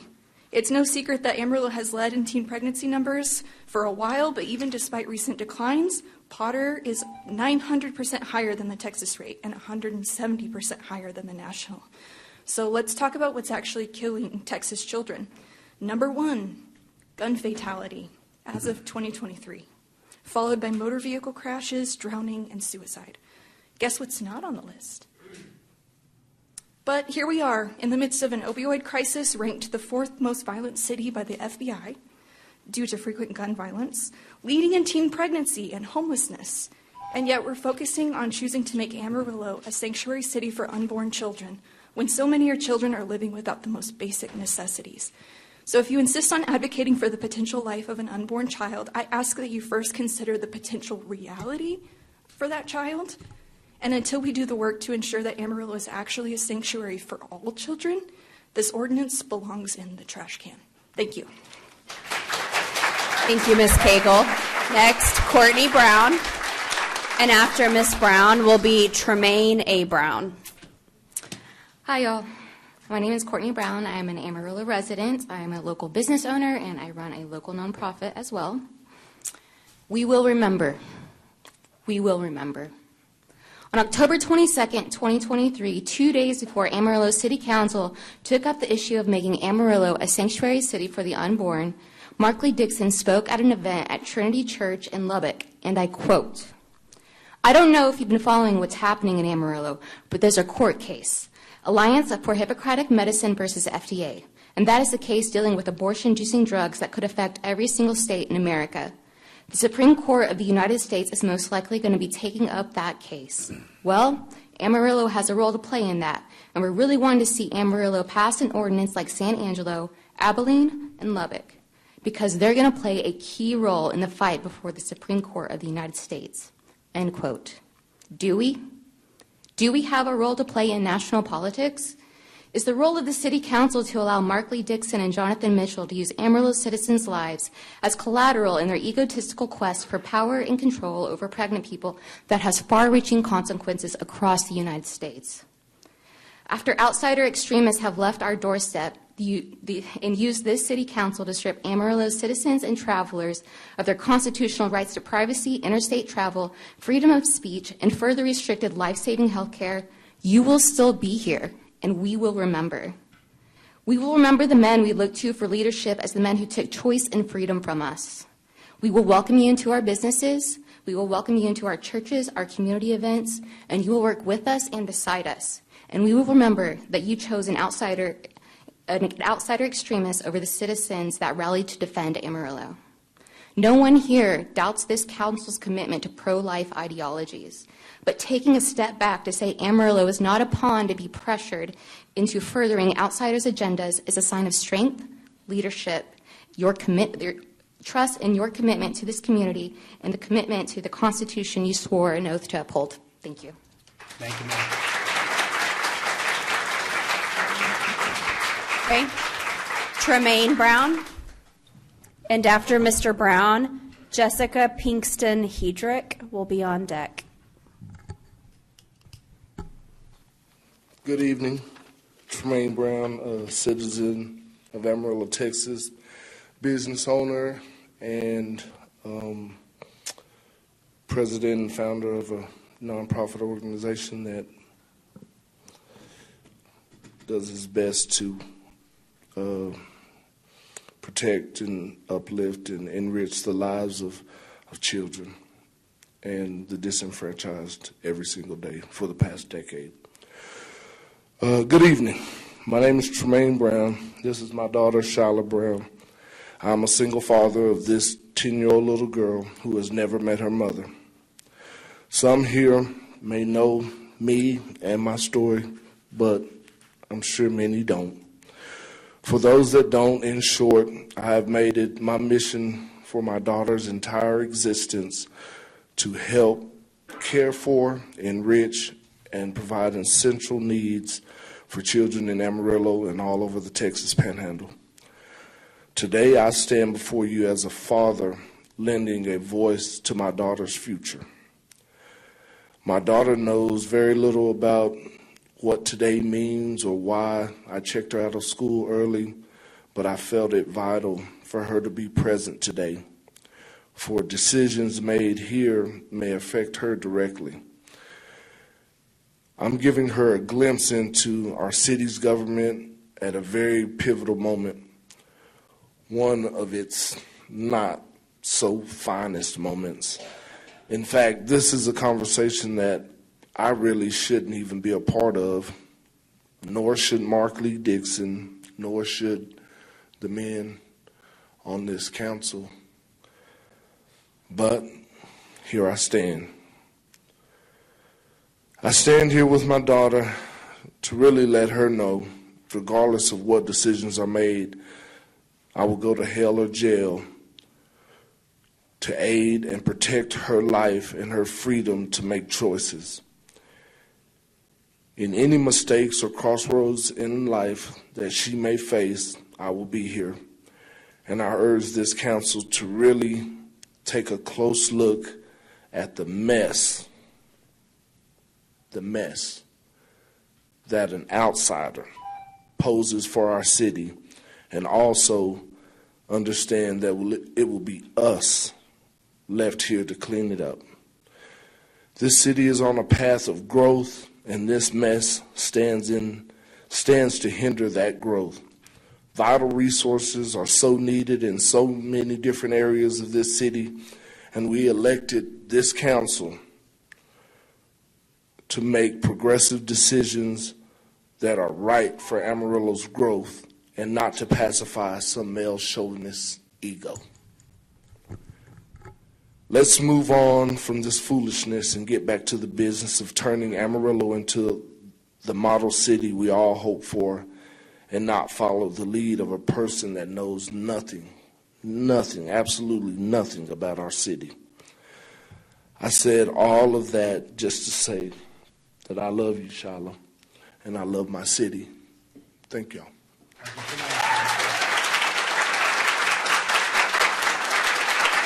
Thank you, Mr. Brown. Jessica Pinkston Hedrick. Ms. Hedrick. If not, John Early. And as Mr. Early makes his way up, I've got a handout that he provided council, so I'll pass that down. And on deck after Mr. Early will be John Barrett. Mayor Stanley and council, thank you for serving our community. I'm John Early, a third-generation citizen of Amarillo, and the handout shows the scriptural references I'll use. The sanctuary city proposal feels like an attack on religious freedom. It would use the force of government to promote a religious doctrine that life begins at conception. Is this even a true doctrine? Paul writes about God in 2 Timothy, "Who hath saved us and called us with an holy calling, not according to our works, but according to his own purpose and grace, which was given us in Christ Jesus before the world began." The life that matters is eternal and spiritual and existed before the beginning of time. Jesus teaches, "This is life eternal, that they may know God, they may know thee, the only true God, and Jesus Christ, whom thou hast sent."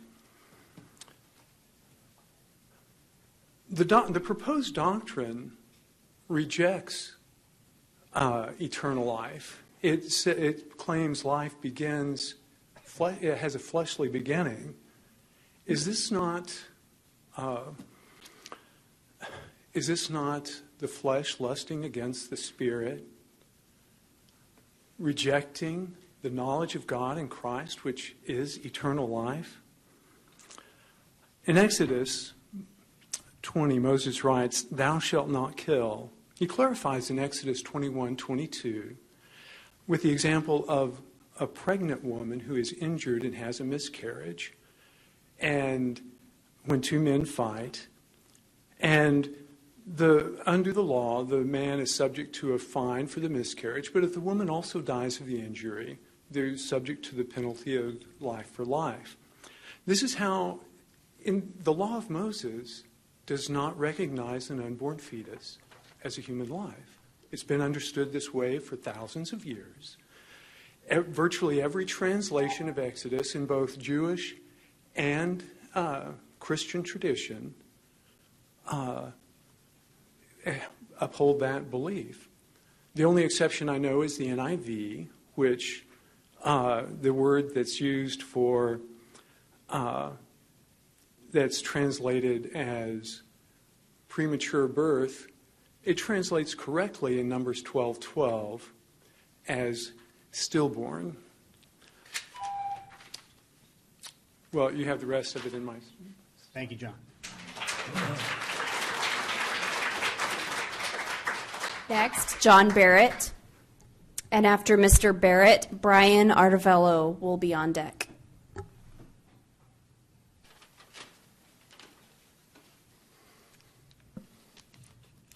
My name is John Barrett, and I live in Amarillo. I'm here to speak in support of the motion to make Amarillo a sanctuary city. Life is inherently risky. There is only one big risk you should avoid at all costs, and that is the risk of doing nothing. Dennis Waitley. Since the idea of a sanctuary city came to my attention quite a while ago, I have supported the idea of keeping abortion out of our community. The previous administration took action on this matter in the form of a resolution.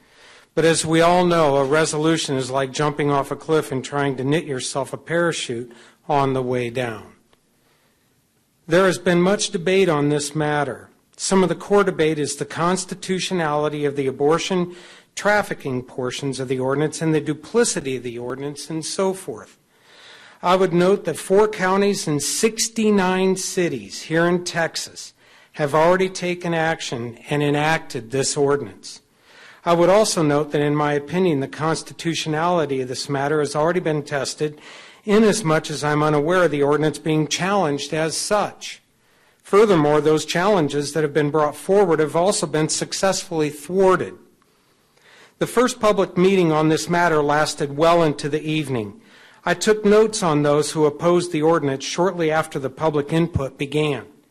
I gathered 51 points from those speakers. As I read through their points, I couldn't help but think to myself how totally pointless these statements were by those who opposed the ordinance. 51 points. For instance, the speakers said the country was not founded on Judeo-Christian principles, and passing this ordinance violates our laws. This ordinance will decrease tourism and negatively affect business in the city was another. We are, in fact, a nation founded on Judeo-Christian principles. Have you even read the Declaration of Independence? All these people did was spread fear and yell. When you yell, it only signifies how little you have to say. In their arguments, the one element that is consistently left out is the child. I ask one simple question: who's going to speak for the child? When we decide that life does in fact have an immeasurable value worth saving, then I believe we will have achieved that level to which we aspire to form ourselves into a worthy and responsible people with respect for the life of each individual, either born or unborn. Let's pass this ordinance and set the example by which every city in this nation should aspire. Thank you.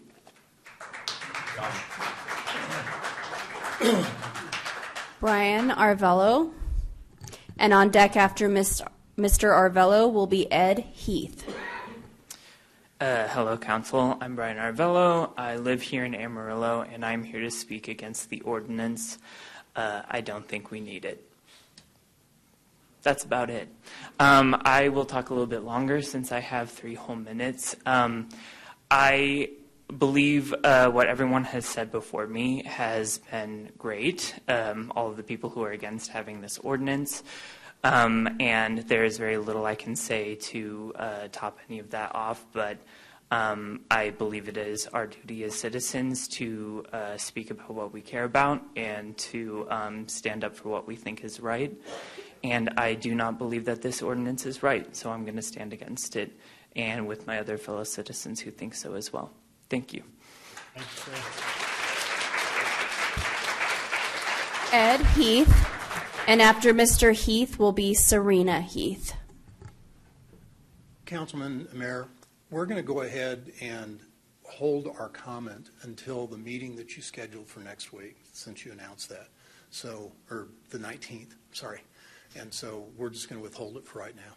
But thank you for the opportunity. If I can just give you a point in fact, that meeting is a special work session. Oh. Council only, there's no public comment at that meeting. So Well, if you'd like to speak, feel free to speak Yeah, I tonight. probably would like Yep. to then. Thank Thank you. I'd like to share with you my testimony in regards to abortion and how it affects people. In 1983, my wife became pregnant by me, and we were in a pretty tough situation. We had a really bad relationship going on at the time. It was the first year of our marriage. And this was my previous wife. Serena's my latest wife. My wife died 2021 due to COVID.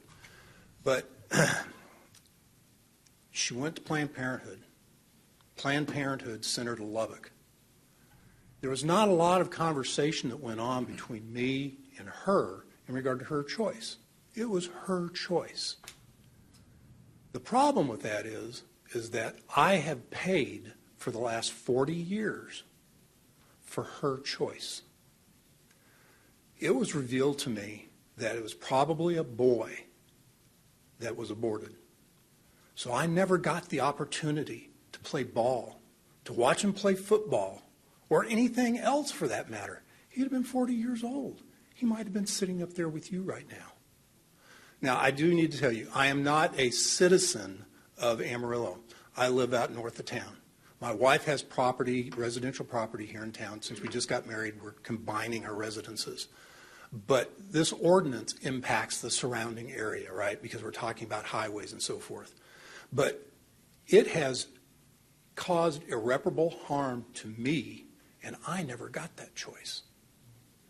So I'm fighting now for the rights of the unborn because they deserve to be heard, and the only way they're going to be heard is through me. So, I want another opportunity to talk to you all about this because it's involved. There's a lot of comments that have been going on in regards to snitching on your neighbor, and there's other issues that have been going on that I just don't know if we've talked the whole thing through yet so that we can make an honest, decision. I think I just want to end it with this. I think I'm confident in knowing that each and every one of you up there knows what the Lord God Jehovah feels about abortion. It's murder. We have to deal with it as such. Thank you for your time. Thank you, sir. Serena Heath, and after Ms. Heath will be Lindsay London.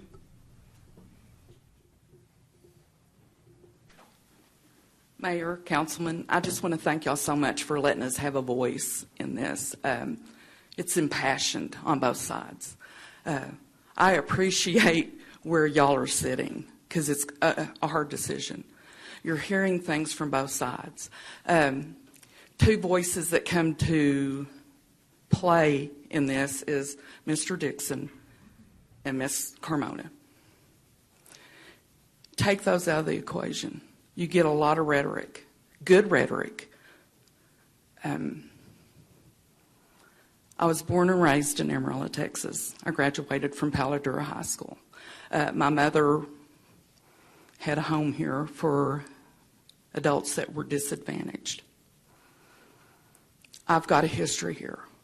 I've got a say here. I've got a right here in Amarillo, Texas. I own property here in Amarillo, Texas.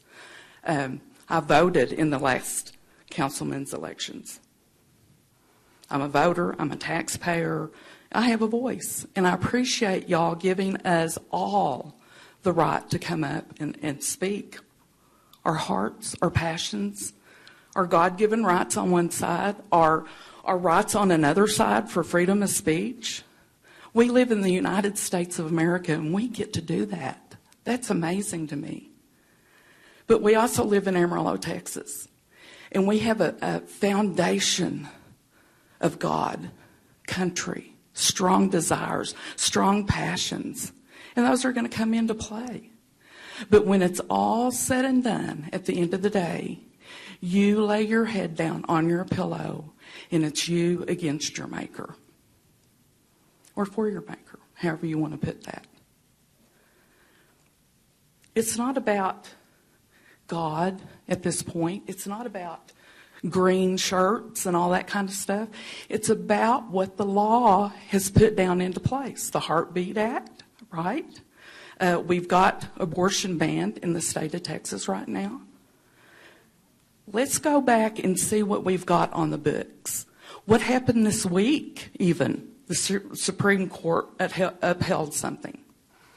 And I commend the gentleman that has his daughter here. He is teaching her she has a voice. And I applaud him for that. But what about the children that don't have a voice? You've got to listen to those voices because they speak just as loudly. Thank you for your time. I appreciate you. Thank you, ma'am. Lindsay London, and on deck after Ms. London will be Sadie Newsom.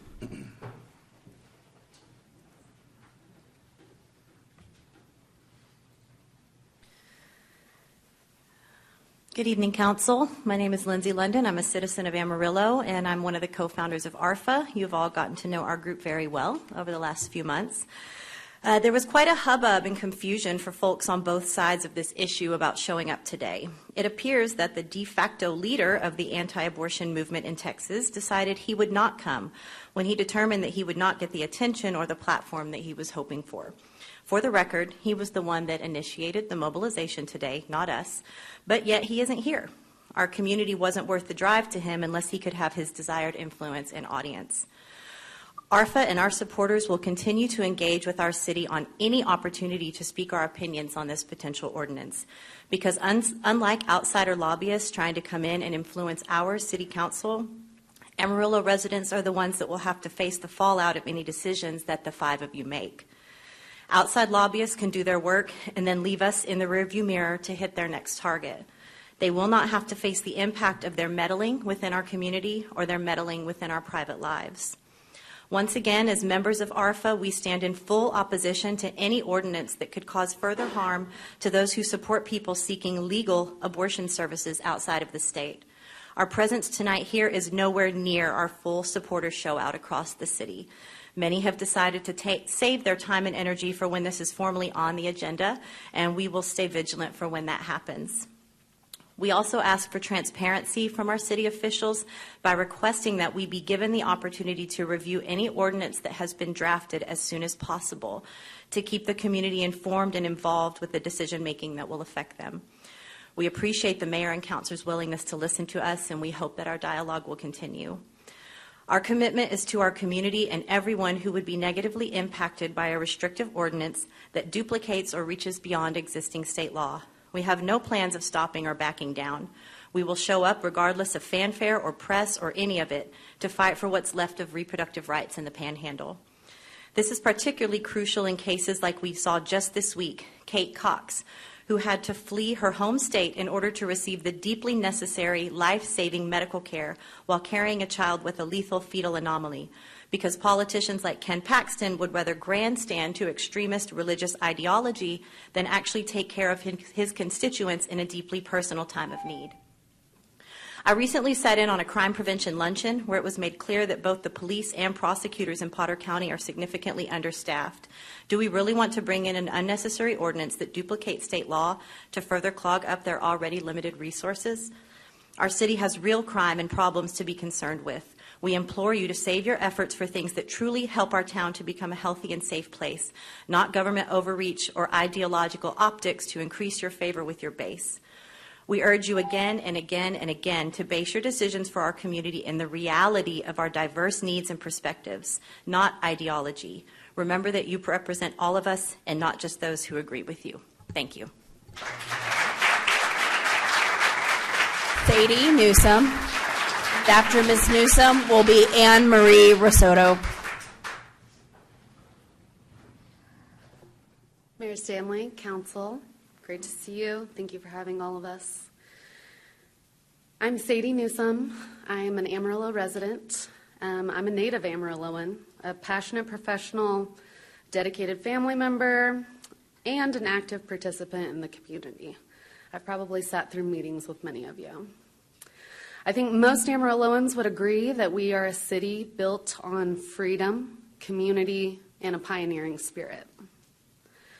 Despite anyone's views on abortion, this resolution limits individual freedom, pits neighbor against neighbor, and creates an environment that's hostile to economic growth, vitality, and innovation. It is dangerous to health and wellness, and dangerous to women's ability to have future pregnancies. It's didactic by projecting the misplaced morals of a small group of people on the entire community, regardless of differences in deeply held beliefs of individuals. And it's fiscally irresponsible. Expensive litigation, decreased investment from businesses due to increased risk and potential interstate commerce restrictions, and drops in tourism and visitor revenue is a certainty. I've heard commentary by council members even tonight regarding the importance of recruiting people to this area and selling them on the advantages of Amarillo, and I agree that that's incredibly important, especially with the pivotal point at which we exist in our community. And based on other things I've heard here today from leadership and from my fellow citizens, our community values decreased regulation, business-friendly policies, privacy, and physical responsibility. This ordinance flies in the face of those values. I sing the praises of Amarillo everywhere I go. And if this ordinance passes, I won't in good conscience be able to continue to do that. And I certainly don't intend that I will be the only one. Thank you, Council. Thank you, ma'am.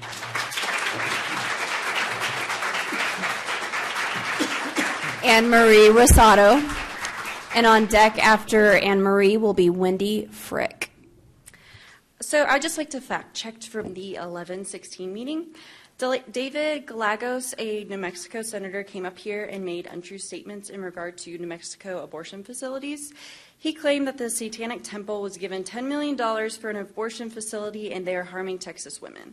After research, that's factually not true. I actually use Fox News so that you're all familiar with the source. The $10 million facility was an initiative led by the New Mexico governor to provide safe reproductive health care for any New Mexico citizen or any out-of-state woman seeking reproductive health care. In my research, the Satanic Temple was never brought up once. The satanic organization he was referring to has strict requirements on treating their patients seeking the abortion pill.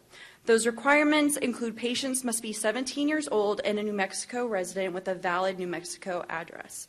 They specifically state that they do not supply abortion pills to anyone under the age of 17, even with parental guidance, or anyone out of state, and patients must be medically able to. They only distribute the pill up to 11 weeks pregnant.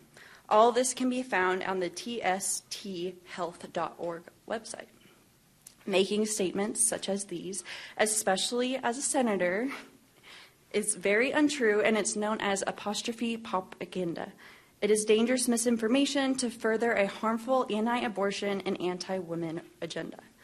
I just want to remind you of a few things that I mentioned last time I spoke up against the sanctuary cities of the unborn ordinance or any abortion trafficking ordinance. This ordinance has no place in a local government because we, as citizens of Amarillo, did not vote for you as our local leaders on political items. We voted for you to look after a budget, improve our parks and infrastructure, and manage our public safety. Your political beliefs should be left at the door. But that's my mistake again in having that assumption of any political official. If you want this political issue to take over anything you're working on or accomplish here in the city, so be it. In my opinion and many others, it's bad optics. I also want to remind you again and again and again until I am blue in the face. It is none of your business what a woman does with her body or if she gets an abortion. Never. You are all men who unfortunately will be making a decision in the near future that will have a negative impact on women. Even thinking about an ordinance such as or like sanctuary cities does more harm than good. Until there is a woman up there on the dais with you, I don't believe this council has any right or knowledge to work or vote on an ordinance that will directly affect women and their loved ones. Thank you.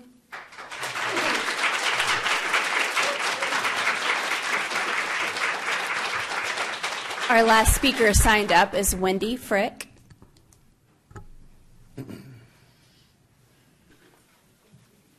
Hello, my name is Wendy Frick, Mayor, City Council, APD. Thank you all for your service. 26 years ago, my husband and I found ourselves with an unplanned pregnancy.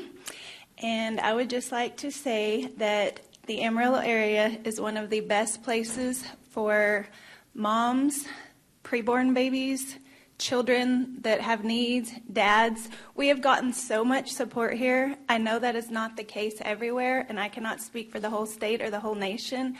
But in this area, we have had the support we've needed. We have had help at WT to finish school. I mean, I took a kid to school with me, just, and people would take turns watching him or whatever. I just want to find a way to have all of us in this room work together to figure out there are needs in our city for kids that are needy.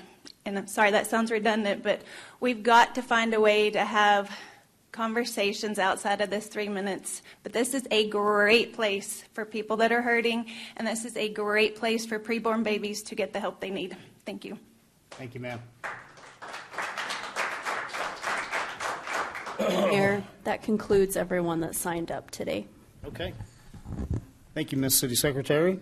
So at this time, do I have anyone on the front row that would like to speak here on the right? Dr. Habersong, if you'll come up to the mic, please.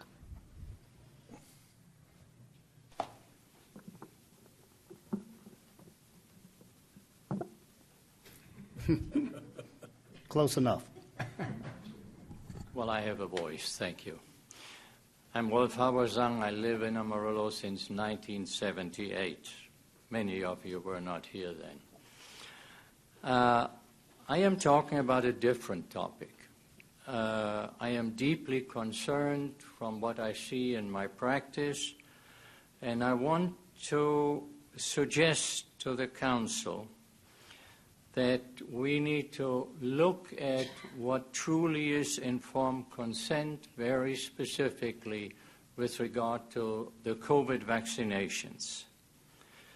As you hopefully know, the COVID emergency is over since May 2023. Nonetheless, CDC and other governmental agencies, including the White House, continue to recommend continued use of emergency use authorized materials, COVID-vax gene therapy, without true informed consent of either the parents or the adults for that matter.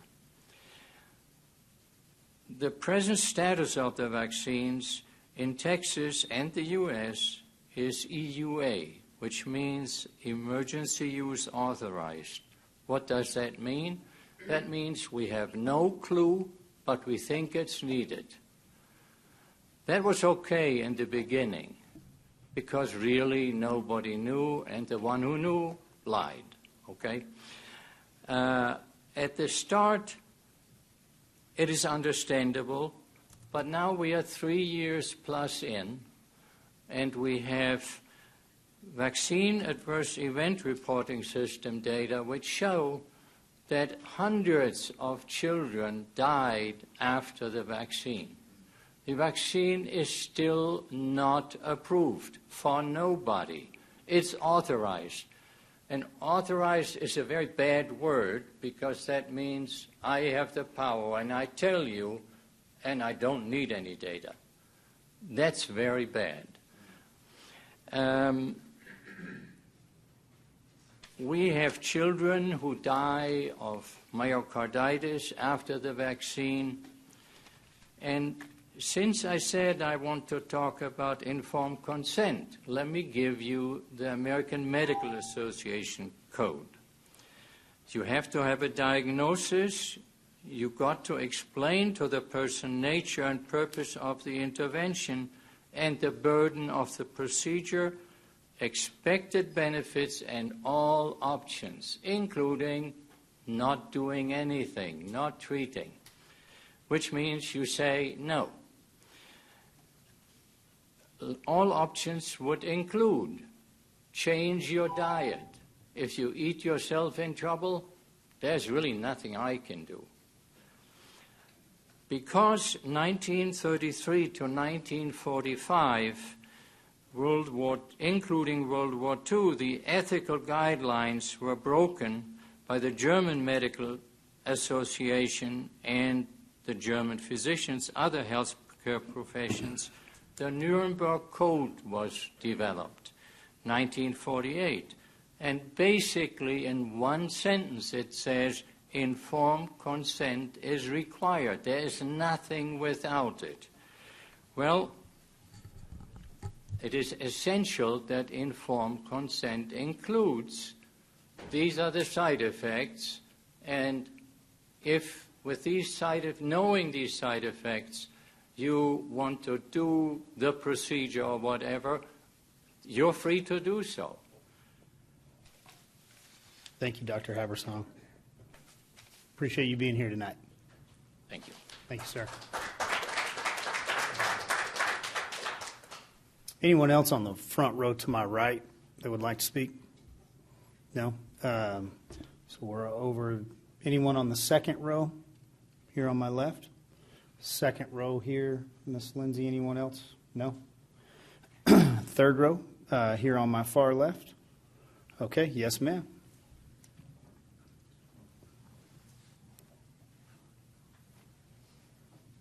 I'm Christy. I live in the city limits. I didn't write a speech or anything. I'm no professional speaker, but I do want to voice my opinion.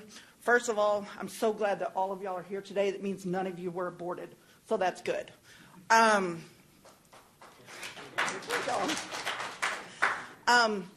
Second of all who get up here and say, you know, it's woman's body, woman's choice, well, you had to have a man to help you get pregnant. So a man should have an opinion in what you're going to do with the pregnancy. I mean, that's common sense, guys. I mean, you know, these babies don't ask to be born, but they don't ask to die either. And I'm a mother of 4. I've been sexually assaulted by 2 men, and it was a really big ordeal, okay? And I'm sorry, I'm speaking to them. If I got pregnant during that, I would still to this day keep that child, because any real mom will say, I will give up my life for that child. That's a real mom. That's a real mom under God.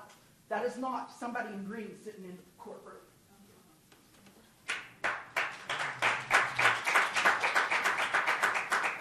Thank you, ma'am. Anyone else here on the third row? No? We'll come across to this side. Yes, sir.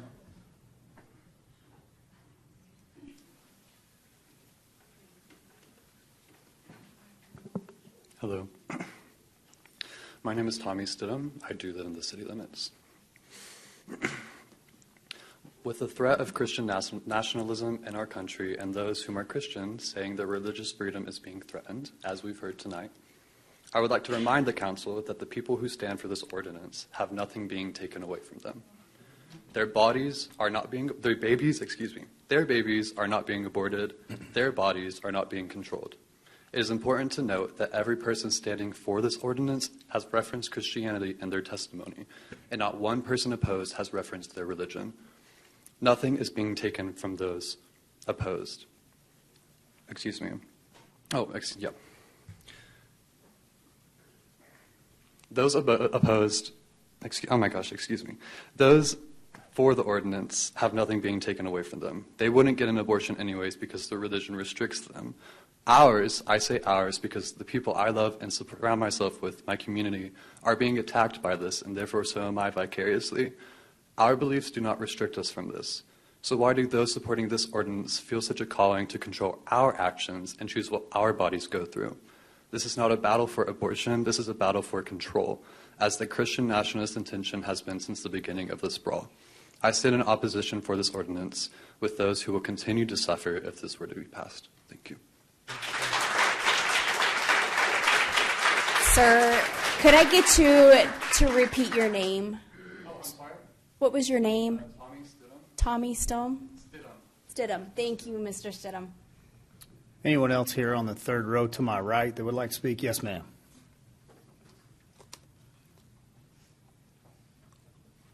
Mayor, council, thank y'all. all. Yes, ma'am. I wasn't going to speak earlier, but then I just feel compelled to. Reverend B.T. Brown is a renowned Episcopal pastor, theologian, and professor who in 1984 wrote, "Jesus was not brought down by atheism and anarchy.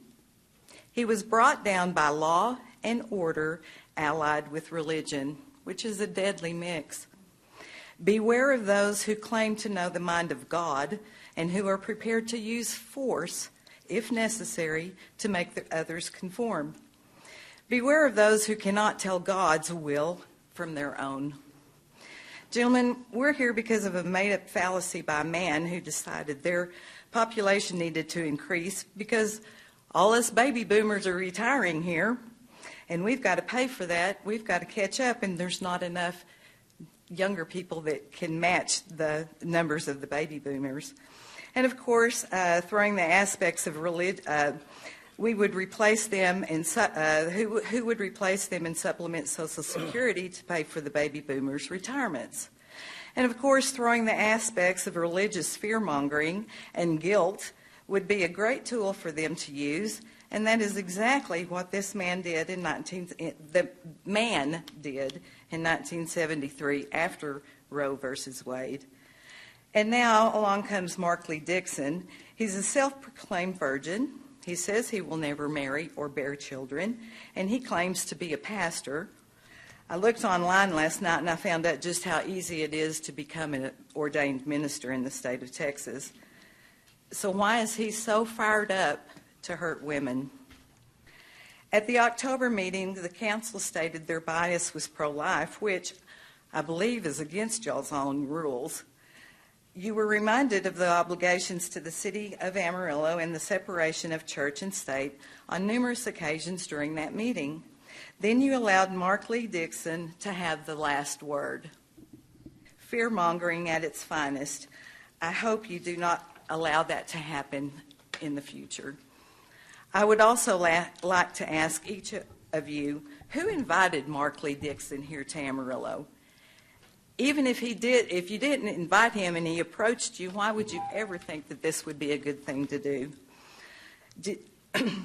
SB 8 exists, and it's the strictest ban in the United States. The state of Texas has already stripped every citizen in this room their right to due process on this issue by putting it in the vigilante column. Anyone in this room could be accused of aiding and abetting, each of you, but you would have to prove your innocence. I ask you to throw this ordinance out and tell MLD to go home and help feed the 1 in 6 children with food insecurities in the state of Texas. Then he really would be doing God's work. Thank you.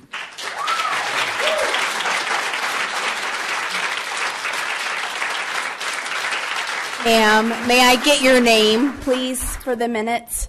Ma'am, your name. Your please. name? Oh, thank you. Thank you, Ms. Carmen. Seberg. Right behind you, Carmen, on this row, anyone? That's our 4th row, I guess so, coming across. No, sir. Okay, going across to the other side. Any Miss Claudia Stravato?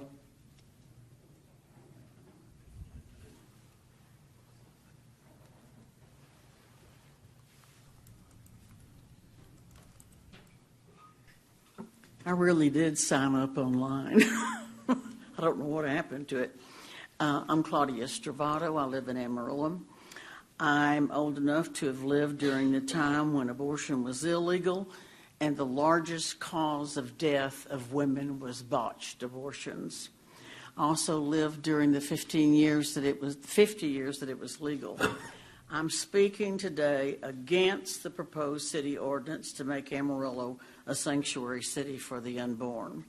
The proposed ordinance is unnecessary, irrelevant, and harmful. It's unnecessary because the national government turned the issue over to the states, and the state of Texas banned abortion. The city of Amarillo unnecessarily passed a resolution in 2021, but it clearly stated that Amarillo is an anti-abortion city. The proposed ordinance is irrelevant because it has nothing whatsoever to do with the operation of a city. City government is supposed to pick up trash, build and maintain roads, purify and distribute water, provide police protection, handle stray animals, etc. Nowhere in the city code does it authorize, direct, or encourage the city to intrude into the personal, intimate, reproductive health of women in crisis. This proposed ordinance is not only harmful, it's divisive. It's harmful in that it drags the national culture wars into Amarillo city government. It criminalizes Christian love and assistance for women in crisis. There are as many, if not more, Christian churches who support the right to choice as those who don't. It brings a minority religion's position into an official government process. And finally, it has a disgusting and un-American enforcement mechanism. This ordinance was brought to Amarillo by two. Mr. Dixon doesn't operate alone. He operates with a lawyer. They're both nationally known. Outside agitators, and they've been doing this for years, with nothing better to do than to put undue pressure on well-intentioned elected officials and to interfere in their churches to even put more pressure on them. I urge you, I beg you, do not pass this ordinance and make Amarillo part of the culture wars in the United States.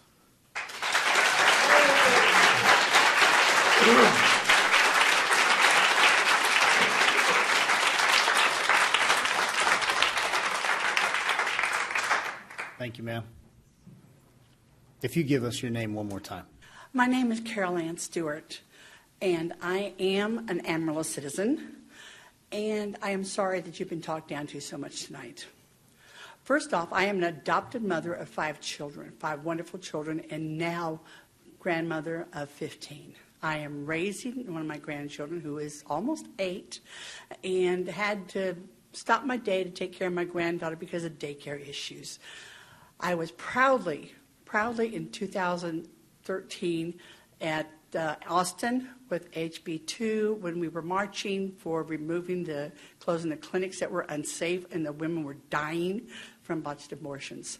And I was marching with Democratic men who had had their babies aborted because their girlfriends would not let them have a voice. I also had a daughter who was violently raped.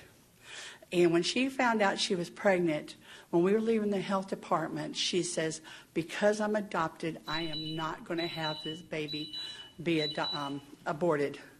I will have this baby. And I said, well, what are you going to call the baby? She goes, I'm just going to call it baby. I said, no, you can call it precious gift because we're not going to give this baby trauma in the womb. We want this baby to understand how valuable he is. Ended up, he was a boy. We prayed for direction. We were led to adoption. He has a wonderful family, and he's 12 years old. And also, I would like to say, Happy Hanukkah. Happy Hanukkah because as a follower of Christ, I celebrate Hanukkah because mathematically it shows that it is when Christ was conceived. And how amazing that an 8-day miracle would happen. And there's only 2 8-day miracles, Tabernacles when he was born and Hanukkah when he was conceived. Life is important. Life begins at conception. When you value what's in your womb, when you value your life, you value your community. Amarillo is no different than any other city. I've traveled and I've moved. So the issues that they say that are happening here are happening at other places. Adoption rules need to be fixed.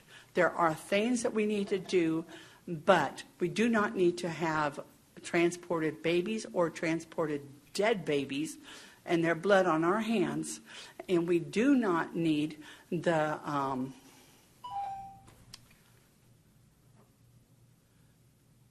We do not need people who are so angry to tell us how to value life. Thank you. Thank you, ma'am.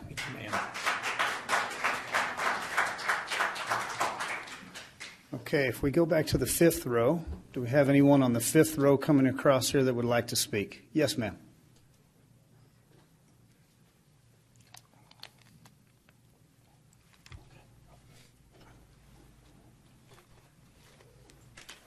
Hello again.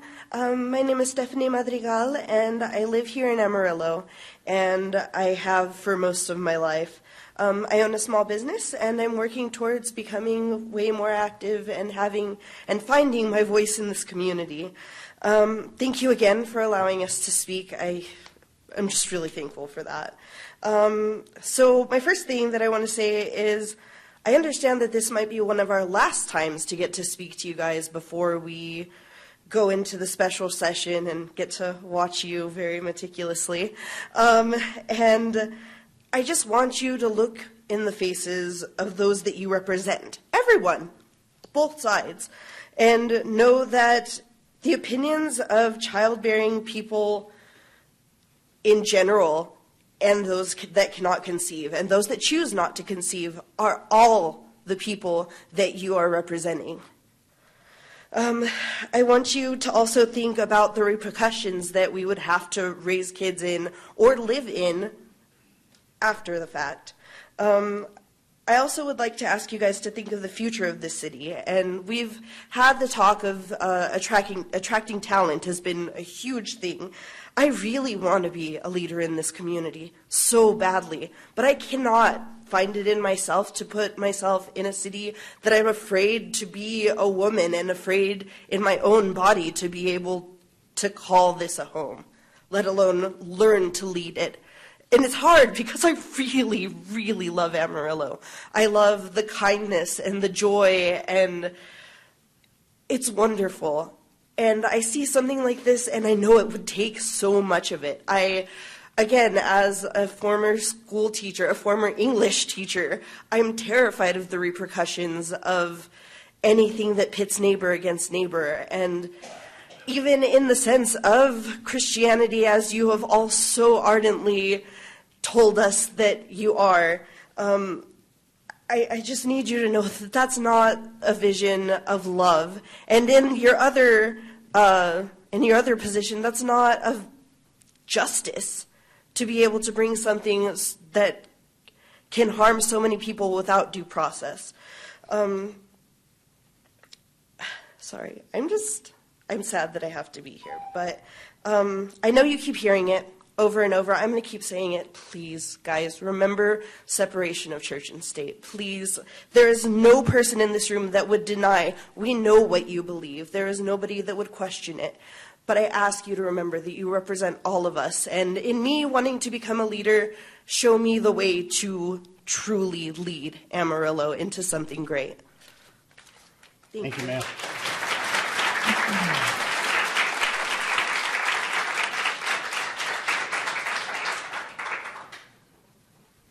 Anyone else on this row coming across? I think it's open. We'll go back to you, sir. Anyone on that row? Yes, sir.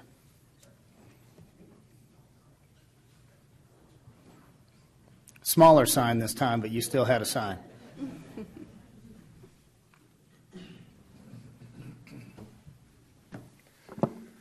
All right. Evening, gentlemen. Name is Parker Christian.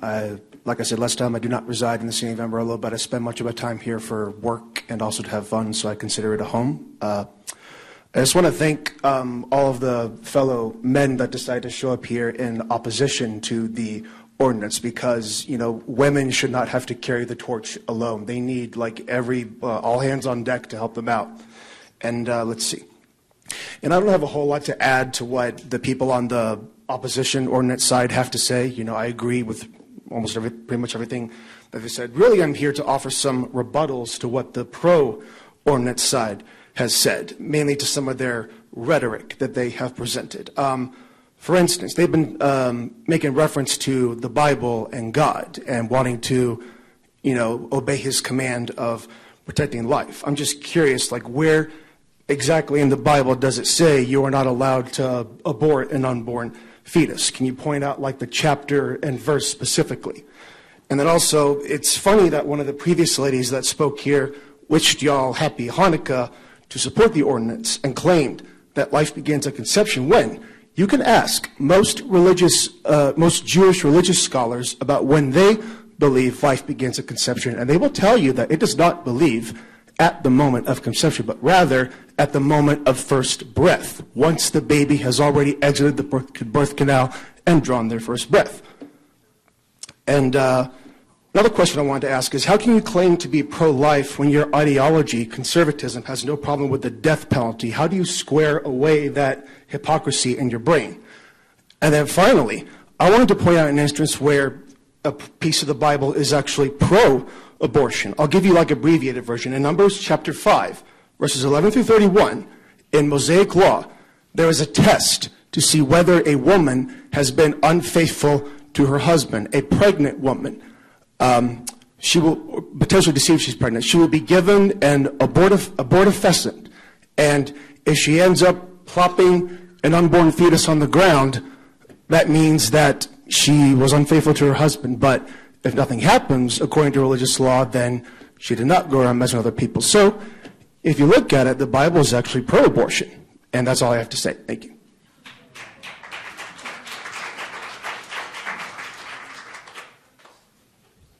Yes, ma'am. Please come forward.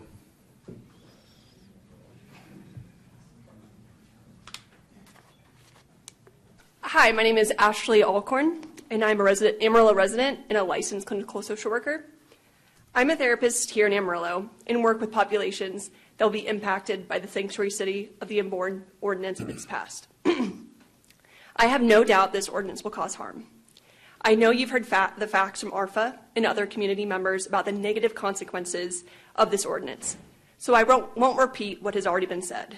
I do want to reiterate that this is an unnecessary ordinance, and if passed, it will cause a decline in morale and mental health in the community. Thank you. Thank you, ma'am.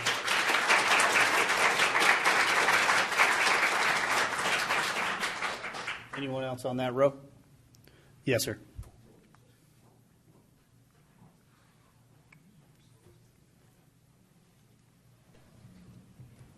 Hey, my name is Otto Beyer, and I'm a resident of Amarillo, Texas. When this was brought last time in October, you expressed that you were hesitant about whatever Mark Lee Dixon was bringing because it's like a after-the-fact measure. And if we want to talk about preventive, it was referenced earlier, Amarillo's teen pregnancy rate is 39 per 1,000 residents, which is triple the national average, and it's significantly more than Texas's really poor 20 per 1,000. And last time, too, there was outside people that were talking about botched abortions in New Mexico and people from El Paso that were coming in. And tonight, someone else referenced botched abortions. And just thinking on that, I'm just really concerned that what really creates botched abortions is a lack of access to health care and a fear of sex education and a fear of talking about things and being open. I was reading in the 90s, doctors estimated that the amount of abortions after Roe v. Wade is the same as they were before, but what's gone down is like mortality rate for moms. And the numbers now is about what I was reading from 2021, 8.8 moms per 100,000 births, and it's 0.8 moms or 0.8 women who are getting an induced abortion. And here in Potter County, with a 39 per 100,000 teen pregnancy rate, we also have an over 20% poverty rate, which is almost twice the national average of 12 or 13. And if we're compounding this high teen birth rate, a lack of access to education in schools about safe sex and how to family plan and prevent abortions, which I think all of us, that's like the main goal is, if we can end the issue before it begins. That compounded with our high poverty rate, I think is just asking for women, if we pass this ordinance, to attempt to save themselves and do a really unsafe thing, something that's not regulated. And it's a concern for me. There's a famous case of a woman in the 60s who was scared, and she was pregnant, and she tried to induce an abortion in a hotel room, and when she started bleeding, her partner left and she died. And she was found the next day by the hotel staff. A police image of her dead corpse was published in Miss Magazine after Roe v. Wade in 1973, saying never again. And my big fear for Amarillo is, and for Lubbock and Odessa and all these cities that are passing this, is we are forcing women into a position where that seems like the only way out. And I just really believe that that's what's a botched abortion is, rather than, I don't know. I don't know what my final point is, but that's what I would just say. Thank you, sir.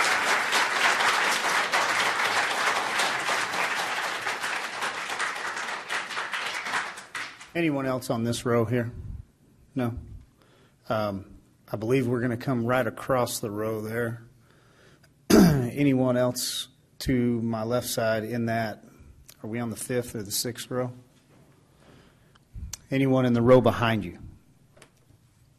Coming back to my right. Okay.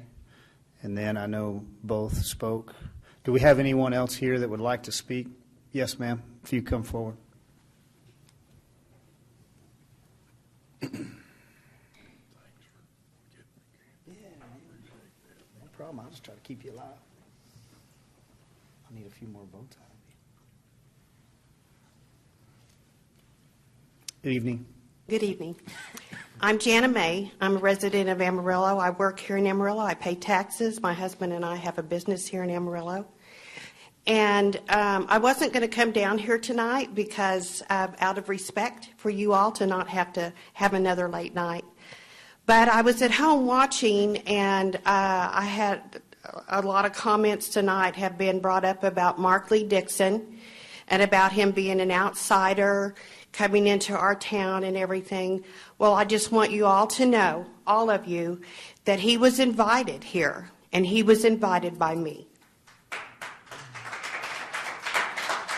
And I'm very proud of that, and I would invite him over and over again. Someone a while ago just was questioning the Bible and what the Bible says. Where does it say in the Bible that thou shalt not abort? Well, I'm sure I can find a lot of scriptures. I don't have my Bible with me, but the first one that comes to mind is in the Ten Commandments that says thou shalt not kill. It's as simple as that. Abortion is murder, and you cannot get around it. I don't care what you say. It's murder. And so anyway, I know you've got a lot on your plate as far as this goes, and I respect you all so much and care so much for all of you. So I just wanted to set the record straight that Mark Lee Dixon was invited here almost 3 years ago by me, Jana May. Thank you. Thank you, ma'am.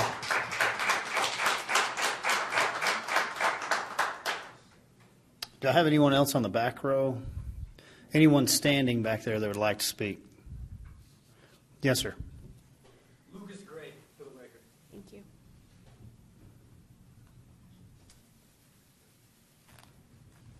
I made sure I was last because I didn't want to take up space for people who were supposed to be here speaking.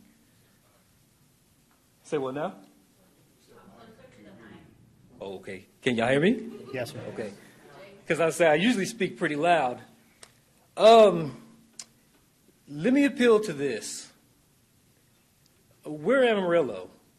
I don't know when anybody has been able to come in and tell us anything to do. There have been franchises and restaurants that were successful other places, nationally and globally, and they come here and absolutely fail. And it's because we're Amarillo, and we support Amarillo, and we believe in Amarillo, right? And so it's weird that the dad from Footloose would come in and try to change us, or at least make the influence. Let me also to appeal to, and please don't get ruffled, but just be good stewards of history. Ordinances are important, but they're also dangerous. The means that you use to handicap somebody else will one day be used against you. This is the reason why parks and pools have closed down, because we refuse to share space, right? When Jim Crow ended, it was throwing acid in pools. And when acid in pools didn't work, it was cementing them up. Then it was closing parks, and it was closing zoos because we didn't want to share space with people that may have looked or believed differently than us. Amarillo is home to many hate groups, white supremacy groups. We're kind of a hotbed for it, but we share space with them because that's what people do, regardless of the ideology or what you believe in. And I'm not saying Amarillo's always been perfect, but we're better than this. I promise you that. So just really be good stewards of history and think about it. Thank you.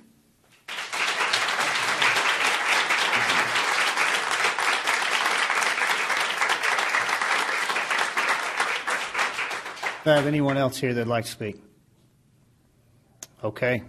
It's 8:34. We're like an hour and a half ahead of schedule from the last time. So we're getting better at this. I'm sure we'll see you guys next Tuesday at the work session. Thank you guys for all being here. I'd ask for a motion to adjourn, please. I'll move to adjourn this meeting. I'll second. Motion is second. We're adjourned. Thank you all.